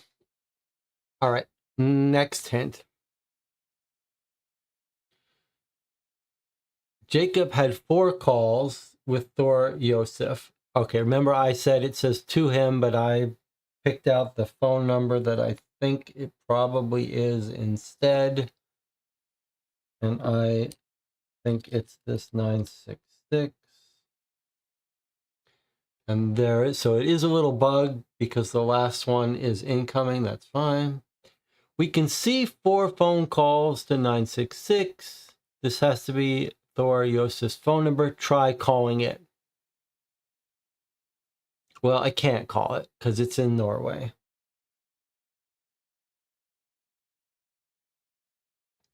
Thor Yosef's voice says the newspaper delivery person has this phone number. Who does this belong to? If the answering machine is not working, you can listen to it by clicking here. Okay, fine. Well, that's unfortunate. That's a badly designed hint.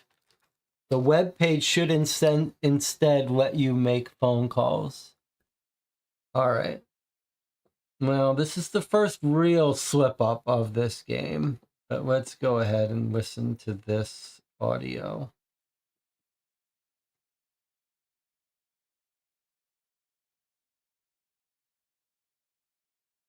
What? What's happening? Why does it want my email account? Hello, this is Thor Josef. I cannot reach the phone right now, but if it's regarding one of the services delivered by Garden of Eden, you can directly contact one of the people in charge. For garbage disposal, call +47 99 78 01 65. For school bus, call +47 97 80 23 85. For newspaper delivery, call +47 44 18 65 45. Okay, so if we had called that phone number,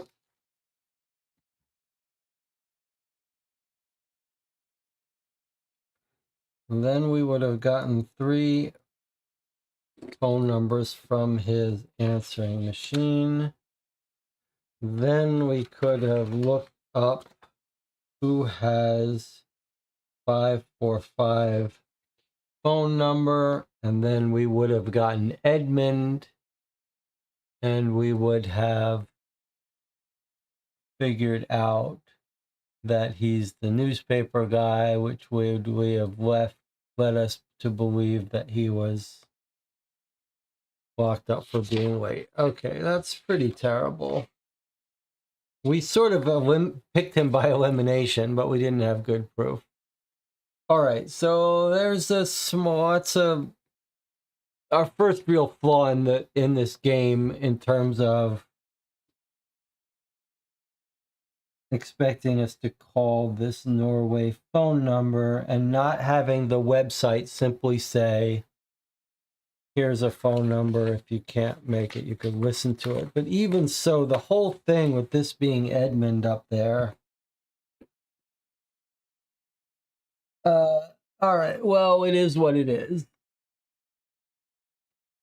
Let's move on. Let's just try to wipe this out of our memory bank. So we now know the answer.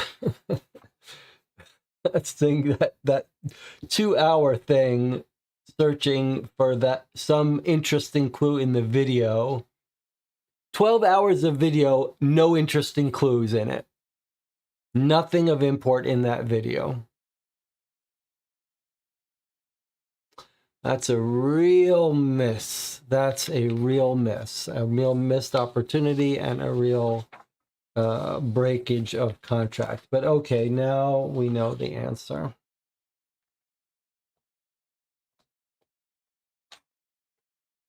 One of the principles, if you're going to make like a contract, a covenant, we've talked about this recently. If you when you design a mystery game, you enter into a covenant, a contract with the players. And one of those contract points says the work that the detectives put into figuring something out should be proportional to the reward that comes out. So you don't make a 12-hour video where the people are hunting through it for hours and then have that be of no import.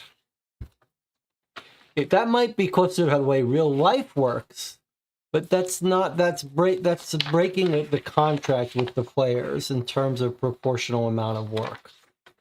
But okay, we're just gonna try to wipe that out of our memory banks.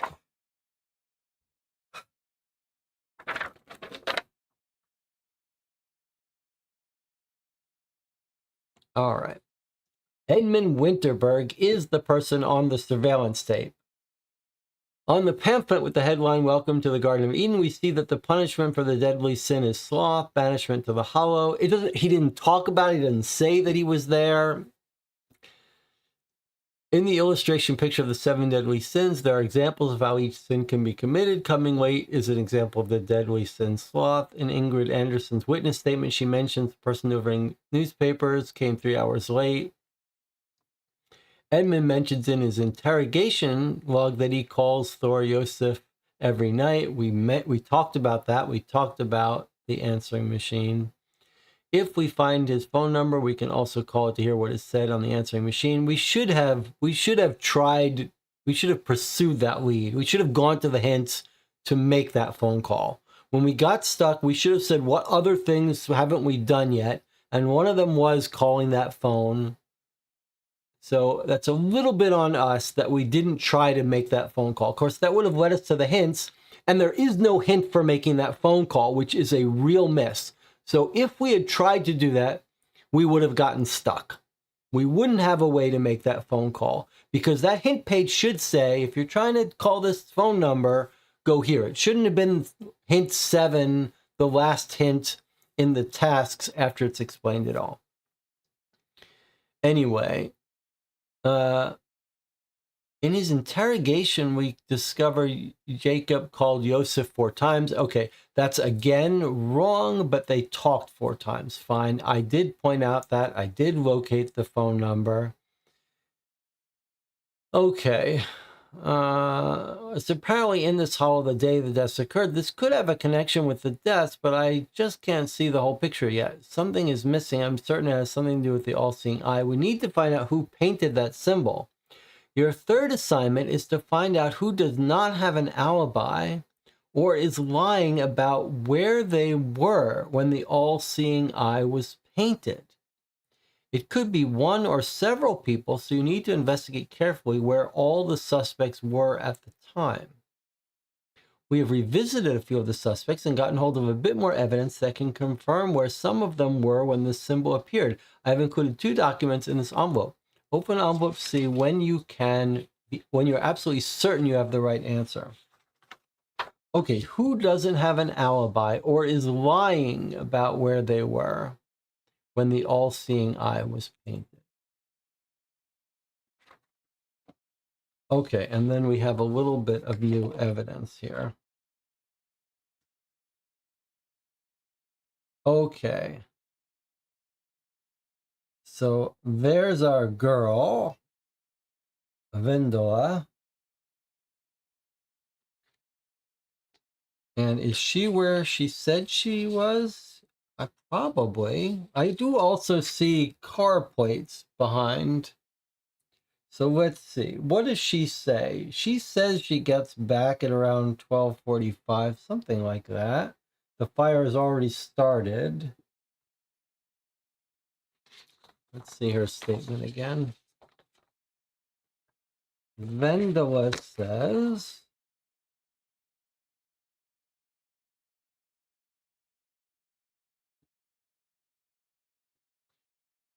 someone claimed to see the fire at noon. I had been to the shop. I wasn't there. I came back around 1 p.m. So here she is at 12:43 near the shop. That sounds consistent. She's at the shops. Now, I do see behind her some car license plates. Let me just see. TC883 and SN759. Let's see if those belong to anyone.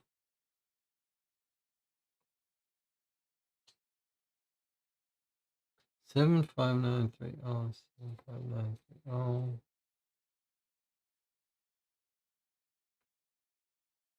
Okay, those don't belong to anyone. TC883. Those don't belong to anyone. I was just trying to see if this game was trying to be clever about anything. Okay, but her excuse seems consistent. Now, what's going on here? So on the day of the suicide, in postal code 4019 at 4:15 15. This is our speed check. This is the evidence I've been waiting for.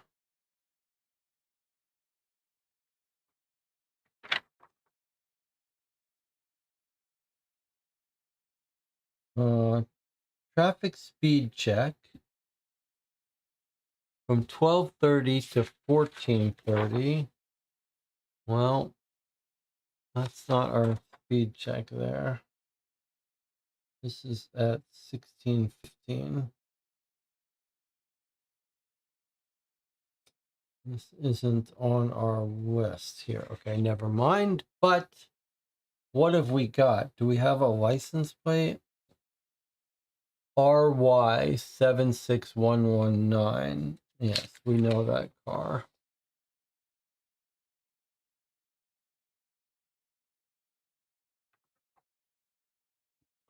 That car belongs to Jacob, the computer guy.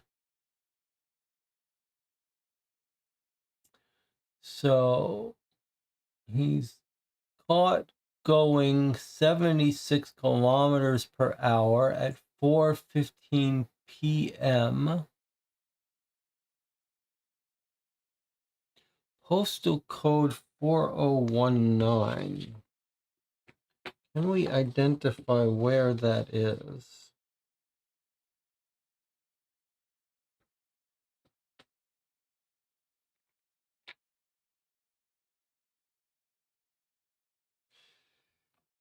Well, it's not Hordvik. Hordvik is 5108.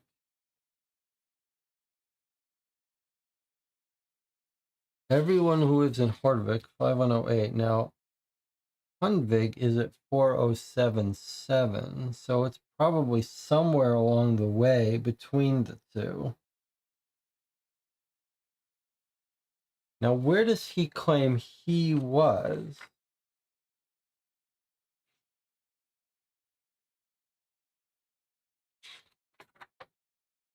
Is that him lying?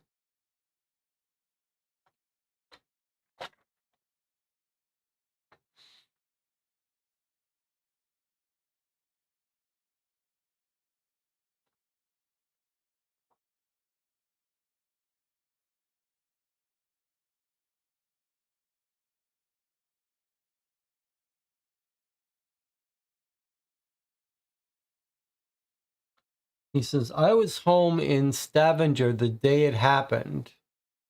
Okay, so we have caught him lying. Because we've caught him driving his car between Hordvik. We don't know how far it would be. I guess we could check on the maps. I guess this game lets us use the internet, so we probably should, right? Let's see if we can. DJ Moneycut says, the answer to the postal code is on the internet. Do you want it? Yes, I think we're fine using all the internet now. Let me bring up Google Maps. Let's see if we can plot a route between them, and we'll see how long it would have taken. So we want from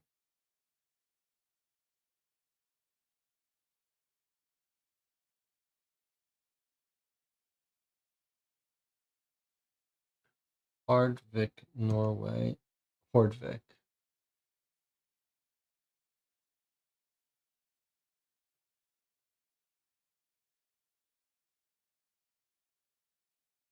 Hordvik, Norway. Directions. And he lives in, he said, Stavanger.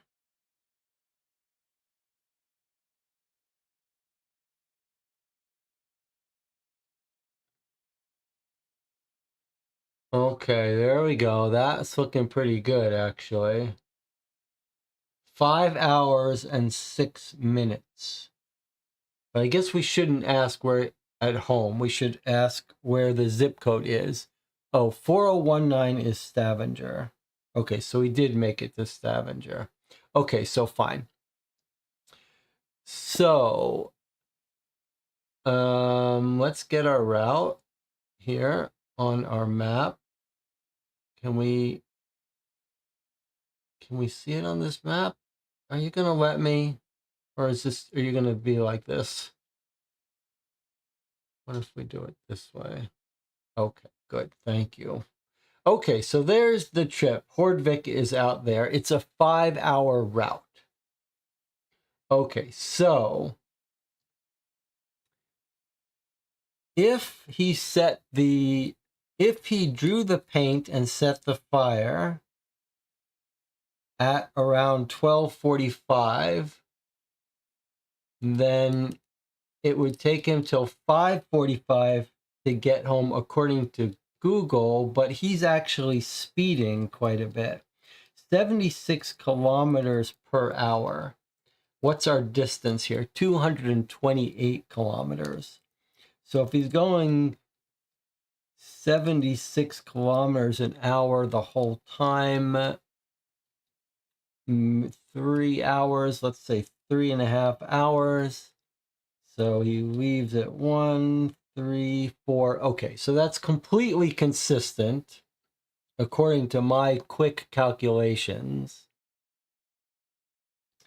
If he drew the painting of the eye at around 12:45 and then came home, that's 1:45, 2:45, 3:45, 4:15, 3.5 hours, which is completely consistent. 3.5 hours. In 3.5 hours, if he was going 70 kilometers per hour, he would have gone 260, 250 kilometers, and we can see the distance is 228 kilometers. So what we've got is caught in a lie and completely consistent with having been to this town, Hordvik, painted the stuff, and then speeding home. So the only question then is to answer this official question. Does any of our other suspects not have an alibi? So let's go over our suspects. She's got an alibi. She was in town. She was in town during the fire and during the painting, and then showed up. He was locked in the room. Our police detective, we know where he was. Badge 5553. Well, actually, we only have him. Yes, here he is. During this time, he was doing the speed check. So he's got his alibi. Robert. Well, Robert was setting the fire. He's lying about it. But then according to his friend, he showed up. His friend could be covering for him.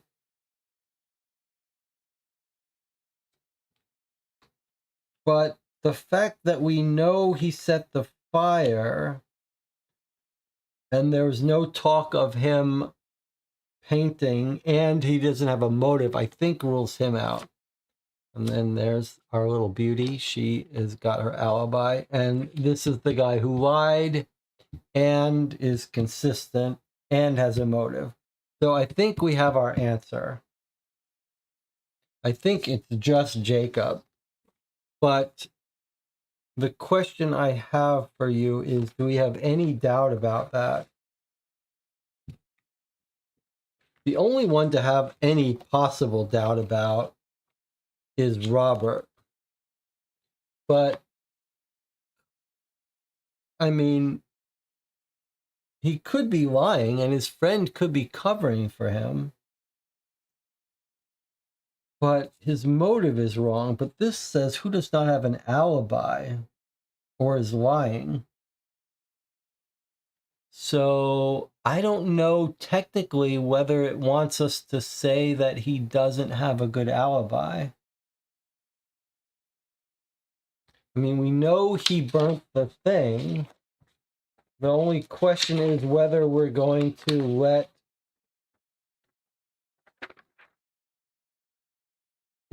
say that when Roland alibis him, he says, I saw him at 12:30, came by the cafe.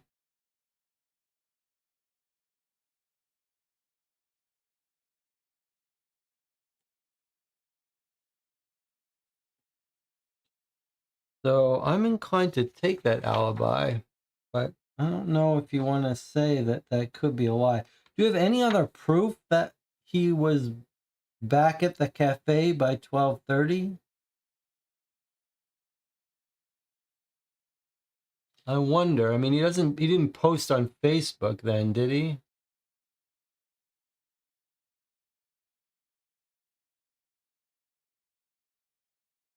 Not there. And he didn't post on the forum, did he?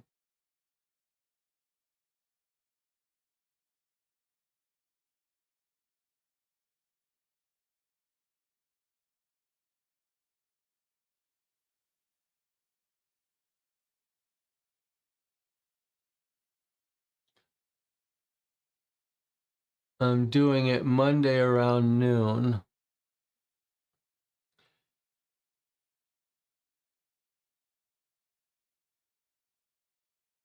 Sort of depends whether you believe Roland, but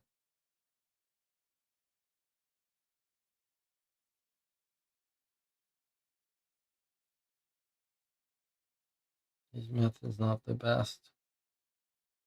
I think his alibi is fine. So I'm going to say it's just Jacob and that Roland is fine, but I guess you could make the case that we're not 100% sure about Roland's alibi.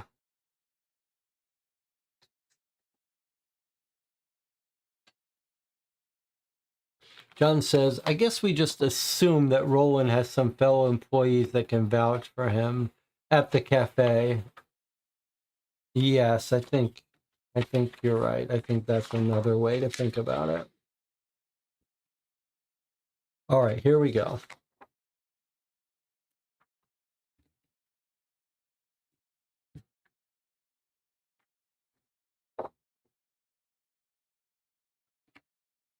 Jacob Okenhaug was lying about where he was when the all-seeing eye was painted on the wall at 12:45. All other four suspects had alibis. Edmund was in the hollow. Robert came to his cafe. Okay, that was the only one we said we weren't sure whether we could swear by his alibi, but we assumed so. Alexander, in the police log, it says he was doing the speed check. That's right. Vandella is seen outside of the store. Jacob Okenhaug said in his interrogation log that he was in Stavanger on the 18th of July. Additionally, he handed over a picture from a traffic camera in Stavanger as evidence. The license plate number of the white Tesla matches the number provided for Jacob Okenhaug's car in his personal information. The timestamp says 1627, meaning he couldn't possibly have driven all the way home to Stavanger, a drive that normally takes 5 hours. The picture would normally have acquitted Jacob. We got this wrong. Wow, this is bizarre. So look at what it's saying. It's saying that this should have proved he couldn't have driven,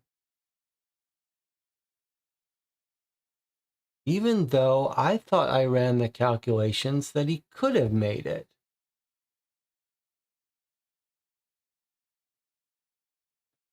And then the game is saying that would have ruled him out, except we know he has 2 cars, which I knew.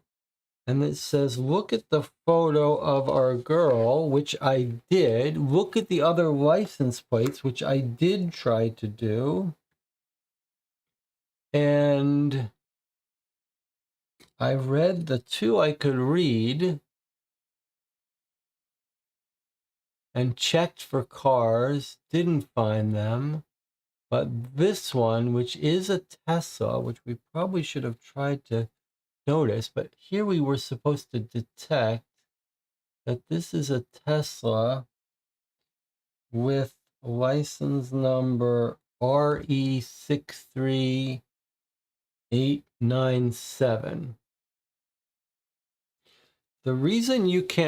The fact that you can't read it on the screen is not because of the camera. I can put it right in front of my eye, and I cannot read that, although arguably the RE is readable.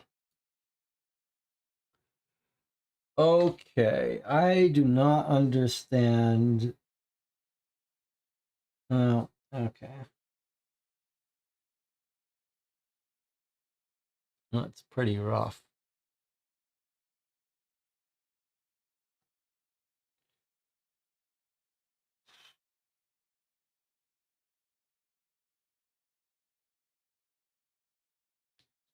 I mean, we got the right answer, but I don't understand if you really wanted to do that.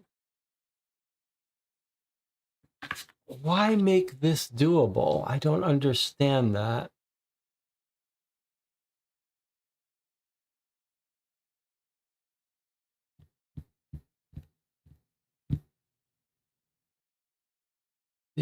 Are my calculations wrong?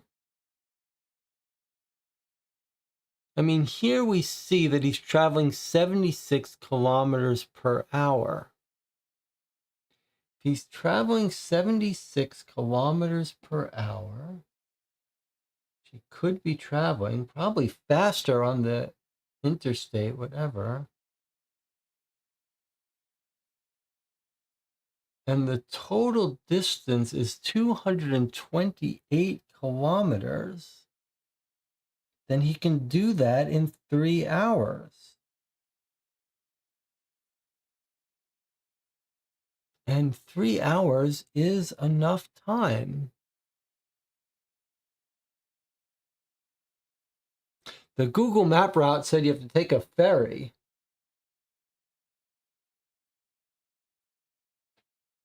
Take the E39 ferry. I see. Includes a ferry. Well, you are right. It does say it includes a ferry. Let me see. If you don't take the ferry, is this the time we want?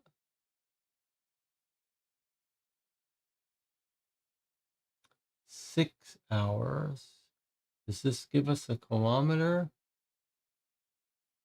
Walk to a bus. Okay. Can you not drive it?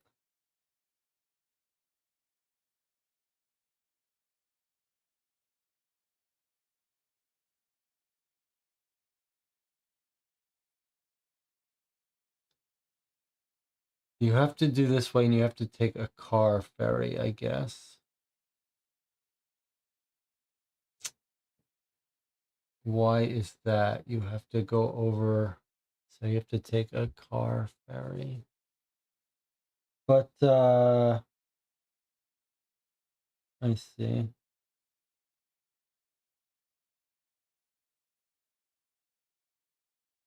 Yikes. Oh, it's pretty rough.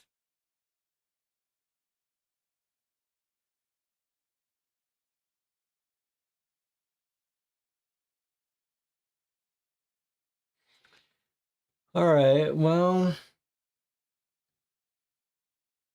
It's it's a little silly because we tried to read these license plates. We tried to read these license plates. All right. Well, I mean, we got the right answer. It's just a little bit weird.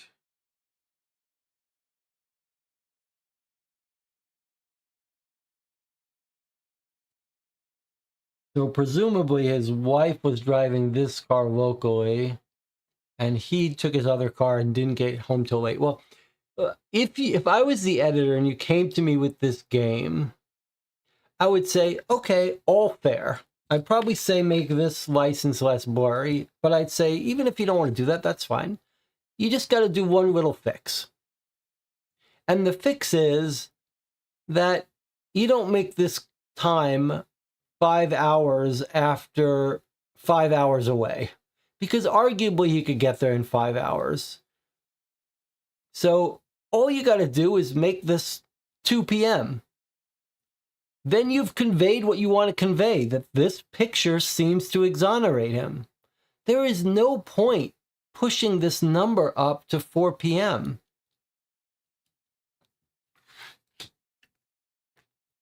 All right. Nothing is going to spoil how impressive this game is. It's just, I wish some of these things just were a little bit smoother. Yeah,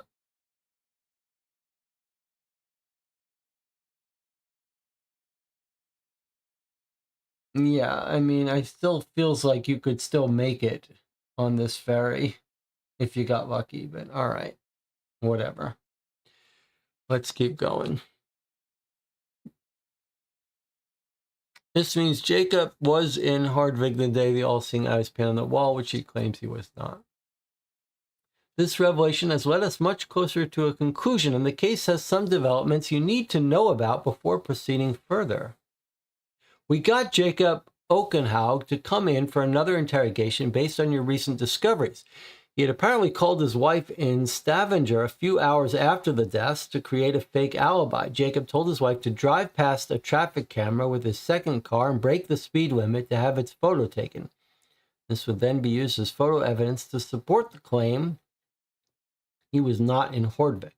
After a longer interrogation, Jacob eventually gave up the location of Thor Josef, hoping that this would help him be acquitted of his accusations. Thor Josef apparently fled to Trondheim after the deaths, and he has remained hidden there ever since. I traveled to Trondheim to pay him a visit. The interrogation with Thor Josef was very interesting. He provided a lot of information I think will be helpful when solving the case. I included the interrogation log and an extra document in this envelope.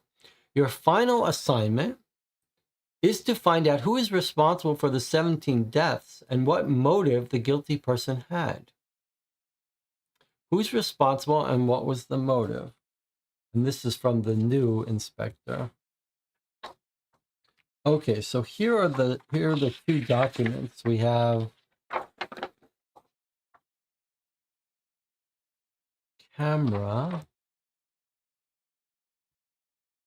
So CM4 was of the hollow.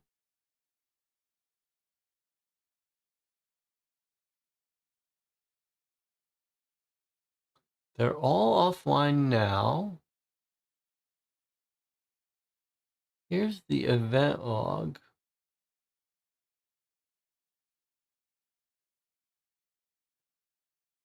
CM1, 2, and 3, automated backup has been deactivated. C4 succeeded.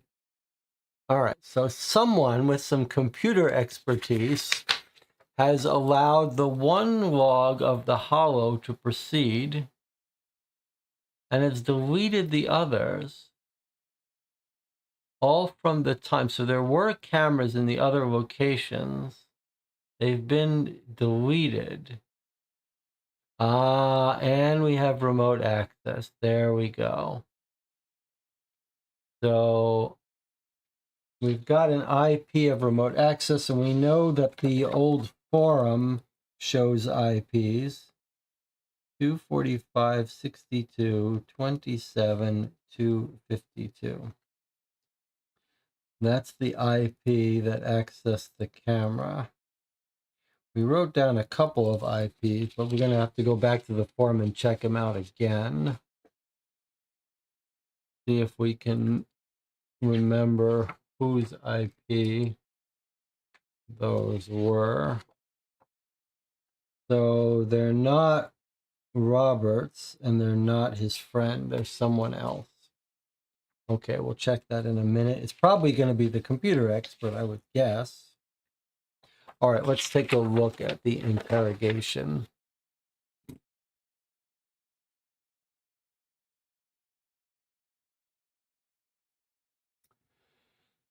Thor Josef Bernhoff.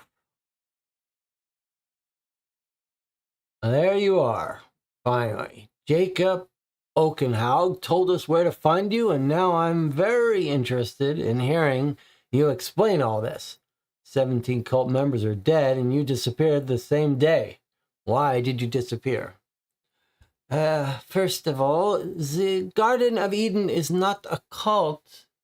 It's a community that tries to follow Karl Marx's vision of the perfect society. I disappeared because all fingers pointed to me. When I found out what had happened, I realized I had no other options. No one would believe me, so I had to disappear. You manipulated 17 people to commit suicide. I wouldn't exactly say you're innocent. I never meant for any of that to happen. The ritual regarding the all-seeing eye was meant as reassurance for us. If someone from the outside world infiltrated us, threatening the existence of the Garden of Eden, this was going to be our escape from the miserable existence waiting for us outside the walls of the Garden of Eden. The ritual was a reassurance, and we were never meant to actually go through with it. Now, you still went through the trouble of obtaining the poison these people drank, so it wasn't just for reassurance. What happened on the 18th of July? Jacob Okenhaug had been trying to purchase large acres of property in the area for some time. Me and Jacob had been negotiating the price of the Garden of Eden's property for a few months. We had finally reached an agreement a few days before the deaths happened.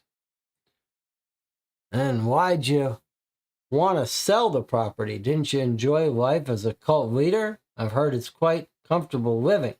Again, not a cult. We were a community. I'm very inspired by Jim Jones and what he managed to create. His community had around 1,000 members living in harmony, and I wanted to build something just as impressive.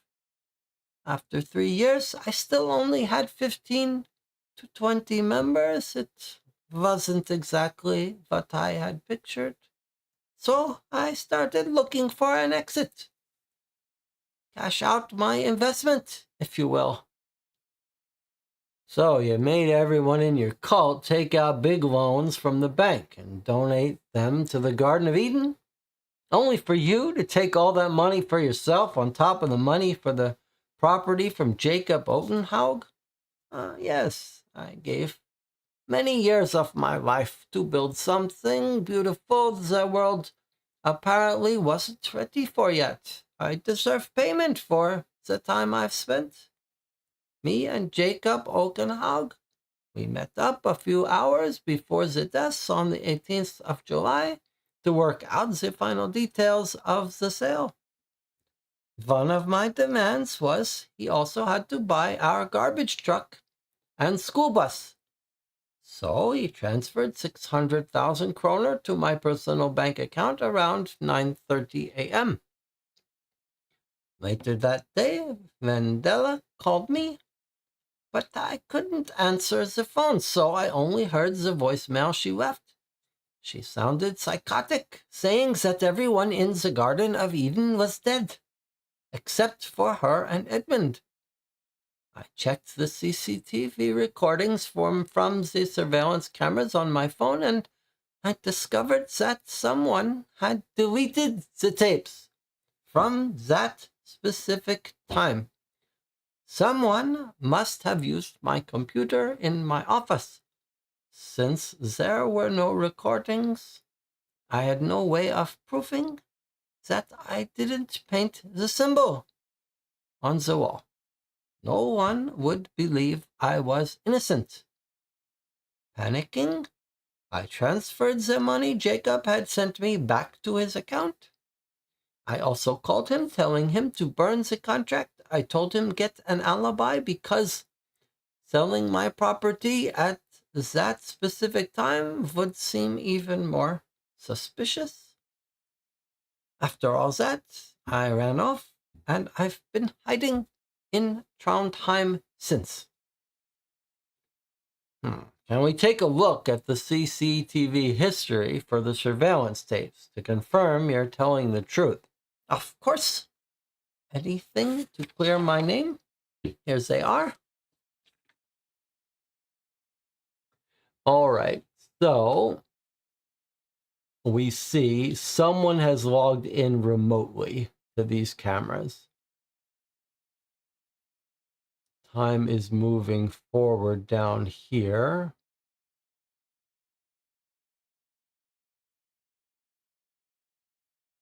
It's scrolled down, so we don't see someone logging in, but here they are. Firmware update. Restart camera to resume recording.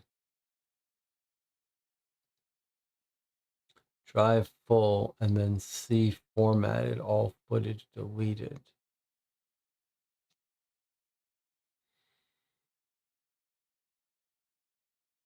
Okay, well, let's find out who has that IP address. And where's our computer guy?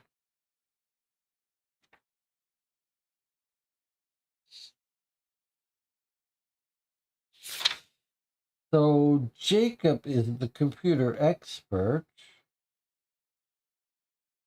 but why would he sabotage his own deal if he was about to buy it? Seems unlikely. However, what about the guy who runs the forum?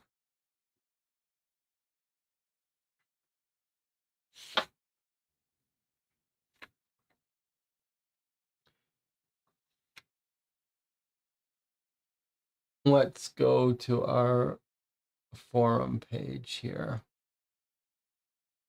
So what are we looking for? I guess at first glance, we're looking for 245.62 IP.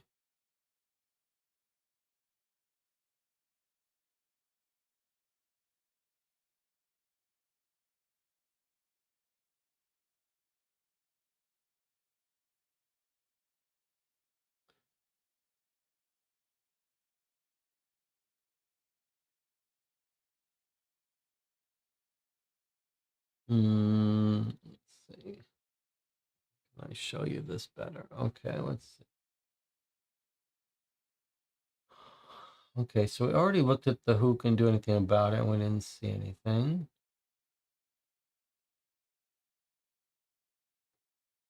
Not here either.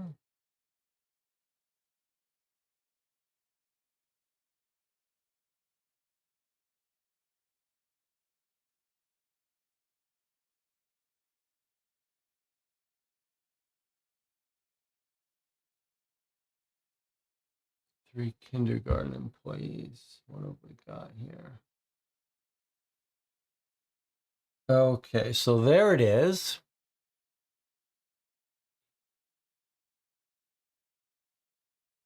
It's about time someone raises the kids in Hordvik the right way.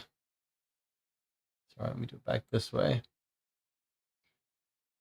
It's about time someone raised the kids in Hordvik the right way. The new employees in the kindergarten are doing an amazing job. That's the person who logged in and deleted the camera.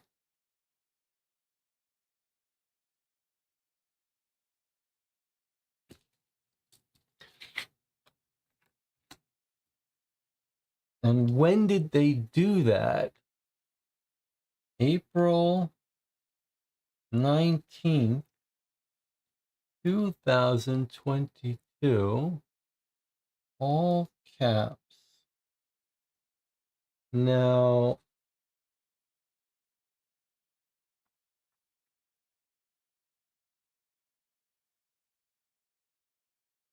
the person who seems to take that attitude is Ingrid.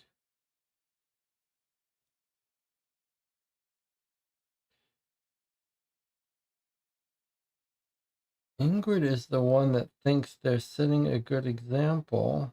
They're always so cheerful. But what does Ingrid do?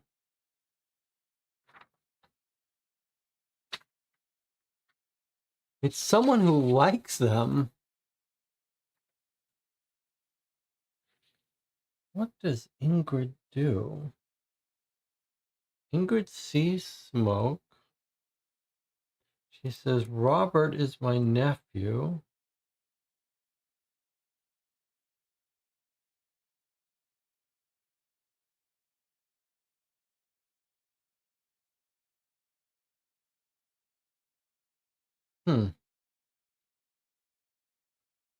All right.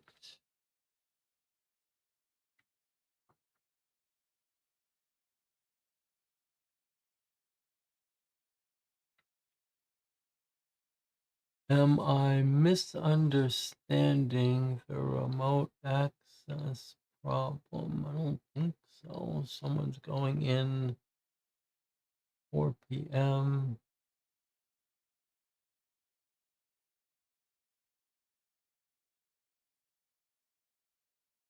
Do we have anyone else writing in caps?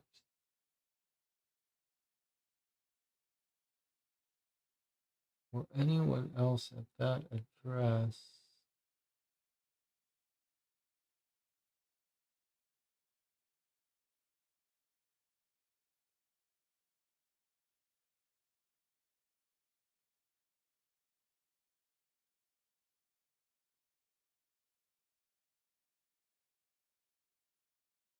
Okay, all right. Okay.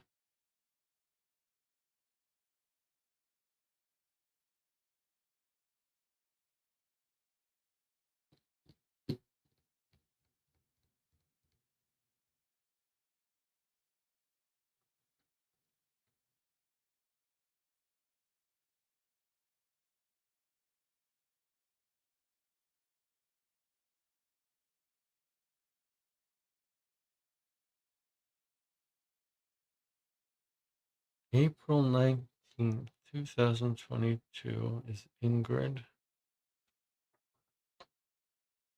I mean, that's when this person who likes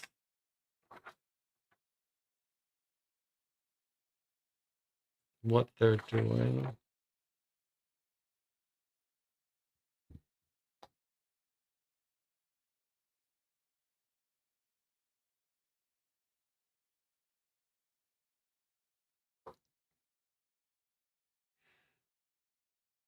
DJ says all the erasing of tapes seems to happen before the remote access. Not sure what that means. Yes, I agree with you. That is weird.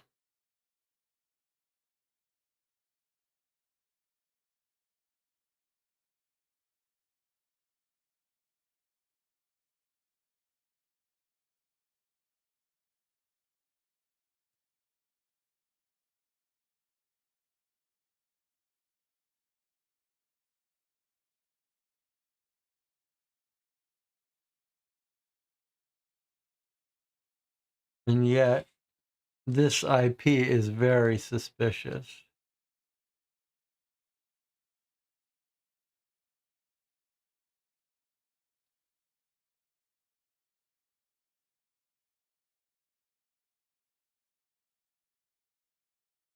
Let's take a look. Let's see if we can find anything else before we move on here.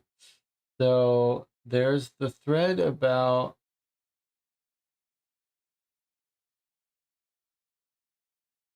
the kindergarten employees.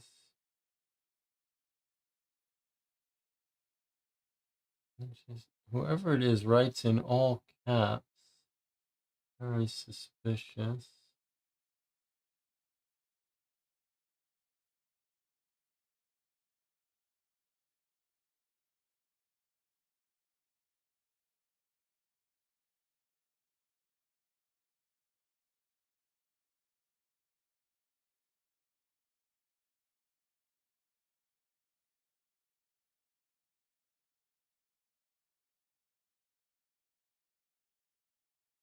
Posting in there. What about back to the Facebook thing? Back to the main forum page. Let me just see here. Okay.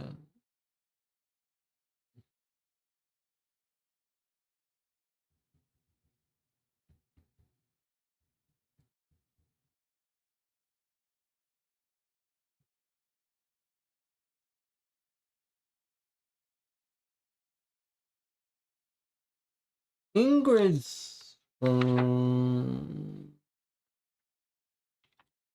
mean, why would Ingrid do this? Why am I assuming it's Ingrid? Just because she's the only one who said something good about the kindergarten?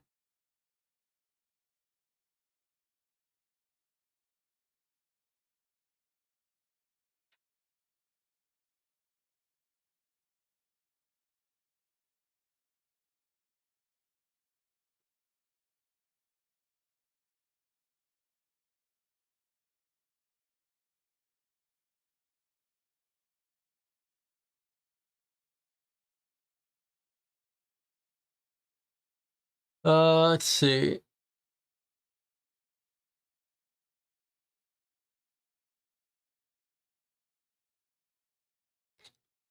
Is the remote access just Thor checking the camera after deletion? He said he checked it on his phone, it was gone. That's interesting. Well, you have a very good point. Let's reread what he says.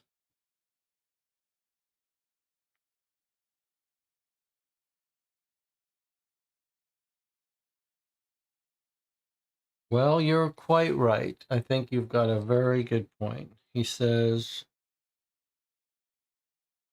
I checked the CCTV recordings on my phone. Someone had deleted the tapes from that specific time.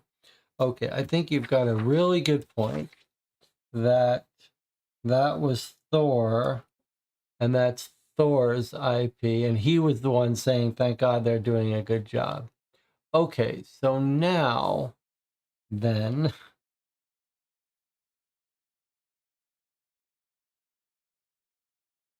I think you've answered it yourself. The answer is in the chat. The true answer is in the chat. And it's Jonathan saying, I'm not sure what to make of this. Why delete all the footage but the hollow? Is it implying Ingrid and Edmund were conspiring? I think leave out the conspiring part. The fact that he's turned off backup, someone has turned backup off for all cameras except the one that gave Edmund his alibi. And Edmund was purposefully late so that he would get locked up so that he would have an alibi.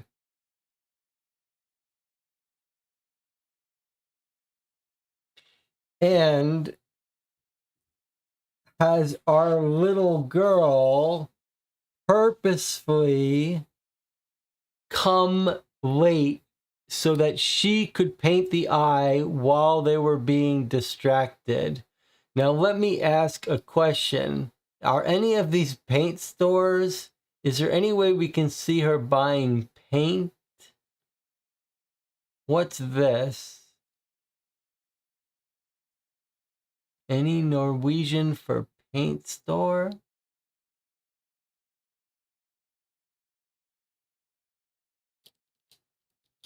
I think that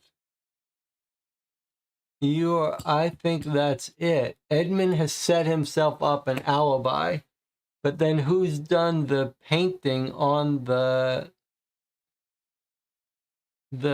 for the eye? And I think it's gonna have to be our girl here. The only thing I'd love to do is catch her with some red paint.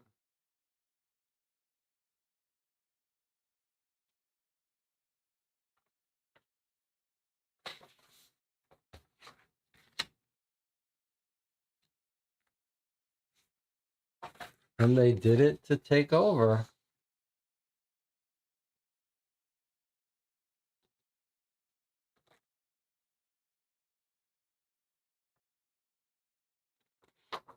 And that's why the two of them didn't get poisoned.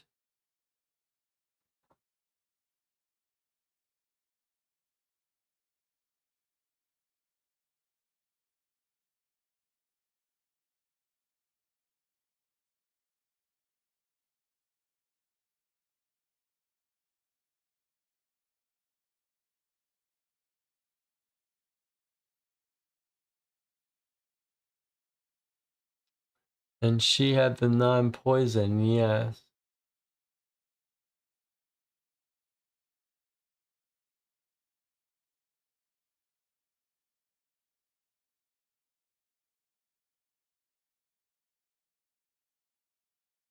How am I gonna prove she did the painting? How would you?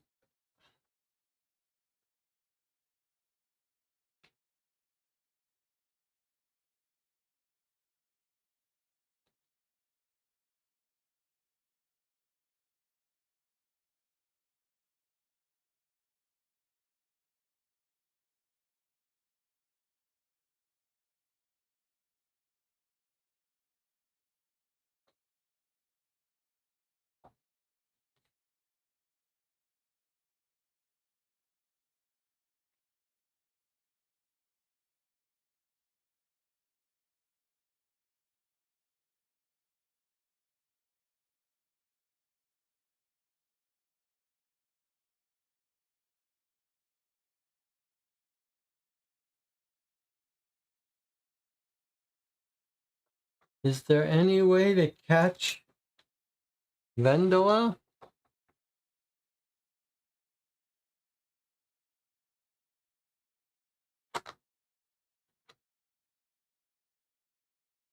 What's Vendola's phone number? 385. I just want to see if she is talking to our banker, our land buyer.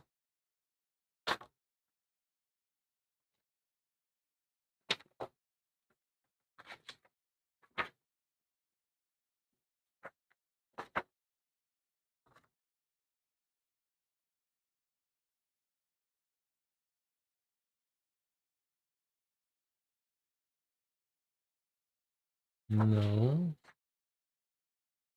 Let's see. How about handwriting? No, because the painting on the wall.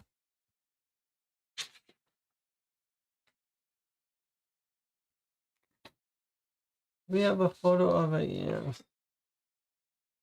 Can we tie this to Vendola? Let's take a look at the map again.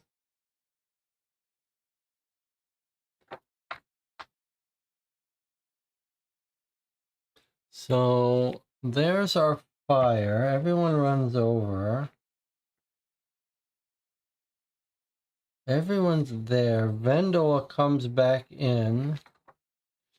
She somehow managed just to paint this on the wall herself. How does she do it? Do we have any proof that it was her?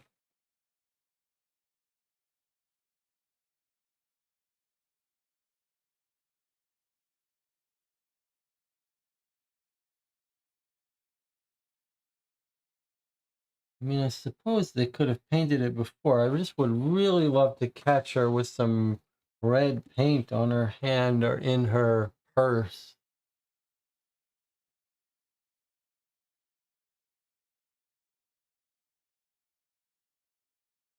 Look at that look on her face. No red paint in her hair, huh?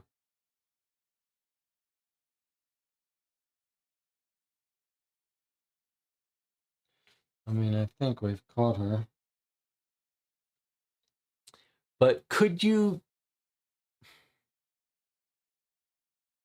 Is there any way to say that, like, what if Edmund had painted that the day before and no one noticed it? Like, how do we prove Vendela was in on it?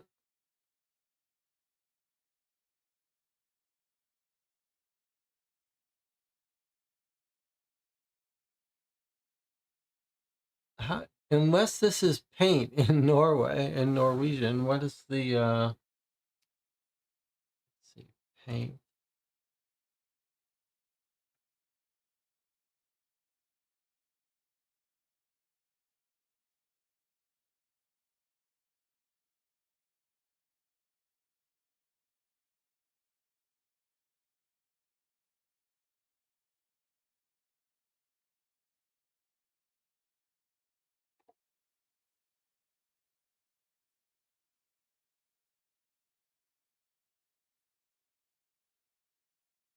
Maling.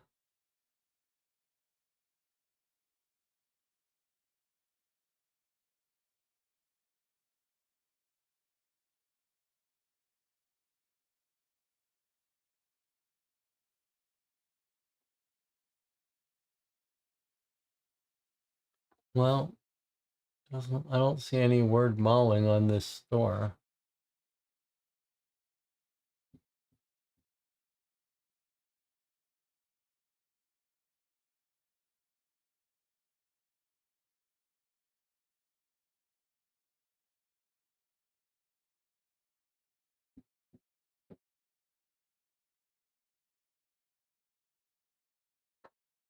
I mean, I suppose it could have been painted the day before.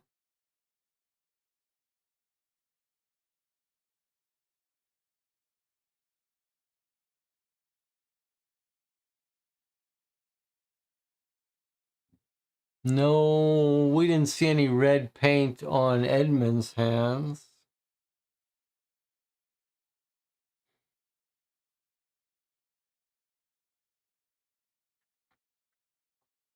I mean, we certainly blame Edmund. How do we let this girl get away if she's guilty?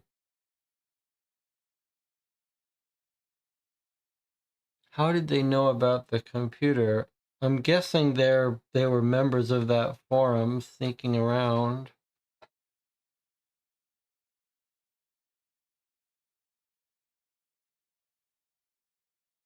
Maybe the fire was just a lucky coincidence. Hmm. It's clearly Edmund, but is she innocent? How are we gonna prove it if she's not? Can we just lock her up, see what happens? Seems like we couldn't do that. Maybe Jonathan has a point that 1243, if the symbol was painted on the wall at 1245, that then it couldn't be her?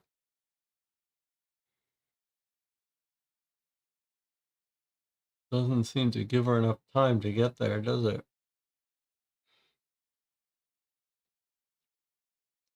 But then you have to assume that that sign was painted the previous night and no one saw it.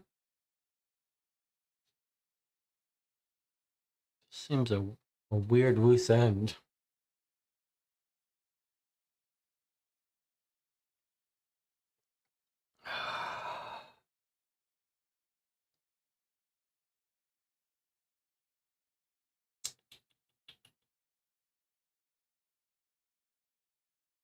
Well, let's take our last break before we get to the solution.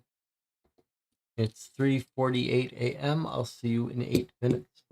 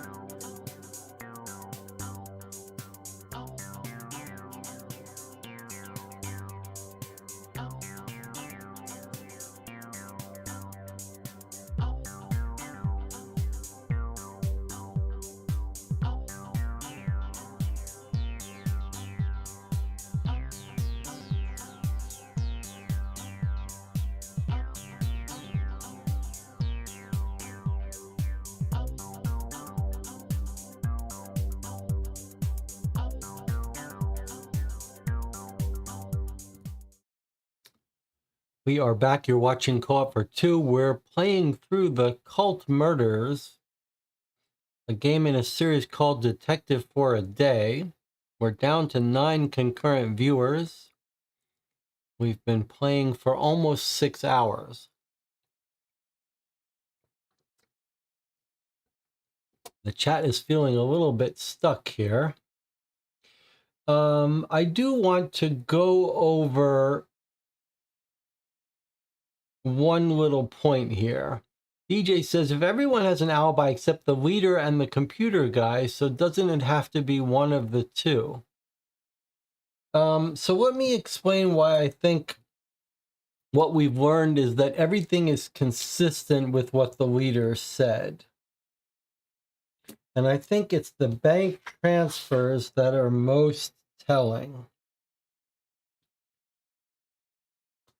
So here's how, as I understand it, we're coming to understand what happened here at the end.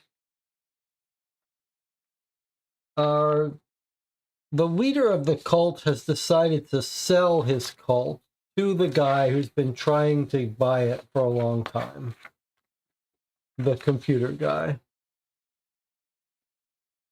And what he says is that he finally agreed to sell it because he wasn't making much progress. Everyone took out all these loans, and then he's going to keep the money and sell the property. So he says that he meets up with Jacob, the computer land guy. They meet up in Hordvik to iron out final details, and they make a deal to sell the property. And in fact, he transfers 600,000 kroner to the owner of the cult property and essentially sells the property. It's a done deal. It's sold. This guy got what he wanted. He actually paid 600,000 kroner. Then this symbol comes up painted on the wall. Everyone commits suicide. And the cult owner and Jacob panic. They say, oh my God, this is a disaster. It's going to look terrible to us that we sold this right when these people committed suicide. Like, we're going to get blamed. So cancel the deal. I'm sending you the money back. And you better come up with some excuse to tell the cops why you were in Hordvik. And that's why he lied to the cops and gave this fake alibi. So I think this transfer of the money back and forth confirms that that's really what happened. Once you accept that, then this guy's explanation for why he was lying and why he was in Hordvik all makes sense. He wasn't painting that symbol on the barn.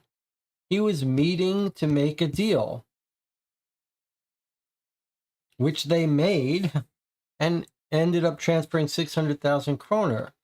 And then the Josef statement about him checking the camera is all consistent here. He does, in fact, as the chat pointed out, he does, in fact, remotely connect in to check the cameras, and he discovers they're all been deleted, just like he says.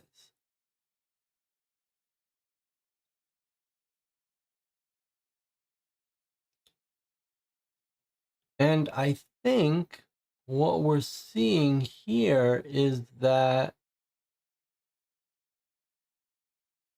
someone has answered a prompt at 2 p.m.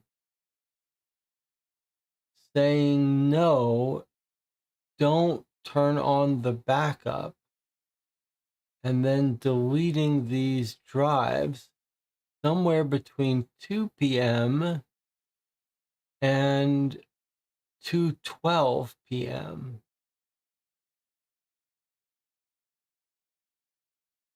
An account that we don't know about.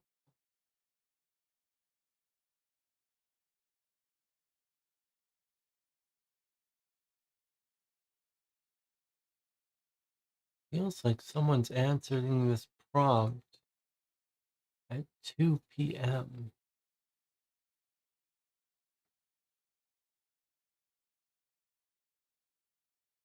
And that feels like it's got to be her.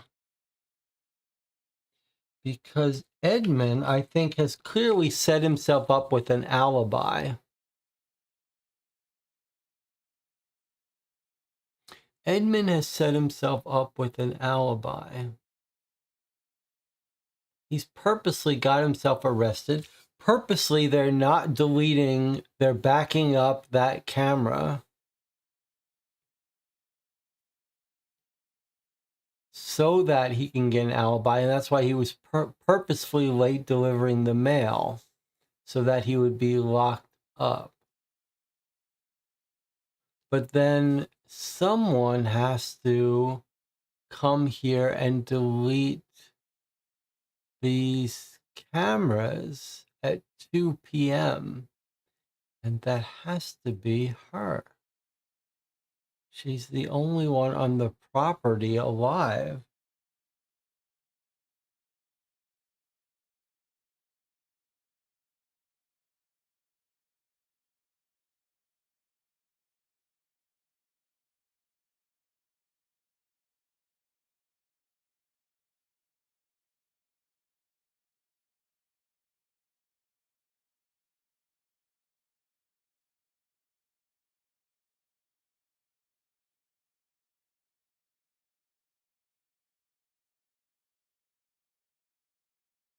Or it's the police officer who's discovered his daughter is involved.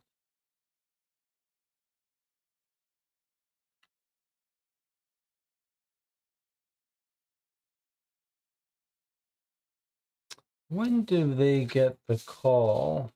That's interesting. Is it possible?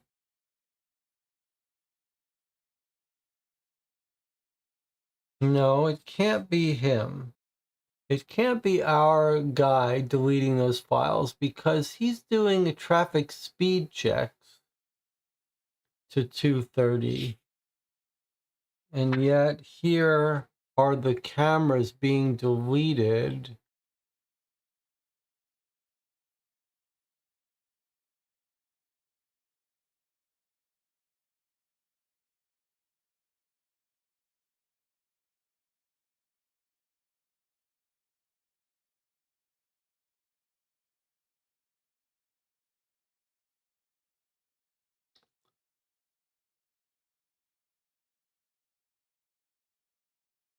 DJ Moneycut says we should check the crime report. What was the new? Can you be a little bit more specific when you say check the crime report? What you mean?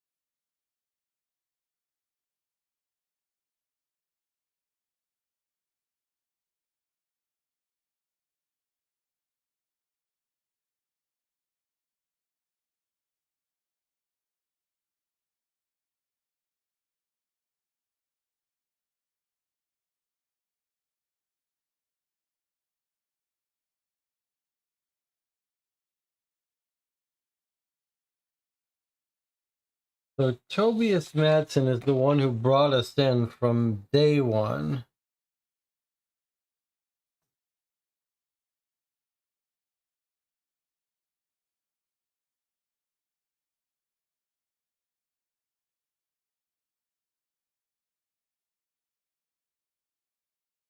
And yes, we have his badge information.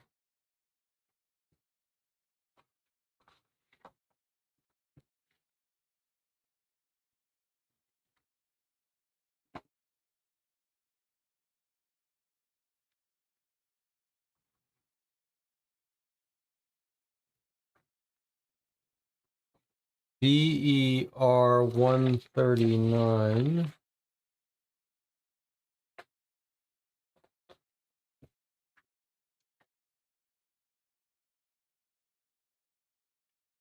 So we don't know what he was up to here.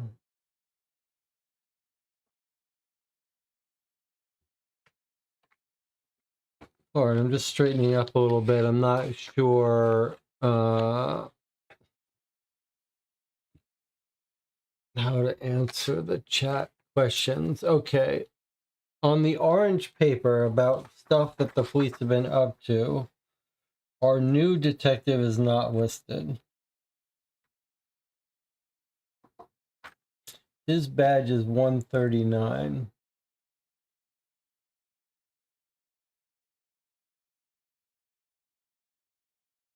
But our cop that we thought might be trying to cover up for his daughter, he can't be because, as I see it, he's busy until 2:30 p.m. that day. And it sure seems like the files are being deleted at 2 p.m. But the one person who could walk around this whole place unseen is Vandella because everyone else is dead.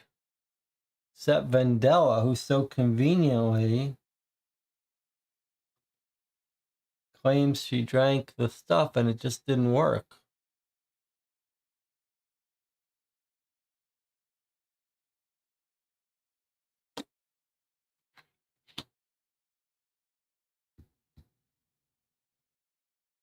I think our cop got taken off the case because he got the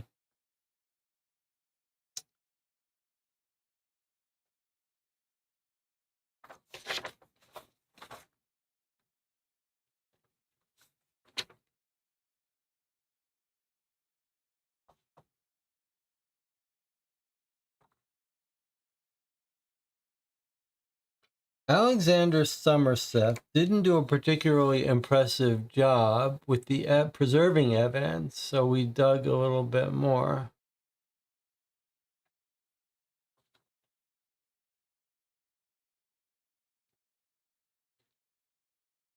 I don't think that was...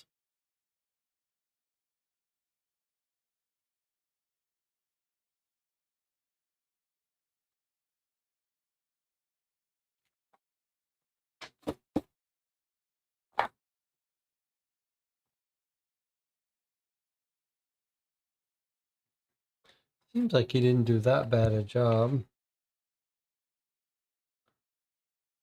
Vendela seems like she's in an awfully good mood. What is she...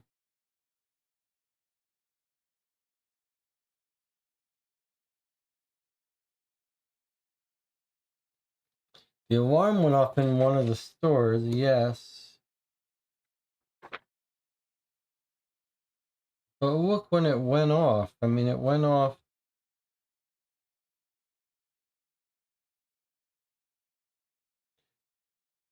Bunpress store. Is Bunpress a paint store?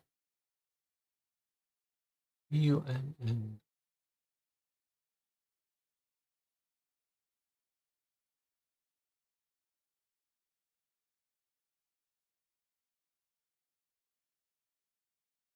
Retail chain grocery store. Doesn't help us.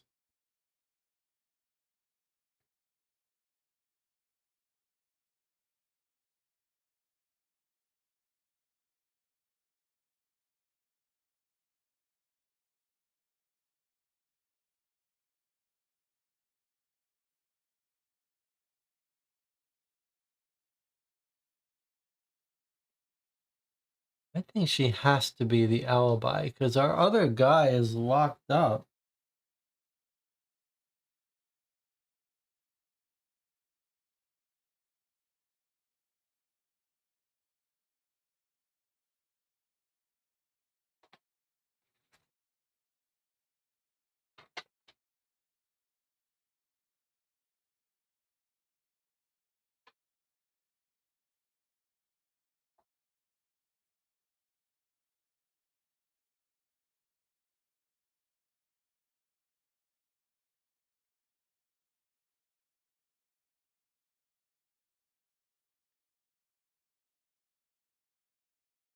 When we listened to Thor's computer, did he mention anyone being in charge of computers? No, he mentioned someone's in charge of the school bus and someone's in charge of trash.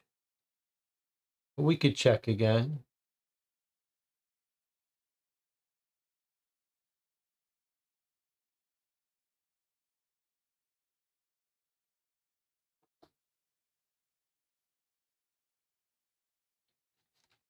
Hello, this is Tor Josef. I cannot reach the phone right now, but if it's regarding one of the services delivered by Garden of Eden, you can directly contact one of the people in charge. For garbage disposal, call +47 99 78 01 65. For school bus, call +47 97 80 23 85. For newspaper delivery, call +47 44 18 65 45.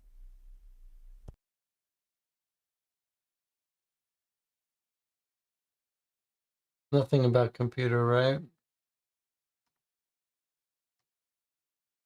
Why is this task 4, task 2? Is that what we're on? We're on task 4. All right, let's take a look at these hints here.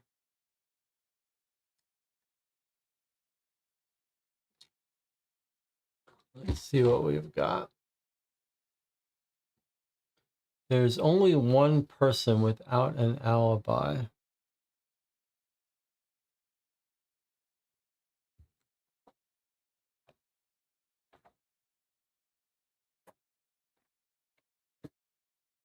Why is this twice? I'm going to click this one down here. Yes.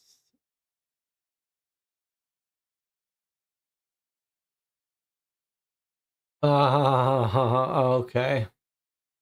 I think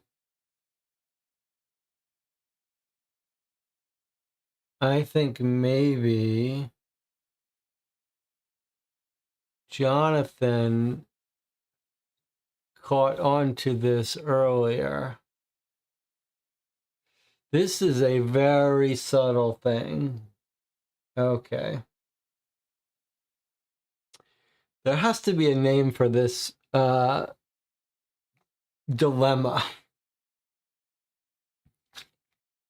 See if you can think about where I'm going now. I think Jonathan, I think Jonathan was the one who suggested it in the chat. Someone suggested it in the chat. Let me see if I can find it.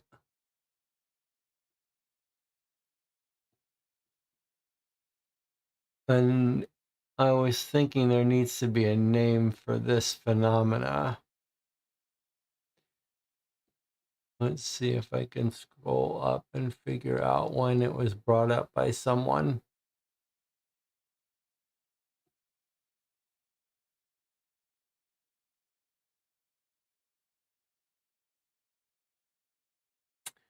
Can someone think about what I'm trying to say here? Yes, exactly right. Exactly right, Jonathan. Is it about the footage being recycled clips? Okay. So we got this footage, 12 hours worth. We were studying it. And we noticed that it's repeated clips because we're thinking no one's going to make a game and sit there for 12 hours to make a video for a game. So we assume, yes, we know it's recycled clips, but that's a meta analysis and we're not supposed to notice that. But now that we see someone's messing with the computer, now it makes a little bit of sense that no, it's not that the authors of the game couldn't bother to record 12 hours. It's that Edmund has actually spliced together clips of him in the hollow, strung them together in the backup video. He's edited that backup video so that it looks like he's there for 12 hours, but he's not. He's actually left. And he's done it all himself.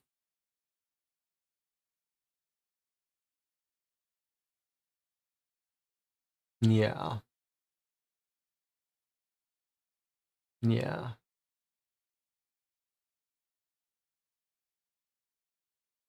He wasn't actually up in the attic. He created the alibi that he'd be up in the attic and why. And now he's edited the tape to make it look like he really was, but he wasn't.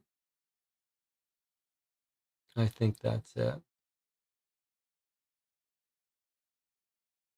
And then it can explain why Vendela didn't have time to do the painting.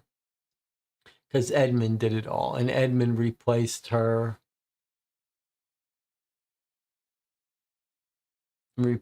potion. All right, what do you all think about that?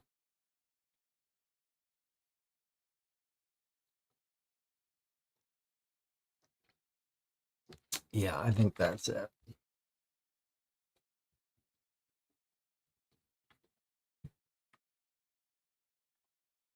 I mean, to me, that's it.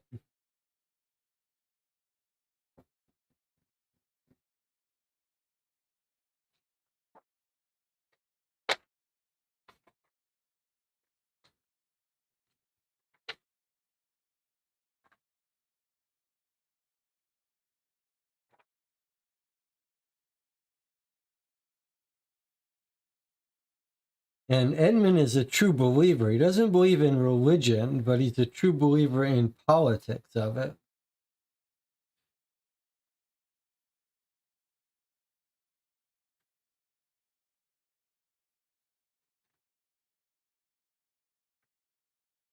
He is a true believer.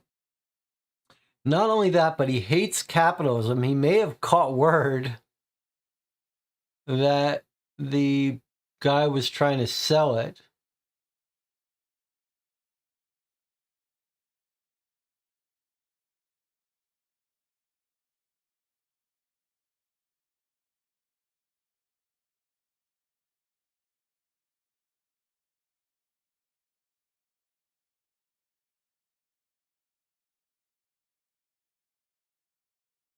Yeah.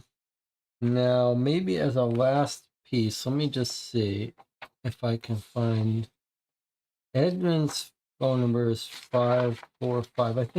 I guess we did check if he was called by the banker. I just wanted to see if maybe we could have further proof that he knew about the deal.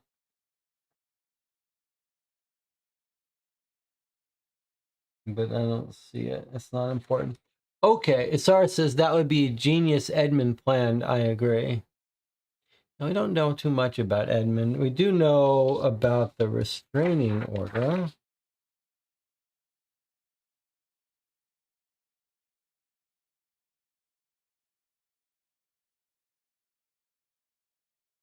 And then Edmund tried to get a restraining order so he couldn't talk to the daughter. All right, well, I think that's the answer. So let's go back to the hints and let's open up a couple more and see if it comes closer to... I don't know why there's two sections for task 4. Let's click through here. Let's see if we can feel better. All the suspects seem to have alibis, but we can prove one of them is lying. Edmund Winterberg's alibi is the surveillance tape. Robert DuPont's alibi is Robert Peterson's witness statement. That could be a lie we talked about. No, I think it's Edmund. Mandela's alibi is the surveillance camera of her. Alexander Summersmith's alibi is the police log. Jacob Okenhaug has 2 cars, and we can't see the face of the person driving the white Tesla. Look more closely at the surveillance camera photo of Vendela Winterberg. Please don't tell me that we can see her with paint.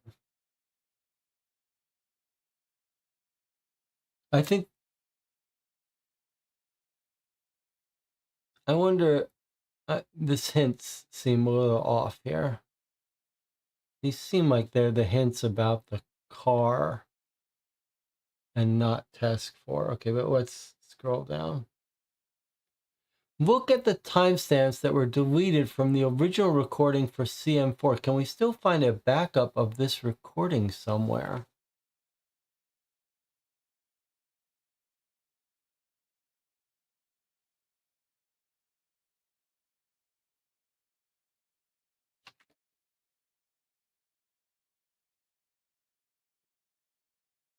This is just talking about the backup we already saw, right?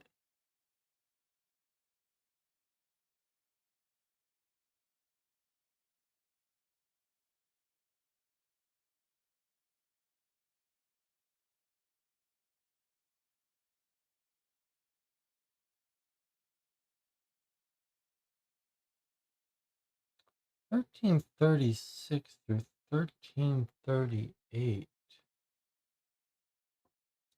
1336 through 1338. Does that mean...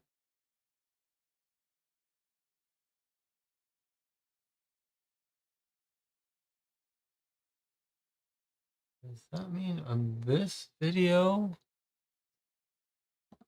1336 through 1338 are missing?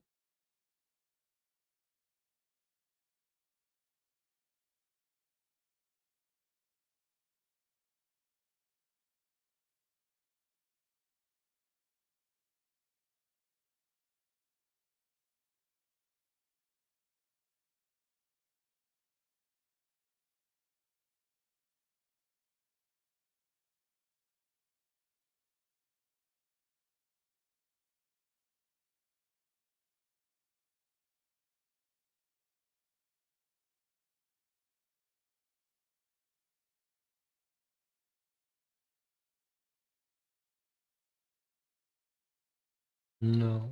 Okay, so what was it saying? A little confusing here what it's saying.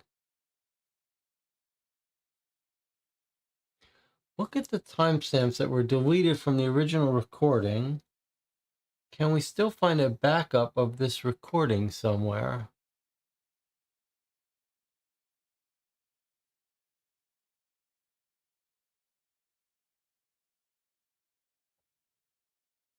You're saying this was the time that we were looking for?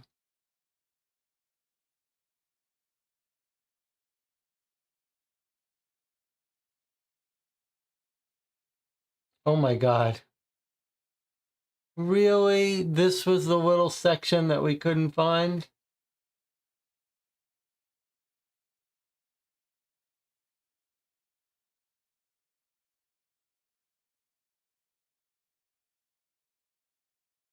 This was in our original recording. What the?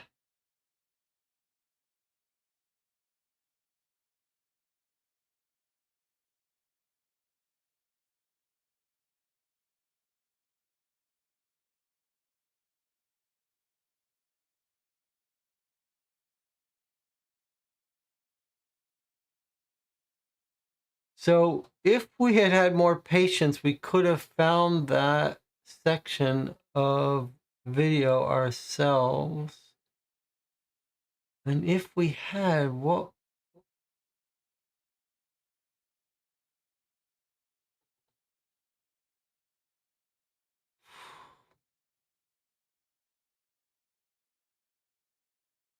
I can't believe we couldn't find this in the video.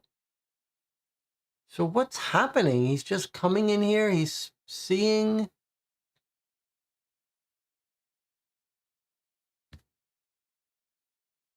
Who is that? That's the cop.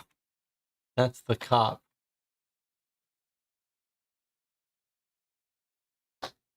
That is Alexander Summersmith.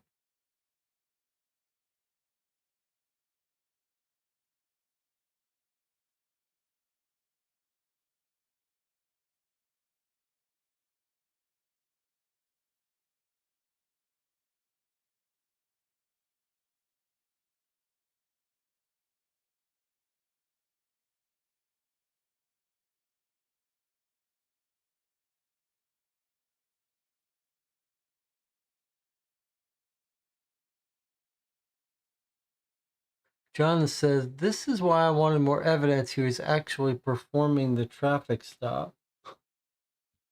You're saying according to this. I am very confused, though.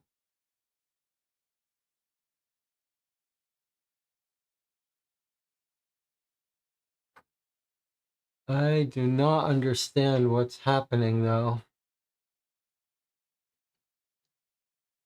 Let me show what the chat is saying. Jonathan says, this is why I wanted more evidence he was actually performing the traffic stop. DJ Moneycut says, is it me or did the wheels just come off? And Asara says, the case just got exciting 6.5 hours in.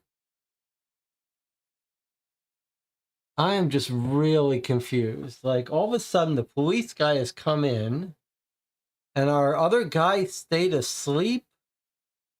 But this is happening after the deaths.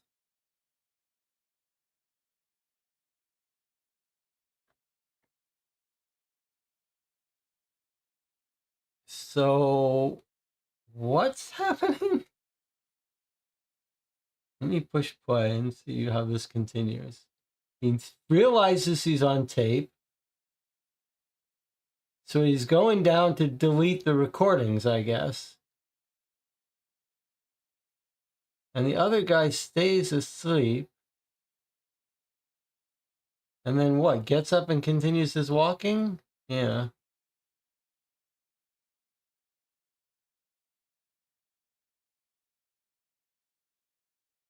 But I don't understand what's happened.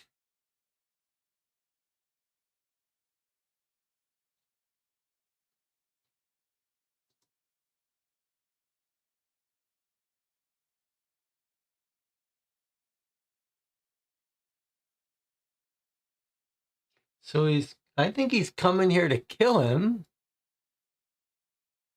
Does he have a knife in his hand? He's coming here to kill him, and he realizes a camera.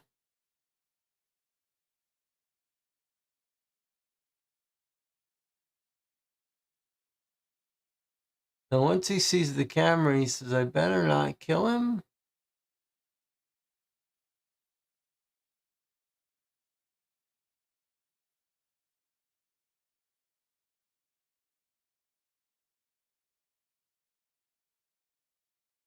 So the whole thing about the fake video camera was wrong. It's the real camera.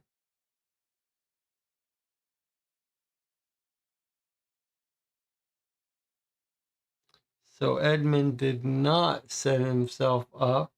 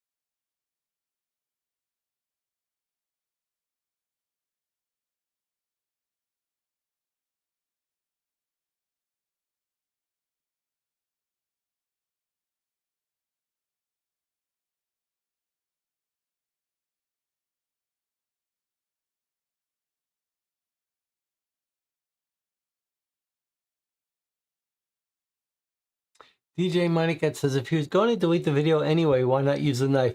I guess you could say that he wasn't sure he was going to be able to delete the video.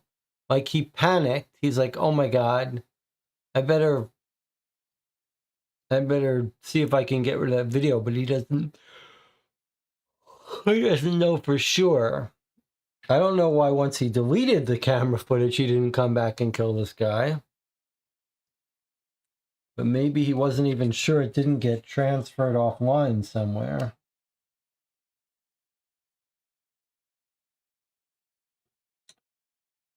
So I guess we're saying that our cop has planned to kill everyone in the thing just to get his daughter out of it. So our cop has planned to kill 17 people to get his daughter out of the cult. Unfortunately, he left Edmund alive. And I guess those of you who, some of you in the channel were much more suspicious of this cop and the fact that he did a bad job than I was. Didn't seem to me like he did that bad a job. But a couple of you picked up that the game was trying to hint that maybe he was throwing the case for some reason. But were we really meant? I guess we weren't meant to know for sure that this was a fake alibi. It's just that once we looked up the time on the camera, it would all come into focus. Okay. All right. Well, it's very clever that this was so well hidden. Like, I latched onto the IP addresses. Someone pointed out I was on the wrong trail there. And I guess we should have looked more closely at these times. Like, that's a very suspicious small period of time, 1336 to 1338. We should have caught that on our own and not needed to go to this page to tell us. All right, well, let's keep looking at these hints. Someone deleted recordings at a very specific time.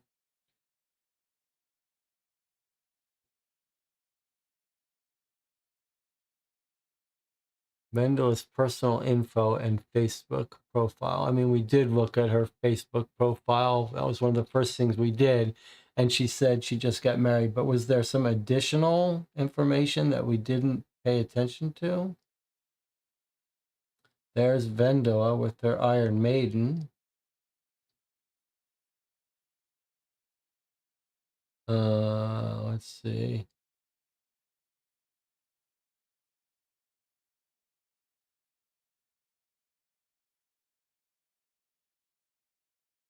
She's just got her profile, friends, about. There's no more information here, right? It's just that her father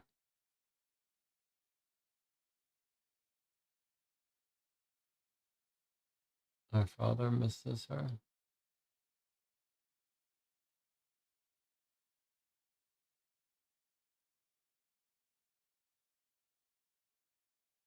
I don't see why why it says in the hints that we should look closely at her Facebook profile. Okay, I guess it's time to solve it then.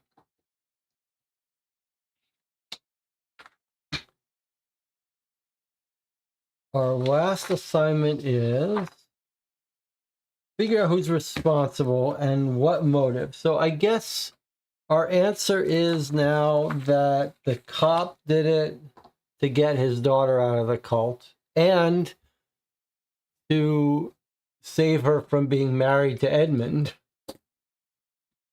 who he could see was going to turn into another cult leader and psychotic. All right, let's read our solution, and then we'll talk a little bit about this case.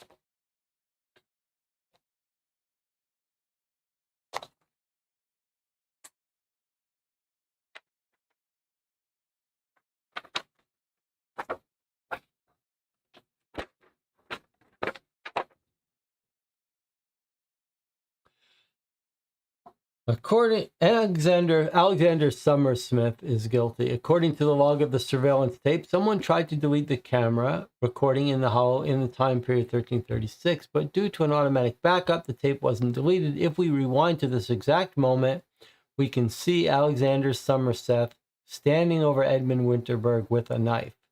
Alexander Somerset wasn't conducting a speed check like he claimed. He reported this to create a fake alibi. Check his motives and the sequence of events that led up to the 17 deaths by scanning this QR code. If you still haven't figured out the motive, you can go back and investigate some more before marking the case as closed. Okay. Let's see. I guess this is going to be our solution. Alexander Somerset, behind bars. Look at this nice little display. July 7th, Vendela and Edmund get married. July 10th, Alexander Somerset comes up with a plan. Knows about the rituals surrounding the all-seeing eye due to the controversial cartoons. He's worried about his daughter's life. He decides to save her from the cult. He writes a post complaining about the cult, tries to get Robert to set fire to the barn. Oh, he was the one encouraging it. Edmund gets punished, shows up late to work. So that was just a total coincidence, even though I was convinced he was setting up his own alibi.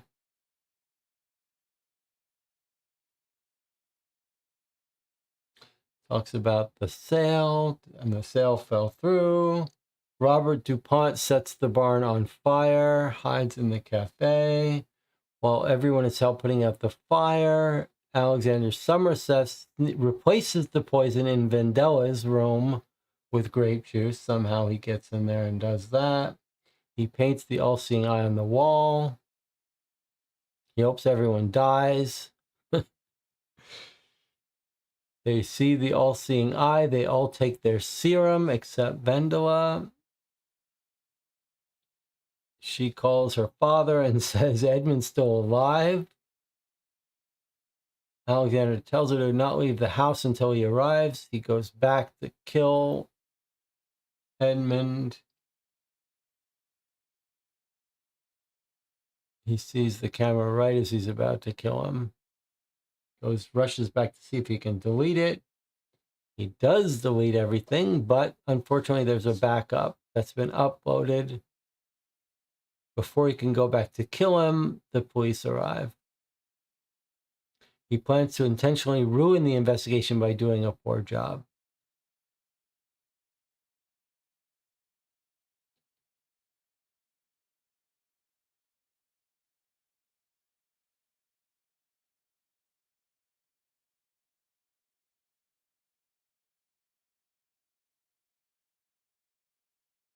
All right. Well, that's a very cool little timeline. We would appreciate if you'd leave a review. More reviews, more cases for you to solve. You can leave a review at the bottom of this page. Okay. All right, let's do our normal thing. Let's take a break. We're 46 minutes into this session. So we're going to take a 5-minute break. We'll come back. We'll talk about this 6-hour, 45-minute case we've played through. I hope if you stuck around this long, I hope you'll stick around a little bit longer to talk about your thoughts on the case. I'll see you in 5 minutes.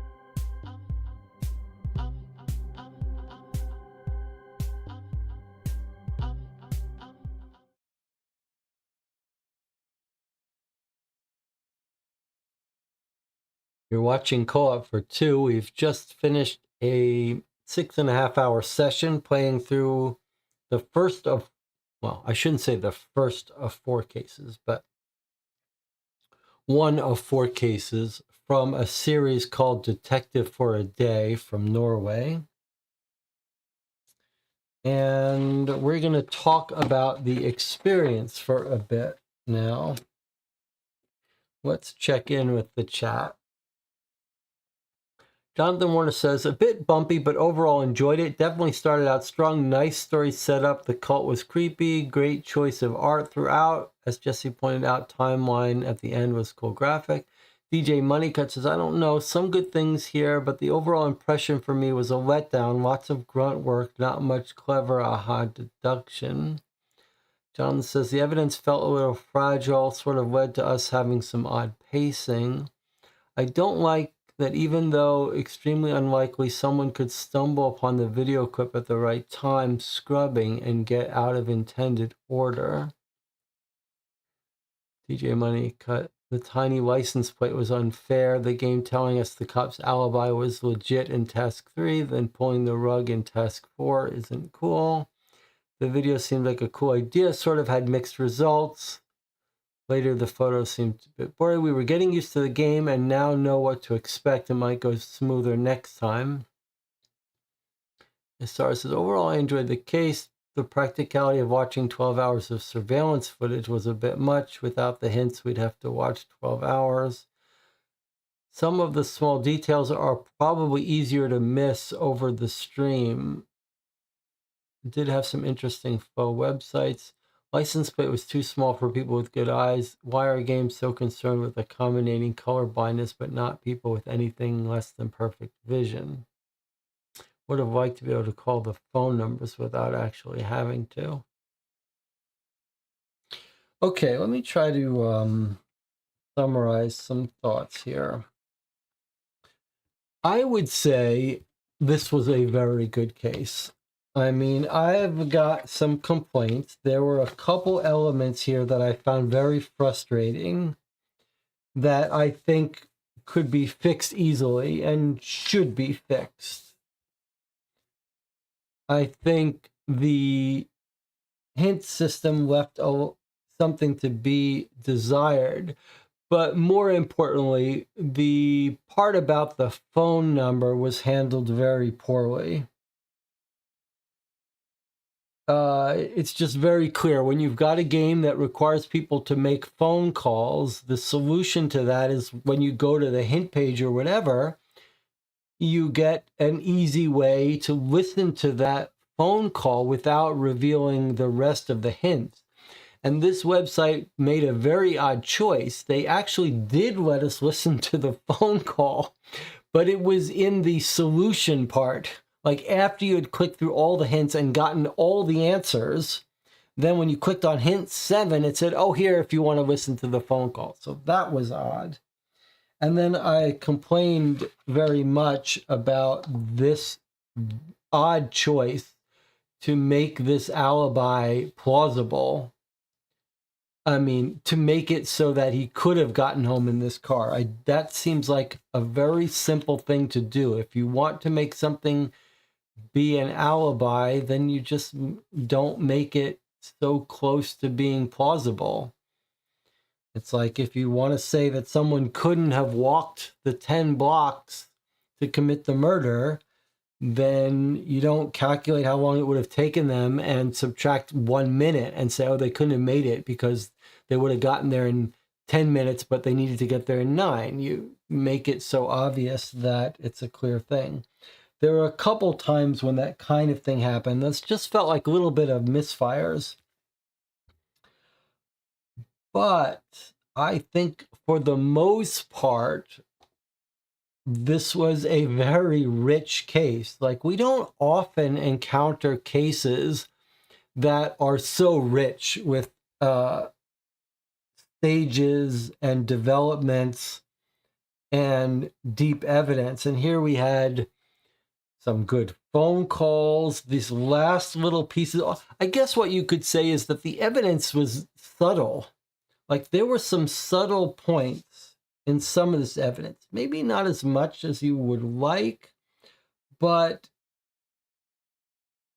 enough to make it a rich case where maybe half of our mistakes you could complain about, and then the other half we have to take responsibility for. Like this one, for example. Like, this is a pretty deep thing to do. They've made this thing where at the first glance, I'm finding IPs, and then I found those IPs in the forum, but those were the wrong thing to look for. It successfully distracted me. And there are multiple things going on in this little thing. There's timestamps, when it's happening, what they're doing, prompts. Why have they left camera 4? We were so convinced when they deleted all the others but 4. I was thinking, okay, it's obviously that he set up an alibi for himself, but then there was this little subtle thing about deleting this timestamp. That 12-hour video, there's still something about that I find very appealing. However, if you were playing it in not on a live stream, maybe you'd spend more time scrubbing through that, trying to find that time that we didn't do here. And then there were a couple of times, I mean, as the channel has pointed out, this thing felt unfair because I looked at these other license plates. I considered that they might be important, but I just couldn't read this one. Even with glasses on, even with the zoomed in, it's just not readable. And that's not because of the camera making it unreadable. It's because it's really not readable. But that would have worked if not compounded with this error. Still, all that being said, I found the evidence quite compelling. The story very interesting, very fun, creepy setting.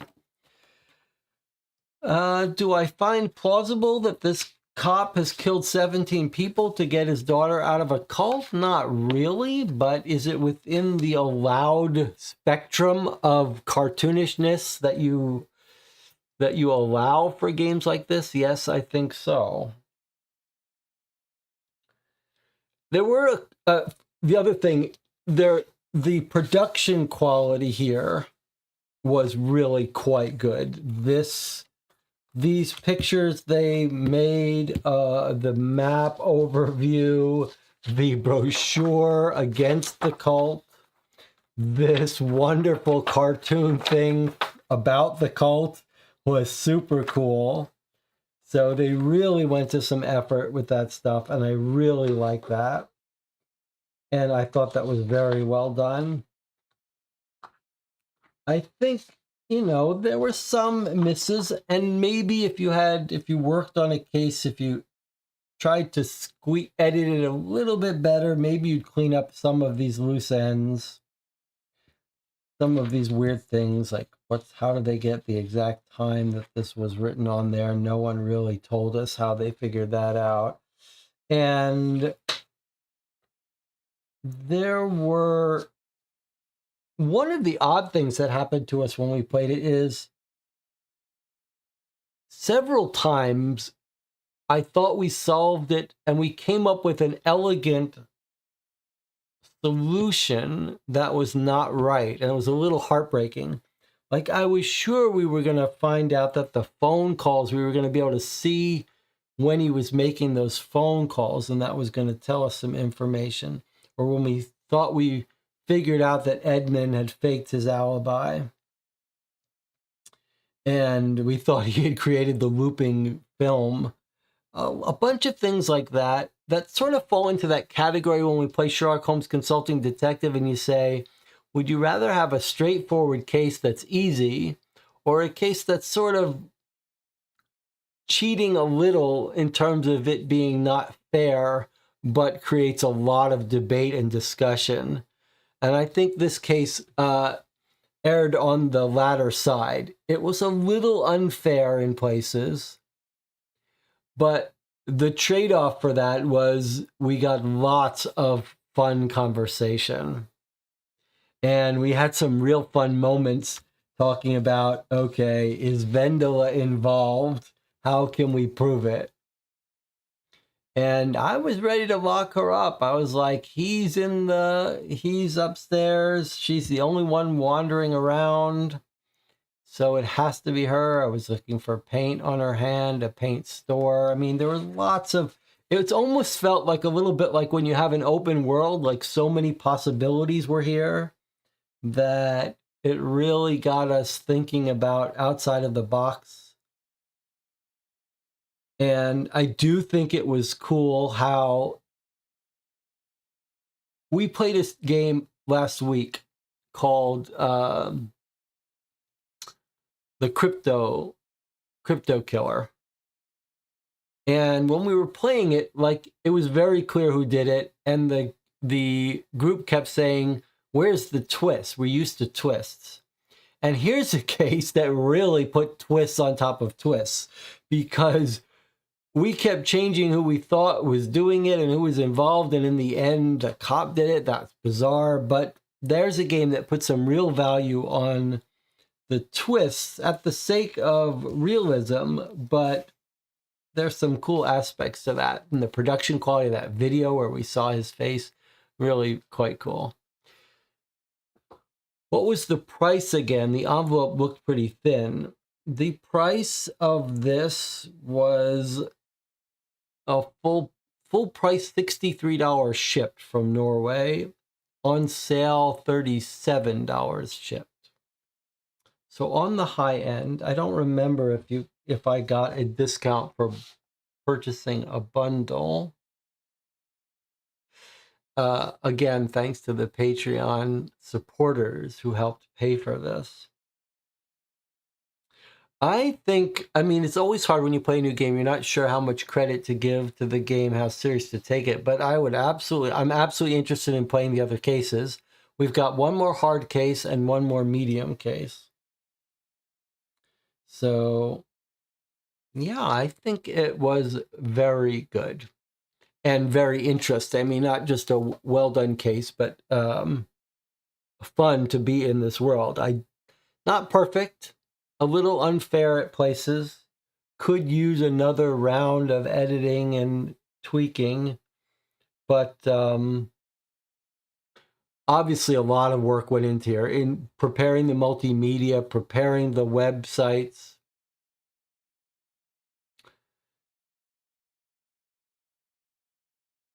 The writing was quite good. There were a couple language things that sounded awkward, but overall quite good. The different characters felt different.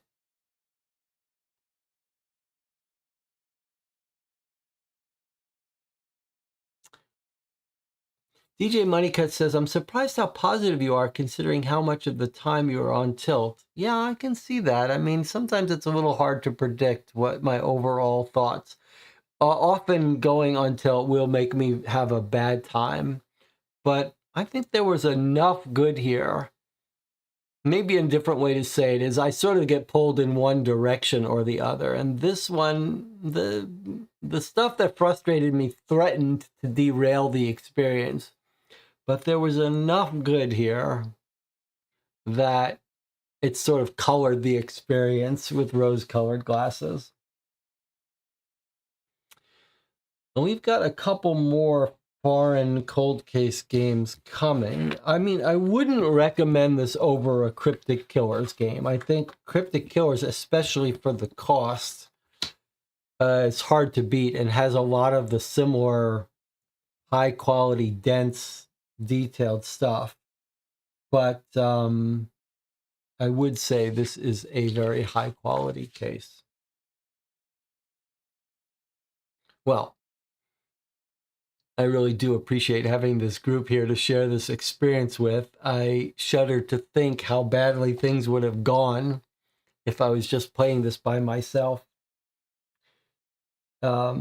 Maybe we should have played the medium one to ease our way into it. But we did a pretty good job, I think. We basically caught the culprits. Just took us a little bit of extra help. Okay. I'll see you all next time. Maybe, well, Sunday live developer diary game design stream. Maybe something before Sunday. After Sunday, we're starting in October. We'll have some scary, creepy games. If you've got some ideas of what we should play, stop by the Board Game Geek Guild for this channel. Let me know. If you watch this after the live stream, you have some different thoughts, some things we missed. Different opinion about the game. Maybe you've played this on your own and are just looking for a playthrough to comment on. I'd love to hear your comments. I'll see you guys next time.